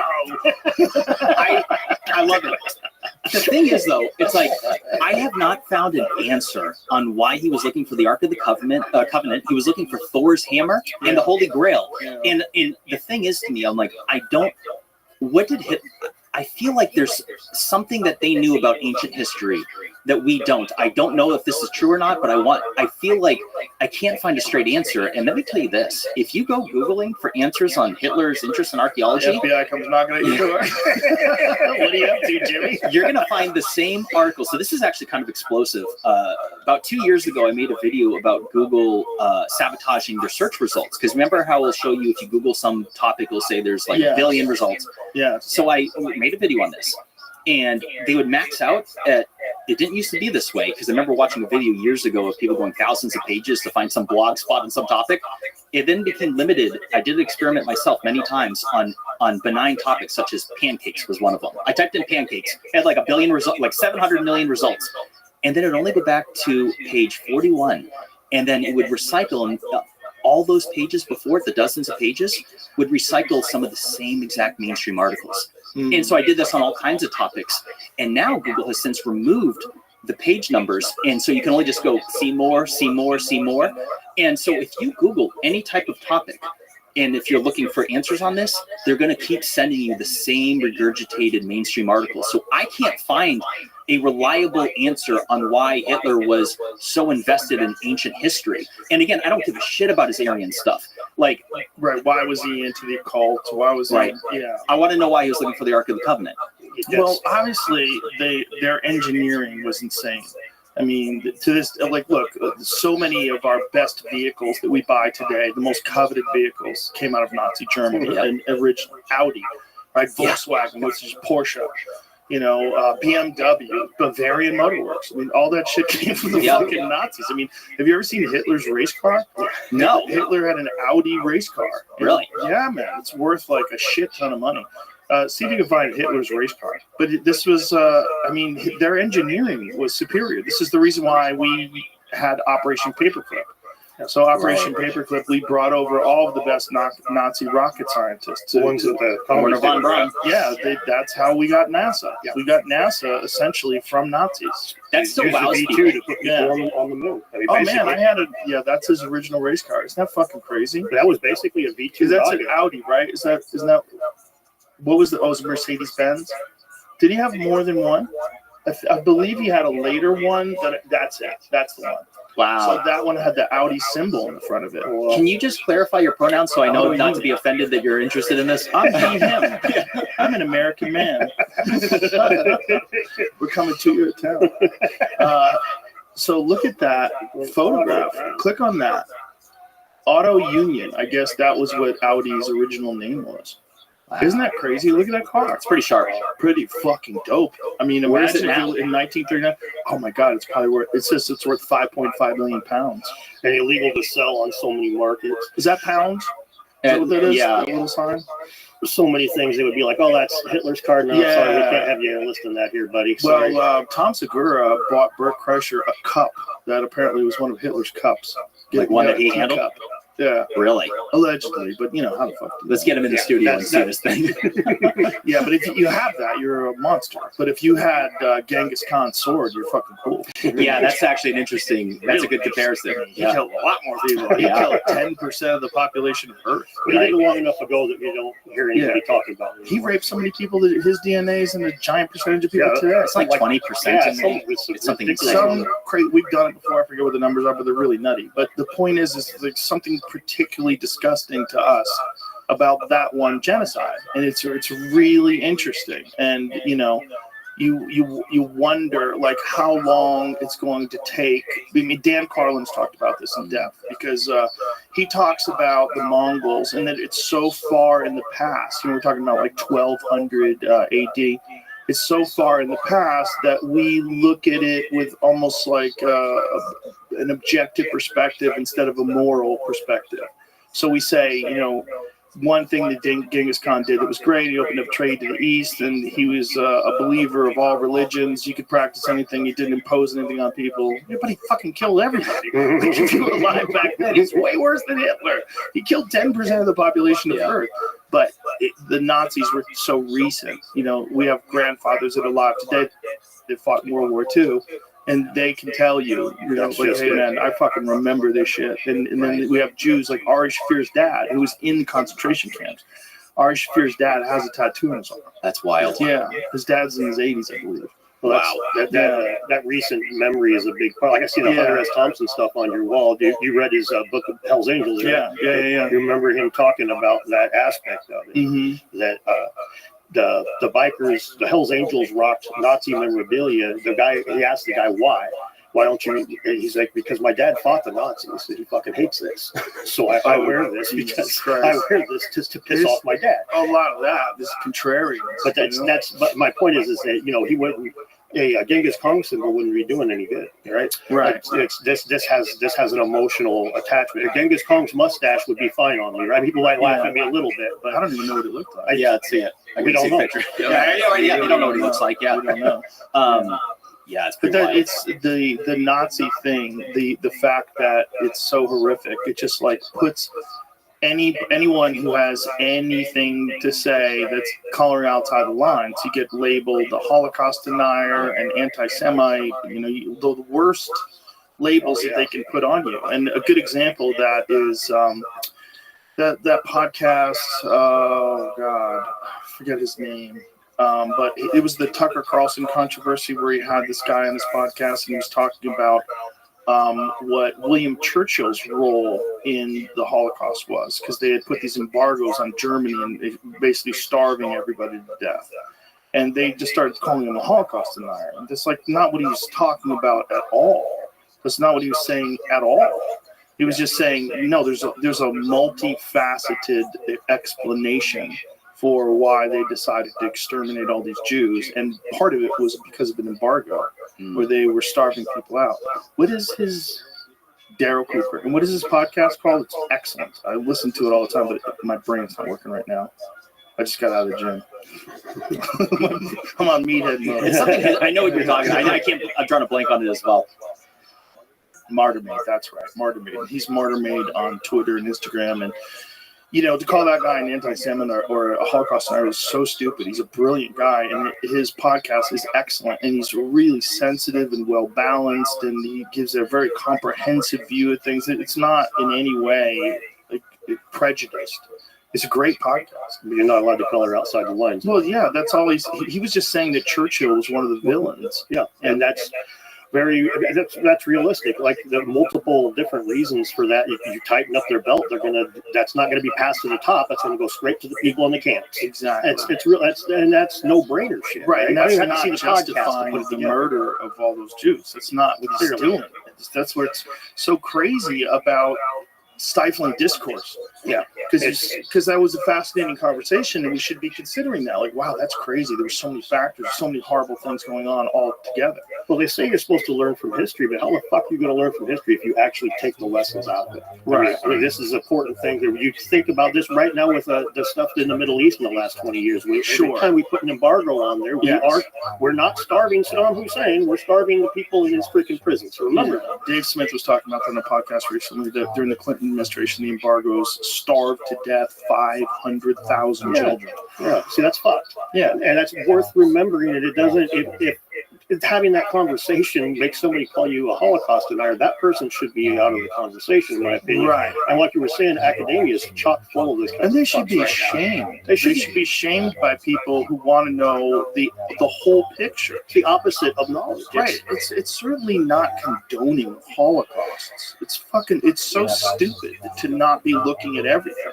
The good news is that people are waking up to this. A lot of people think just like us, or they're objective enough to understand that, like, well, that's silly. Yeah. And so they're putting themselves in a corner in this echo chamber where people just aren't listening to them anymore. Like, when it comes to like mainstream archaeology, we call it big archaeology, establishment archaeology, they're putting themselves into a corner where people, like, if I'm gonna ask questions about the swastika and you're gonna say I'm spreading dangerous Nazism, some people will buy into it, but I've noticed that most people are like, no, he's asking the question. Well, we have the internet now. We have shows like yours and mine where you can have conversations about things, and people get to see, these people that are in control, they're all loons, and they're all telling us that you have to think this one way or you're the worst person on earth.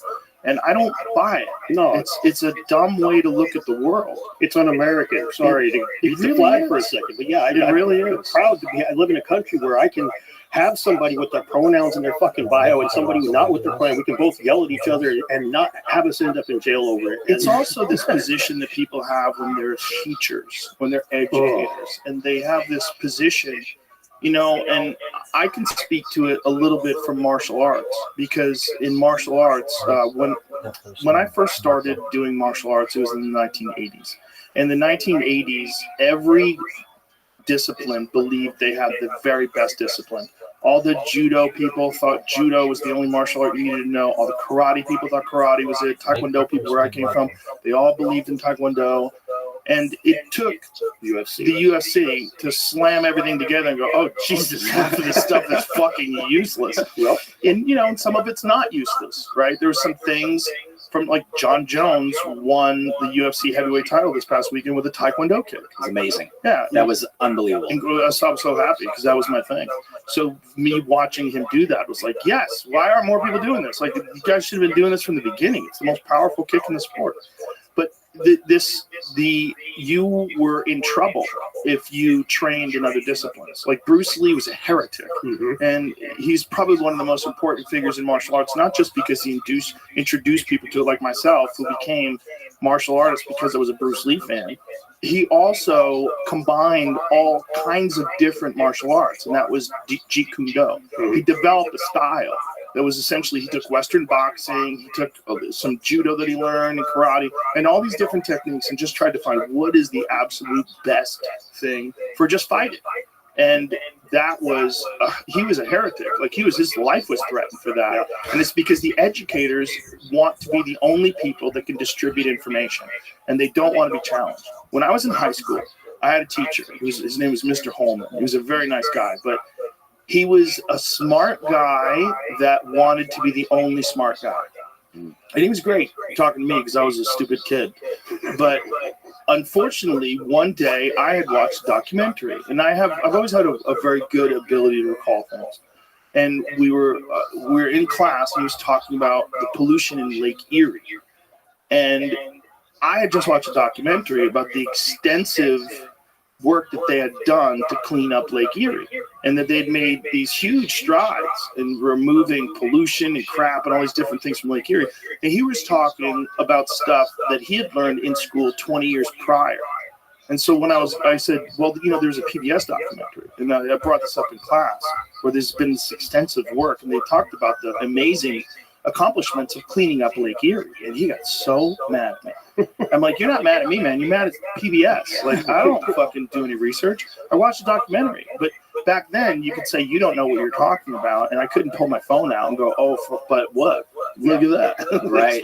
You can watch it, dude. Like these people have done an amazing work cleaning up Lake Erie. But he didn't want anyone else to have any information other than what he should have said is, that's fascinating. I haven't seen that documentary. Can you recall the name of it? And let's see if we can get it, maybe show it to the class. Right. I'm going to try to do that because that's great. That's a good sign. What I'm talking about is what Lake Erie had become because of industrial engineering and because of pollution and waste that was coming from all these plants. So he was true. He was correct. But time had changed, and he did not like that I knew that, and he didn't know that. And I remember being in that class going, this is so crazy. This is my fucking science teacher. My science teacher doesn't want details. He doesn't want facts. This happened to me. So I was in the military years ago, and it wasn't long after I got home from Iraq, and I was going to Warrior Leadership Course, which is to become an E5 a sergeant. And back then they were teaching ABC, which is airway, bleeding, what was the other one? Circulation, whatever, and for emergency medical response if someone's dying. And they had since updated where bleeding is the most important thing to focus on because soldiers were bleeding out. And during this warrior leadership course, they're teaching the class. 30 people, wrong information is since outdated. And I try to interject to say, oh, this is what they're teaching now. It was the same exact thing that happened. He didn't stop. No. This is what's written down right here. I'm like, no, but that's not even what they're teaching in theater right now. Like, I'm trying to. This is medical emergency stuff that could save someone's life. And he didn't want to hear it one bit. And I couldn't believe it. I was astonished. He should have said, that's interesting. I did not know that. We need to update what we're showing you. These three factors are the same, but now we know. Thank you, Jimmy. Now we know that bleeding is more primary. That should have been that's the response of a real leader, right? And a real leader, you're like this. You're always going to have blowhards in your class. They're going to want to hear their own voice. They want to talk about stuff and chime in and correct people. But you got to let a certain amount of that, and that's the internet. And people don't like that, and that's why they wanted to ban people from Twitter. They don't like these people coming along that have ideas that, like the Great Barrington Declaration, where they, the government actually conspired to get these people removed from Twitter.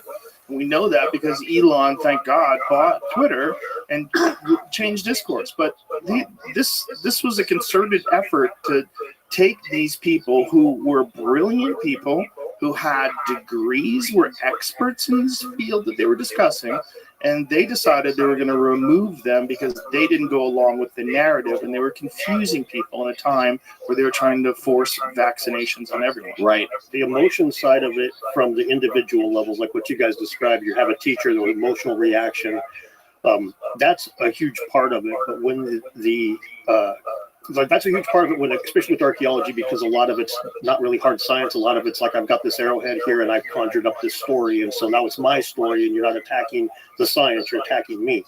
But it gets even worse when you look at it, what they get like this hate for Graham Hancock, in particular Graham Hancock. That makes it where it's like you can't trust a damn word that comes out of their mouth when they're discussing. Like if we were talking about back to the martial arts, one of the things that came out was Aikido was just ass. It's no good at all for like man-to-man combat. What was it for, like samurais that have been knocked off a horse or some shit? Well, it was designed to redistribute the energy of your attacker. Okay. So if someone's coming at you with a sword, if you don't have a sword and a guy swings a sword and you're fast enough to get away from the path of the sword and grab the guy's arm or body and manipulate him to the ground to remove the sword, it's essentially a disarming. Okay, so it's not the best thing. It just in the doesn't world. work against a wrestler. Okay, so now wrestling is way better. Wrestling is if you want to find out the best way to take a person to the ground and control, we 100% know it's wrestling. Yeah, you just grab the most ancient sport in the world that dates back to the Sumerians. And by the way, in wrestling, I include judo. I include different forms of jiu-jitsu that were ancient because these allowed people to manipulate limbs and to control joints, which allowed them also to take people down and submit them. But the point is, you had a bunch of people believing that this one goofy ass martial art was the end all be all because of a good Steven Seagal movie. Exactly. No. And what my point was there is, it's like you're considered pretty much an expert in martial arts. You're not like you're a professional announcer for UFC. So you know your shit. So if I watched you say Steven Seagal, his martial arts, it's fucking Aikido, man. I don't know what to tell you. Yeah, but I would not do that. I would tell you Steven Seagal was really good. Yeah. Really good at Aikido. But if you if you hated Steven Seagal, if you were one of his many haters, you could just attack Aikido without ever saying his name and just be digging him a ditch, right? You could just be burying him without ever mentioning Steven Seagal's name. You could just attack Aikido. Aikido is a shit martial art. It's not effective. It's not very good. And then by extension, you're making Steven Seagal look bad. And this is one of their favorite tactics to do to Hancock. They will attack. This idea is racist. It's inherently bullshit. They don't have to mention Hancock's name. No, it's just, they just glue the two. They're so insidious this way. Yeah, and they connect the connecting Hancock to white supremacy and aliens is the dumbest one. Because first of all, he never said nothing about aliens. Not only that, not only does he not think of it as white people built this stuff, he thinks it's the people that live there. But they lived there a long ass time ago. It's the same fucking people. It's Africans. Yeah. Whoever built the pyramids, they were Africans. Like, I'm an American. Yeah. You know? Let me just remind the audience. Egypt is in Africa. That is northern Africa, and it's the most sophisticated construction we have ever witnessed on the face of the earth. Yeah. Anybody that disagrees, you need to really study what they accomplished in the Great Pyramid. It's mind-boggling precision. It's not just the incredible feat of moving massive stones hundreds of miles through the mountains. It's the mind-boggling precision of the construction of these buildings that it's so crazy. It's almost like they made it so nutty that even if everything dissolved and expired, it would give us at least some clue that maybe something happened. Maybe people had achieved a level of sophistication. And my thought is, and this is just a guess, is that as we move towards metal and we move towards using different kinds of combustion engines and electronics, we moved in a very specific area of technology. And we were allowed to do this because things have been relatively peaceful for a couple hundred years. Okay, right. Relatively peaceful. And also, there's war in other places, so it allowed us to spend our time here devising ways to fuck up people over there. That's the Manhattan Project, right? But if you have a completely different avenue that thinking goes in and innovation goes in, and instead of combustion engines and electronics, you have something that we haven't even considered. And that, to me, seems like what Egypt is. It seems to me that they had this incredibly fertile area. So when people look at Egypt now, you're looking at all the sand and all the shit. That is not what it looked like. In the thousands of years before the construction of the pyramid, it was a rainforest, and it was fertile. And so my thought is these people probably had plenty of food, and so they didn't have to go anywhere. And so they weren't attacked that often. The Nubians conquered them, and that's when the statues started changing, looking more Southern African. But you have these people that live in this incredibly resource-rich place, and they were able to spend thousands of years there. And I think in those thousands of years, they devised methods that we still haven't even considered because we went in a different path, and we can't consider any other paths. We consider our path, and we say, well, we're the furthest. We live today. Okay, so those fuckers in the past, they're basically cave people, right? That's how we look at it. They look at them like dumb people playing with stones. No, they were silly. Yeah, they used stones because they weren't smart enough to use metal. It's like when you look at the details of stone, it's like, you could say it's more impressive. Well, we wanted to talk about Göbekli Tepe. Göbekli Tepe is not just fascinating in its construction, but also in the timeline, because the timeline fucked everything up. I remember when Graham Hancock and Zawi Hawass were having that big debate with that other guy who's an archaeologist. The American guy's very smug. So he's like, what evidence do you have of a civilization that lived 10,000 years ago? Well, you have one now. Yeah. So you have to shut the fuck up because you were wrong. So in the 1990s, the sheep herder finds this stone. He starts kicking it and moving it around. And he realizes, wow, this is a big-ass stone. I probably bring in some smart dudes to figure this out. And they start digging, and they go, oh, Jesus, this is these huge circles of giant stone columns with 3D carved animals on them at a time that we thought people were living in teepees, right? We thought people had stone tools. We didn't think there was any metal. We thought it had to be done the opposite way around. We thought you needed to be a hunter-gatherer or a farmer, and then you could build. And now they had to flip that entire shit on its ear. Well, actually, maybe. I think they only flipped that shit on its ear to try to make it look like they were right about the timeline of hunter-gatherers. I completely agree. And to ignore the possibility of an ancient civilization before Mesopotamia. I completely agree. Because it's the only thing that makes sense. There's no way when you're just struggling to find food. Okay, and if you ever go on a fishing trip or a hunting trip, it's fucking hard to get food. When we have modern stuff, it's hard to get food with a rifle, right? So these people were getting food, and they somehow or another in between them, while like running around trying to shoot rabbits with a bow and arrow, they figured out how to make these massive stone columns and put them in position and move them in circles and hundreds of them. Pretty great artists too, doing some relief carvings. I mean, that's not the same as just carving but animals that weren't local to the area. Which is like, how do you even fucking know this is a thing? What is this? So Göbekli Tepe, brother, if there is such a thing as an ancient conspiracy theory, it's this. So I remember hearing Graham Hancock come on your show back in like 2015 or 2017, and he was talking about Göbekli Tepe. And at that time, he had shared that the site was only approximately 5% excavated. It's the first video on my channel. It's like August 2017, and I shared the details of it. These pillars dates back 11,600 years. It appears to be purposely buried at the same time of the Younger Dryas climate catastrophe. This is fascinating. And, excavations were continuing. So I'm like, okay, I'm going to backburn this topic of Göbekli Tepe for a little while, let them further their excavations, and I'll revisit this later when there's something new to share.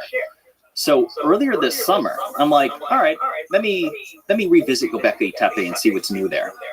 And I was astonished to learn that 5% figure was still the same. Have you heard this? Yeah, I've watched your videos on it. YouTube channel, Bright Insight. Subscribe.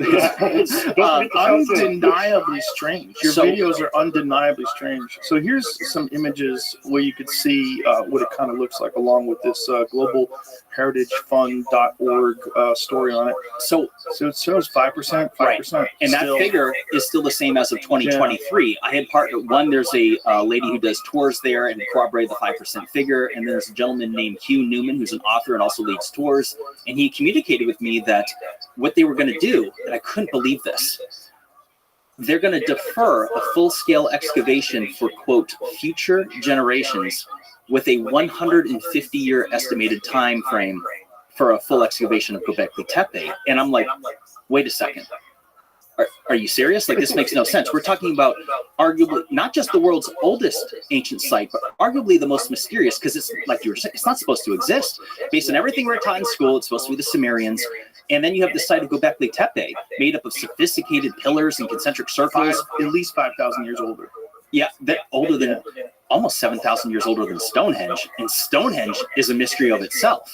Right. So I start Googling and looking into the details. I'm like, this doesn't make any sense. How could they defer excavations for future generations when this may be the most important ancient site on Earth involving our mysterious lost ancient past?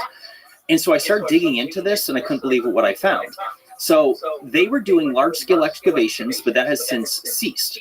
Just to clarify, they are still excavating Göbekli Tepe, but they have rolled and dialed back the large-scale excavations of the years prior, and they're focusing on conservation and tourism management of the site. And like I said, with a 150-year time frame, and I'm like, wait a second. I can't, and I have all the screenshots in that folder. Because of funding? Absolutely not. So not only have they never claimed that it's related to funding, but this is where things get bizarre, is that there's a Turkish conglomerate called the Doges Group, which consists of 250 companies within Turkey. It's $1 billion industry, and they're the ones that took over management and funding of the site back in 2017. And they announced this at all places, the World Economic Forum meeting in Davos in 2016 was when they announced this partnership. Initial funding of $15 million. At that time, they set up the infrastructure for tourism.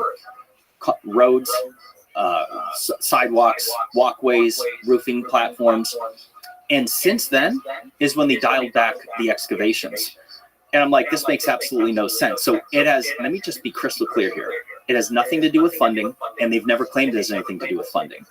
But their excuses, they have said, one of which is that, well, we want to wait for future technologies to develop so we can more safely excavate the site. And I'm like, wait a second, hold on a second. We're talking about pillars buried in dirt. It's 2024. Do not tell me that we do not have the technological capability to dig rocks up. What would be an alternative explanation? So, okay, this is where things get fun. So, rabbit hole, here we go. Let me say a couple of things before I get into it. One of which is that them saying that they're waiting for a future technology to develop to safely excavate the site. I'm like, what type of magical shovel or pressure water hose are we talking about here? Right. And since they're saying that they're continuing to excavate the site today, since they're saying to continue to excavate the site today, I'm like, well, which is it? Are you saying that you're doing so in unsafe methods? And I already know that's not the answer, because there's been no issue with destructing the site from digging it up. It's not like they broke a pillar and like, oh, dang, wait a second, we need to walk this back. We're not doing things safely. That's not the case here. So there are a few explanations here. Okay, here's what I want to hear. So one of which is that the most logical explanation, this is the less conspiratorial one, which is that it has to do with money. You have this Turkish conglomerate of people that are saturated with members of the World Economic Forum. For example, the CEO of the Doges Group is a longtime member of the World Economic Forum. Let me backburn the World Economic Forum for a half a second. They're business people. They took over the site, and it's all about money now. Back in 2019, Göbekli Tepe had approximately 19,000 visitors yearly. Now it's at 500,000. Their focus, if nothing else, they're just trying to bring revenue in. It's all about money. Yeah, they don't care about excavating the rest of the site. More million. It's not going to bring 15 more million in revenue. Right, and they just want their money back. Okay, Right. Okay. But I'm like, well, that makes sense. It does make sense. Let me weigh in on that real quick. And also, the mystery plays. That site is probably the second most popular place on the planet with people like ourselves. And the more mystery is there, the more money. The more like we deal in mystery. So if they excavate everything and we know everything there is about that site, and it's all super mundane and there's nothing cool about it anymore, that tit dries up and there's no. Yeah, but how could it ever stop being? Cool? I agree. It doesn't make any sense. I agree with that, but. That one doesn't make any sense. That's a Zahi Hawass kind of thing. He's of the same opinion where I think a lot of the same things, happen in Egypt for the same reason. Zahi Hawass is quoted with saying that those New Age people, it doesn't matter what happens in Egypt. The New Age people, they come. It's about tourism. Ever since the Arab Spring, tourism in Egypt's been lower. So I think a lot of the same, we're going to talk in a minute about the hidden chamber in the pyramid that they've located and still haven't excavated for whatever fucking reason. I think that might be part of it. If you want to get super mundane and not conspiratorial, it's just a simple. The tourists keep coming while there's a mystery there. As soon as they open that up, it's just an empty chamber. I don't buy that. Me either. The mystery of the structures themselves that we've completely excavated is just so fascinating. So let me be clear on Göbekli Tepe. It's somewhere between 5 and 10% excavated. Which means that, so here's it says some archaeological sites where only 10% or less have been uncovered. None of which date back anywhere near remotely as old as Göbekli Tepe. And so just to put this into perspective, Göbekli Tepe, according to ground penetrating radar, consists of approximately 200 T-shaped pillars. Only 72 of them have been unearthed. And as of just a few years ago, they're dialing that back to fully excavate them, which again, the 150-year time frame. And I'm like, this is entirely unacceptable. There could be hidden answers about our lost ancient past waiting to be discovered on these pillars, because all the pillars are trying to tell us some sort of story. They all have depictions, animals, all kinds of things on them. There's the shaman with the bag. Right, which is very interesting. Right, we've seen that from the Sumerians, we've seen it in South America. The bag thing is very fascinating. It is. It's hotly debated. I'm sure. You could say maybe it's a tool bag. You could say maybe it's psychedelics he's got in that bag. Academics say it's just water. It's a water bucket. You guys familiar with there you go. Excuse me. You guys familiar with the work of Martin Sweat? Yeah. No, I'm not. He's the one that he was on Ancient Apocalypse season 1 for a minute. He's the guy who made basically a star map of that pillar 43, and in his opinion, those 3 handbags at the top were 3 sunrises. And if that's the case, that would almost make sense, because then like a picture of an Assyrian holding that would be like holding of astronomical knowledge. Like this symbol could have been a symbol of knowledge Right. Which is one thing, honestly, about Göbekli Could have been a Tepe. book bag, It could have been a book, right? I mean, it kind of makes sense. They probably had to travel around with their books. So here's the thing. That pillar, that's just one pillar out of 200. And here we are debating. We don't even know what it is. It's all conjecture. Hold it up, James, so we can see what that pillar looks like. So this Göbekli Tepe situation is far more bizarre than we've described so far. I think the logical explanation, though, is that you have massive tourist revenue coming to see it as is. Why spend more money and excavate these things? I think that's the pillar. I think that's the most logical explanation, but it could be more insidious than that, because that's one pillar. That's pillar 43, the most debated one of them all, and there's approximately 128 more pillars that are still buried in the earth. What's that bird doing holding the earth? Dr. Martin Sweatman, his first paper on Göbekli Tepe's pillar 43, he's got Scorpio in the bottom. He believes that's Sagittarius, that's the sun, and if that's one, basically it's a star map denoting the time that the comet smacked the earth is what he believes. Each one of those V's, his latest paper on it, each one of those V symbols is a day. Each one, in his opinion, each one of those boxes is a month. And there is basically a full year denoting the whole thing, the way he's broke. That's very interesting stuff. And one of the things that's wild to me, when we talk about like the lack of further excavations, is almost every pillar we bring up has new symbology, new symbols, new iconography. If we're trying to find some sort of ancient proto-language or something, we need more symbols. We need more things on Earth. Sure. Yeah. And that's completely opposed by the mainstream archaeology. The idea that these guys had any sort of written language is fucking ridiculous. And but what are the theories involved in, I know it's been theorized that it was purposely covered in dirt. It really looks like it. If you look at pictures of the excavation, it looks like it was all piled in with stones and dirt, because if it was some sort of natural event, it would have destroyed the pillars. The pillars are preserved. So it wasn't just blown in with dust. If you look at it, it's gravel, and like as Graham Hancock has explained, that Klaus Schmidt, the original excavator of the site before his untimely passing in 2014, the people that have worked the site believe it was intentionally buried. That is debated in academia today. But isn't there also carbon isotope dating of the ground soil that shows it's the same age throughout the entire whatever feet it is of the dirt that's covering it? And so it's very apparent that it was purposely buried. And what's interesting about that is that it coincides exactly with the Younger Dryas climate catastrophe. So if you want an alternative idea we can talk about mudslides. No, because it would destroy those pillars.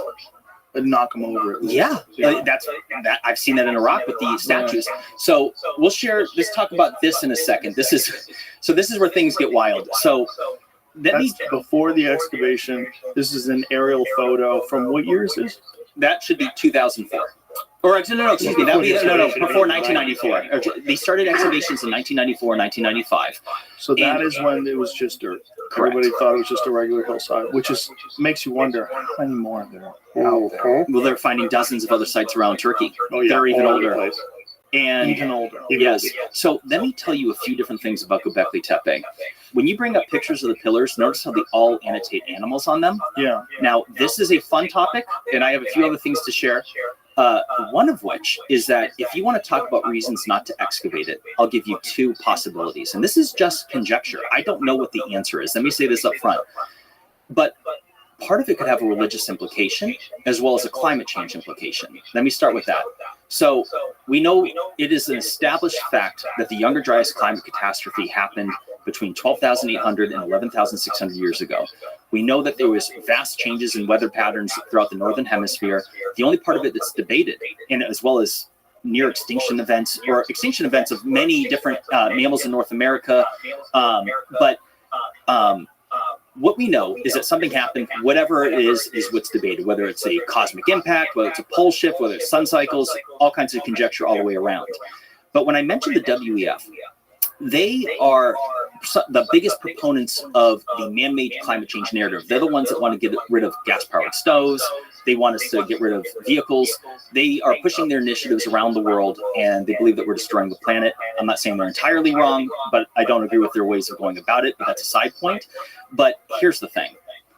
When you look at the legend of Noah's flood and Noah's Ark and the flood, so I'm not suggesting that there was a flood that covered every mountain on Earth, and nor am I suggesting that there was a boat that housed every species of animal on Earth.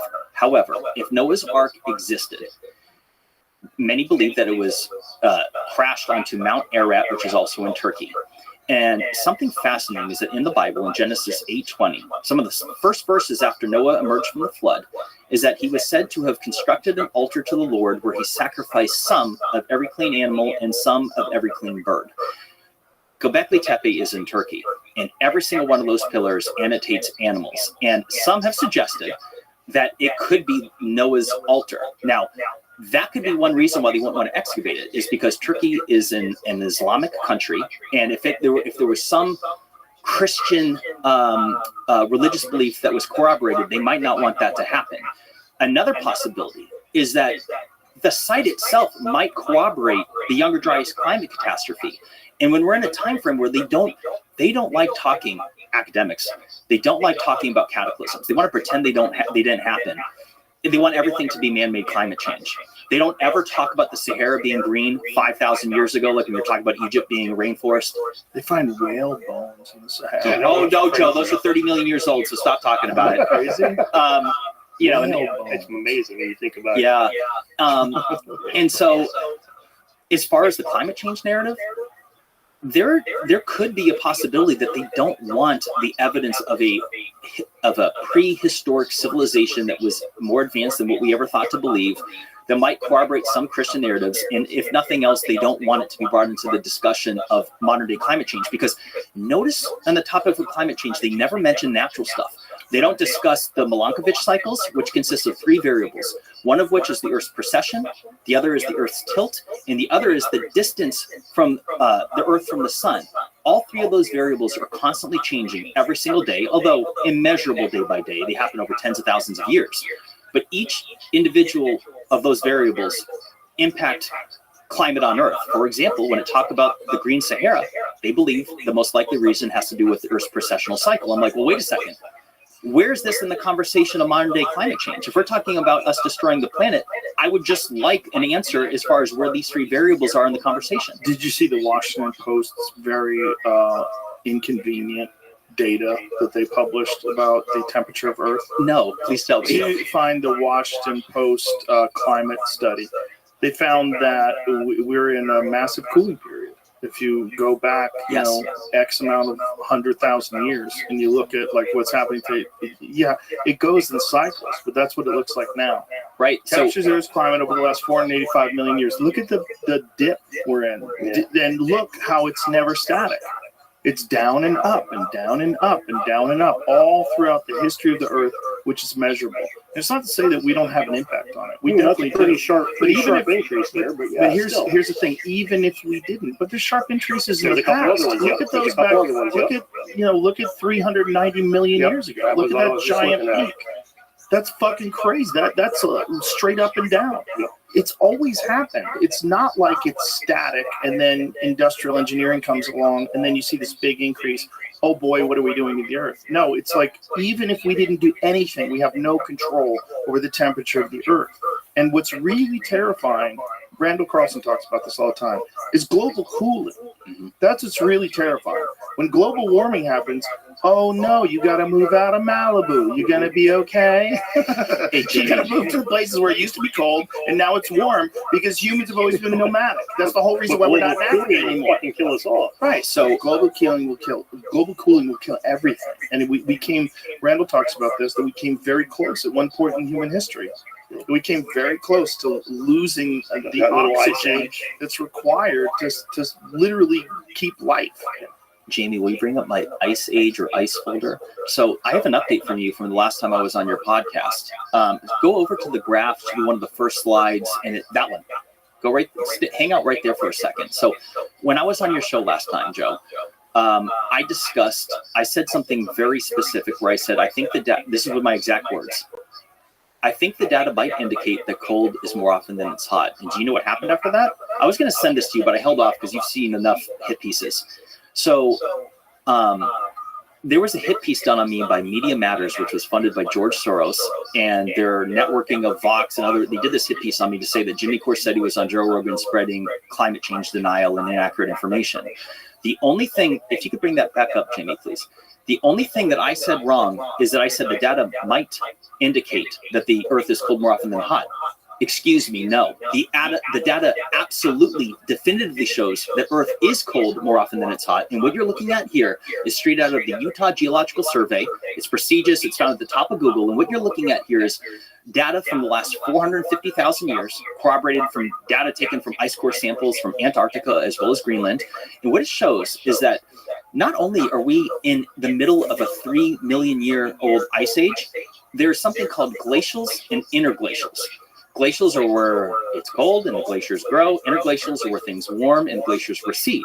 What you're seeing here is 4, arguably 5 interglacial periods over just the last 450,000 years. So never mind hundreds of millions of years ago. What it shows is that the periods of cooling last 7 to 9 times longer than interglacials, which are periods of warming. And here's the fun part. Interglacials last anywhere from 10 to 30,000 years, and our warming started 11,600 years ago, which means that we're already in the window for potential catastrophe for things to start cooling again. So when I was on your show last time and I was mentioning Elon Musk talking about ice ages being a deep, deep rabbit hole, do you remember that? He was talking about it? Well, I know what he's talking about. It's this. It means that we're already in the window where things could start cooling again, and when it does, we're in a lot of trouble. I think, and I can't speak on his behalf, I got to tell you, next time, can you just text him and ask him if he thinks that it's related to pole shifts? I need to tighten up my study on this because I'm like, because let me tell you something. Let me share something right now that you've never heard on this show before. You hear everyone talking about cosmic impact hypothesis. You hear people talking about sun cycles. Not a lot of people have been on here talking about pole shifts. Let me give a quick shout out to Ben Davidson of Suspicious Observers. I recommend maybe you link up with him. Nobody has researched the topic of pole shifts and sun cycles as much as him. And he brought something to my attention I had never heard before. Jamie, the very first slide that you showed was of the Gothenburg excursion. So there was a partial pole flip right in the middle. See how it dates between 13,007 and 12,003? So the Younger Dryas started 12,800 years ago. And it's right in the middle.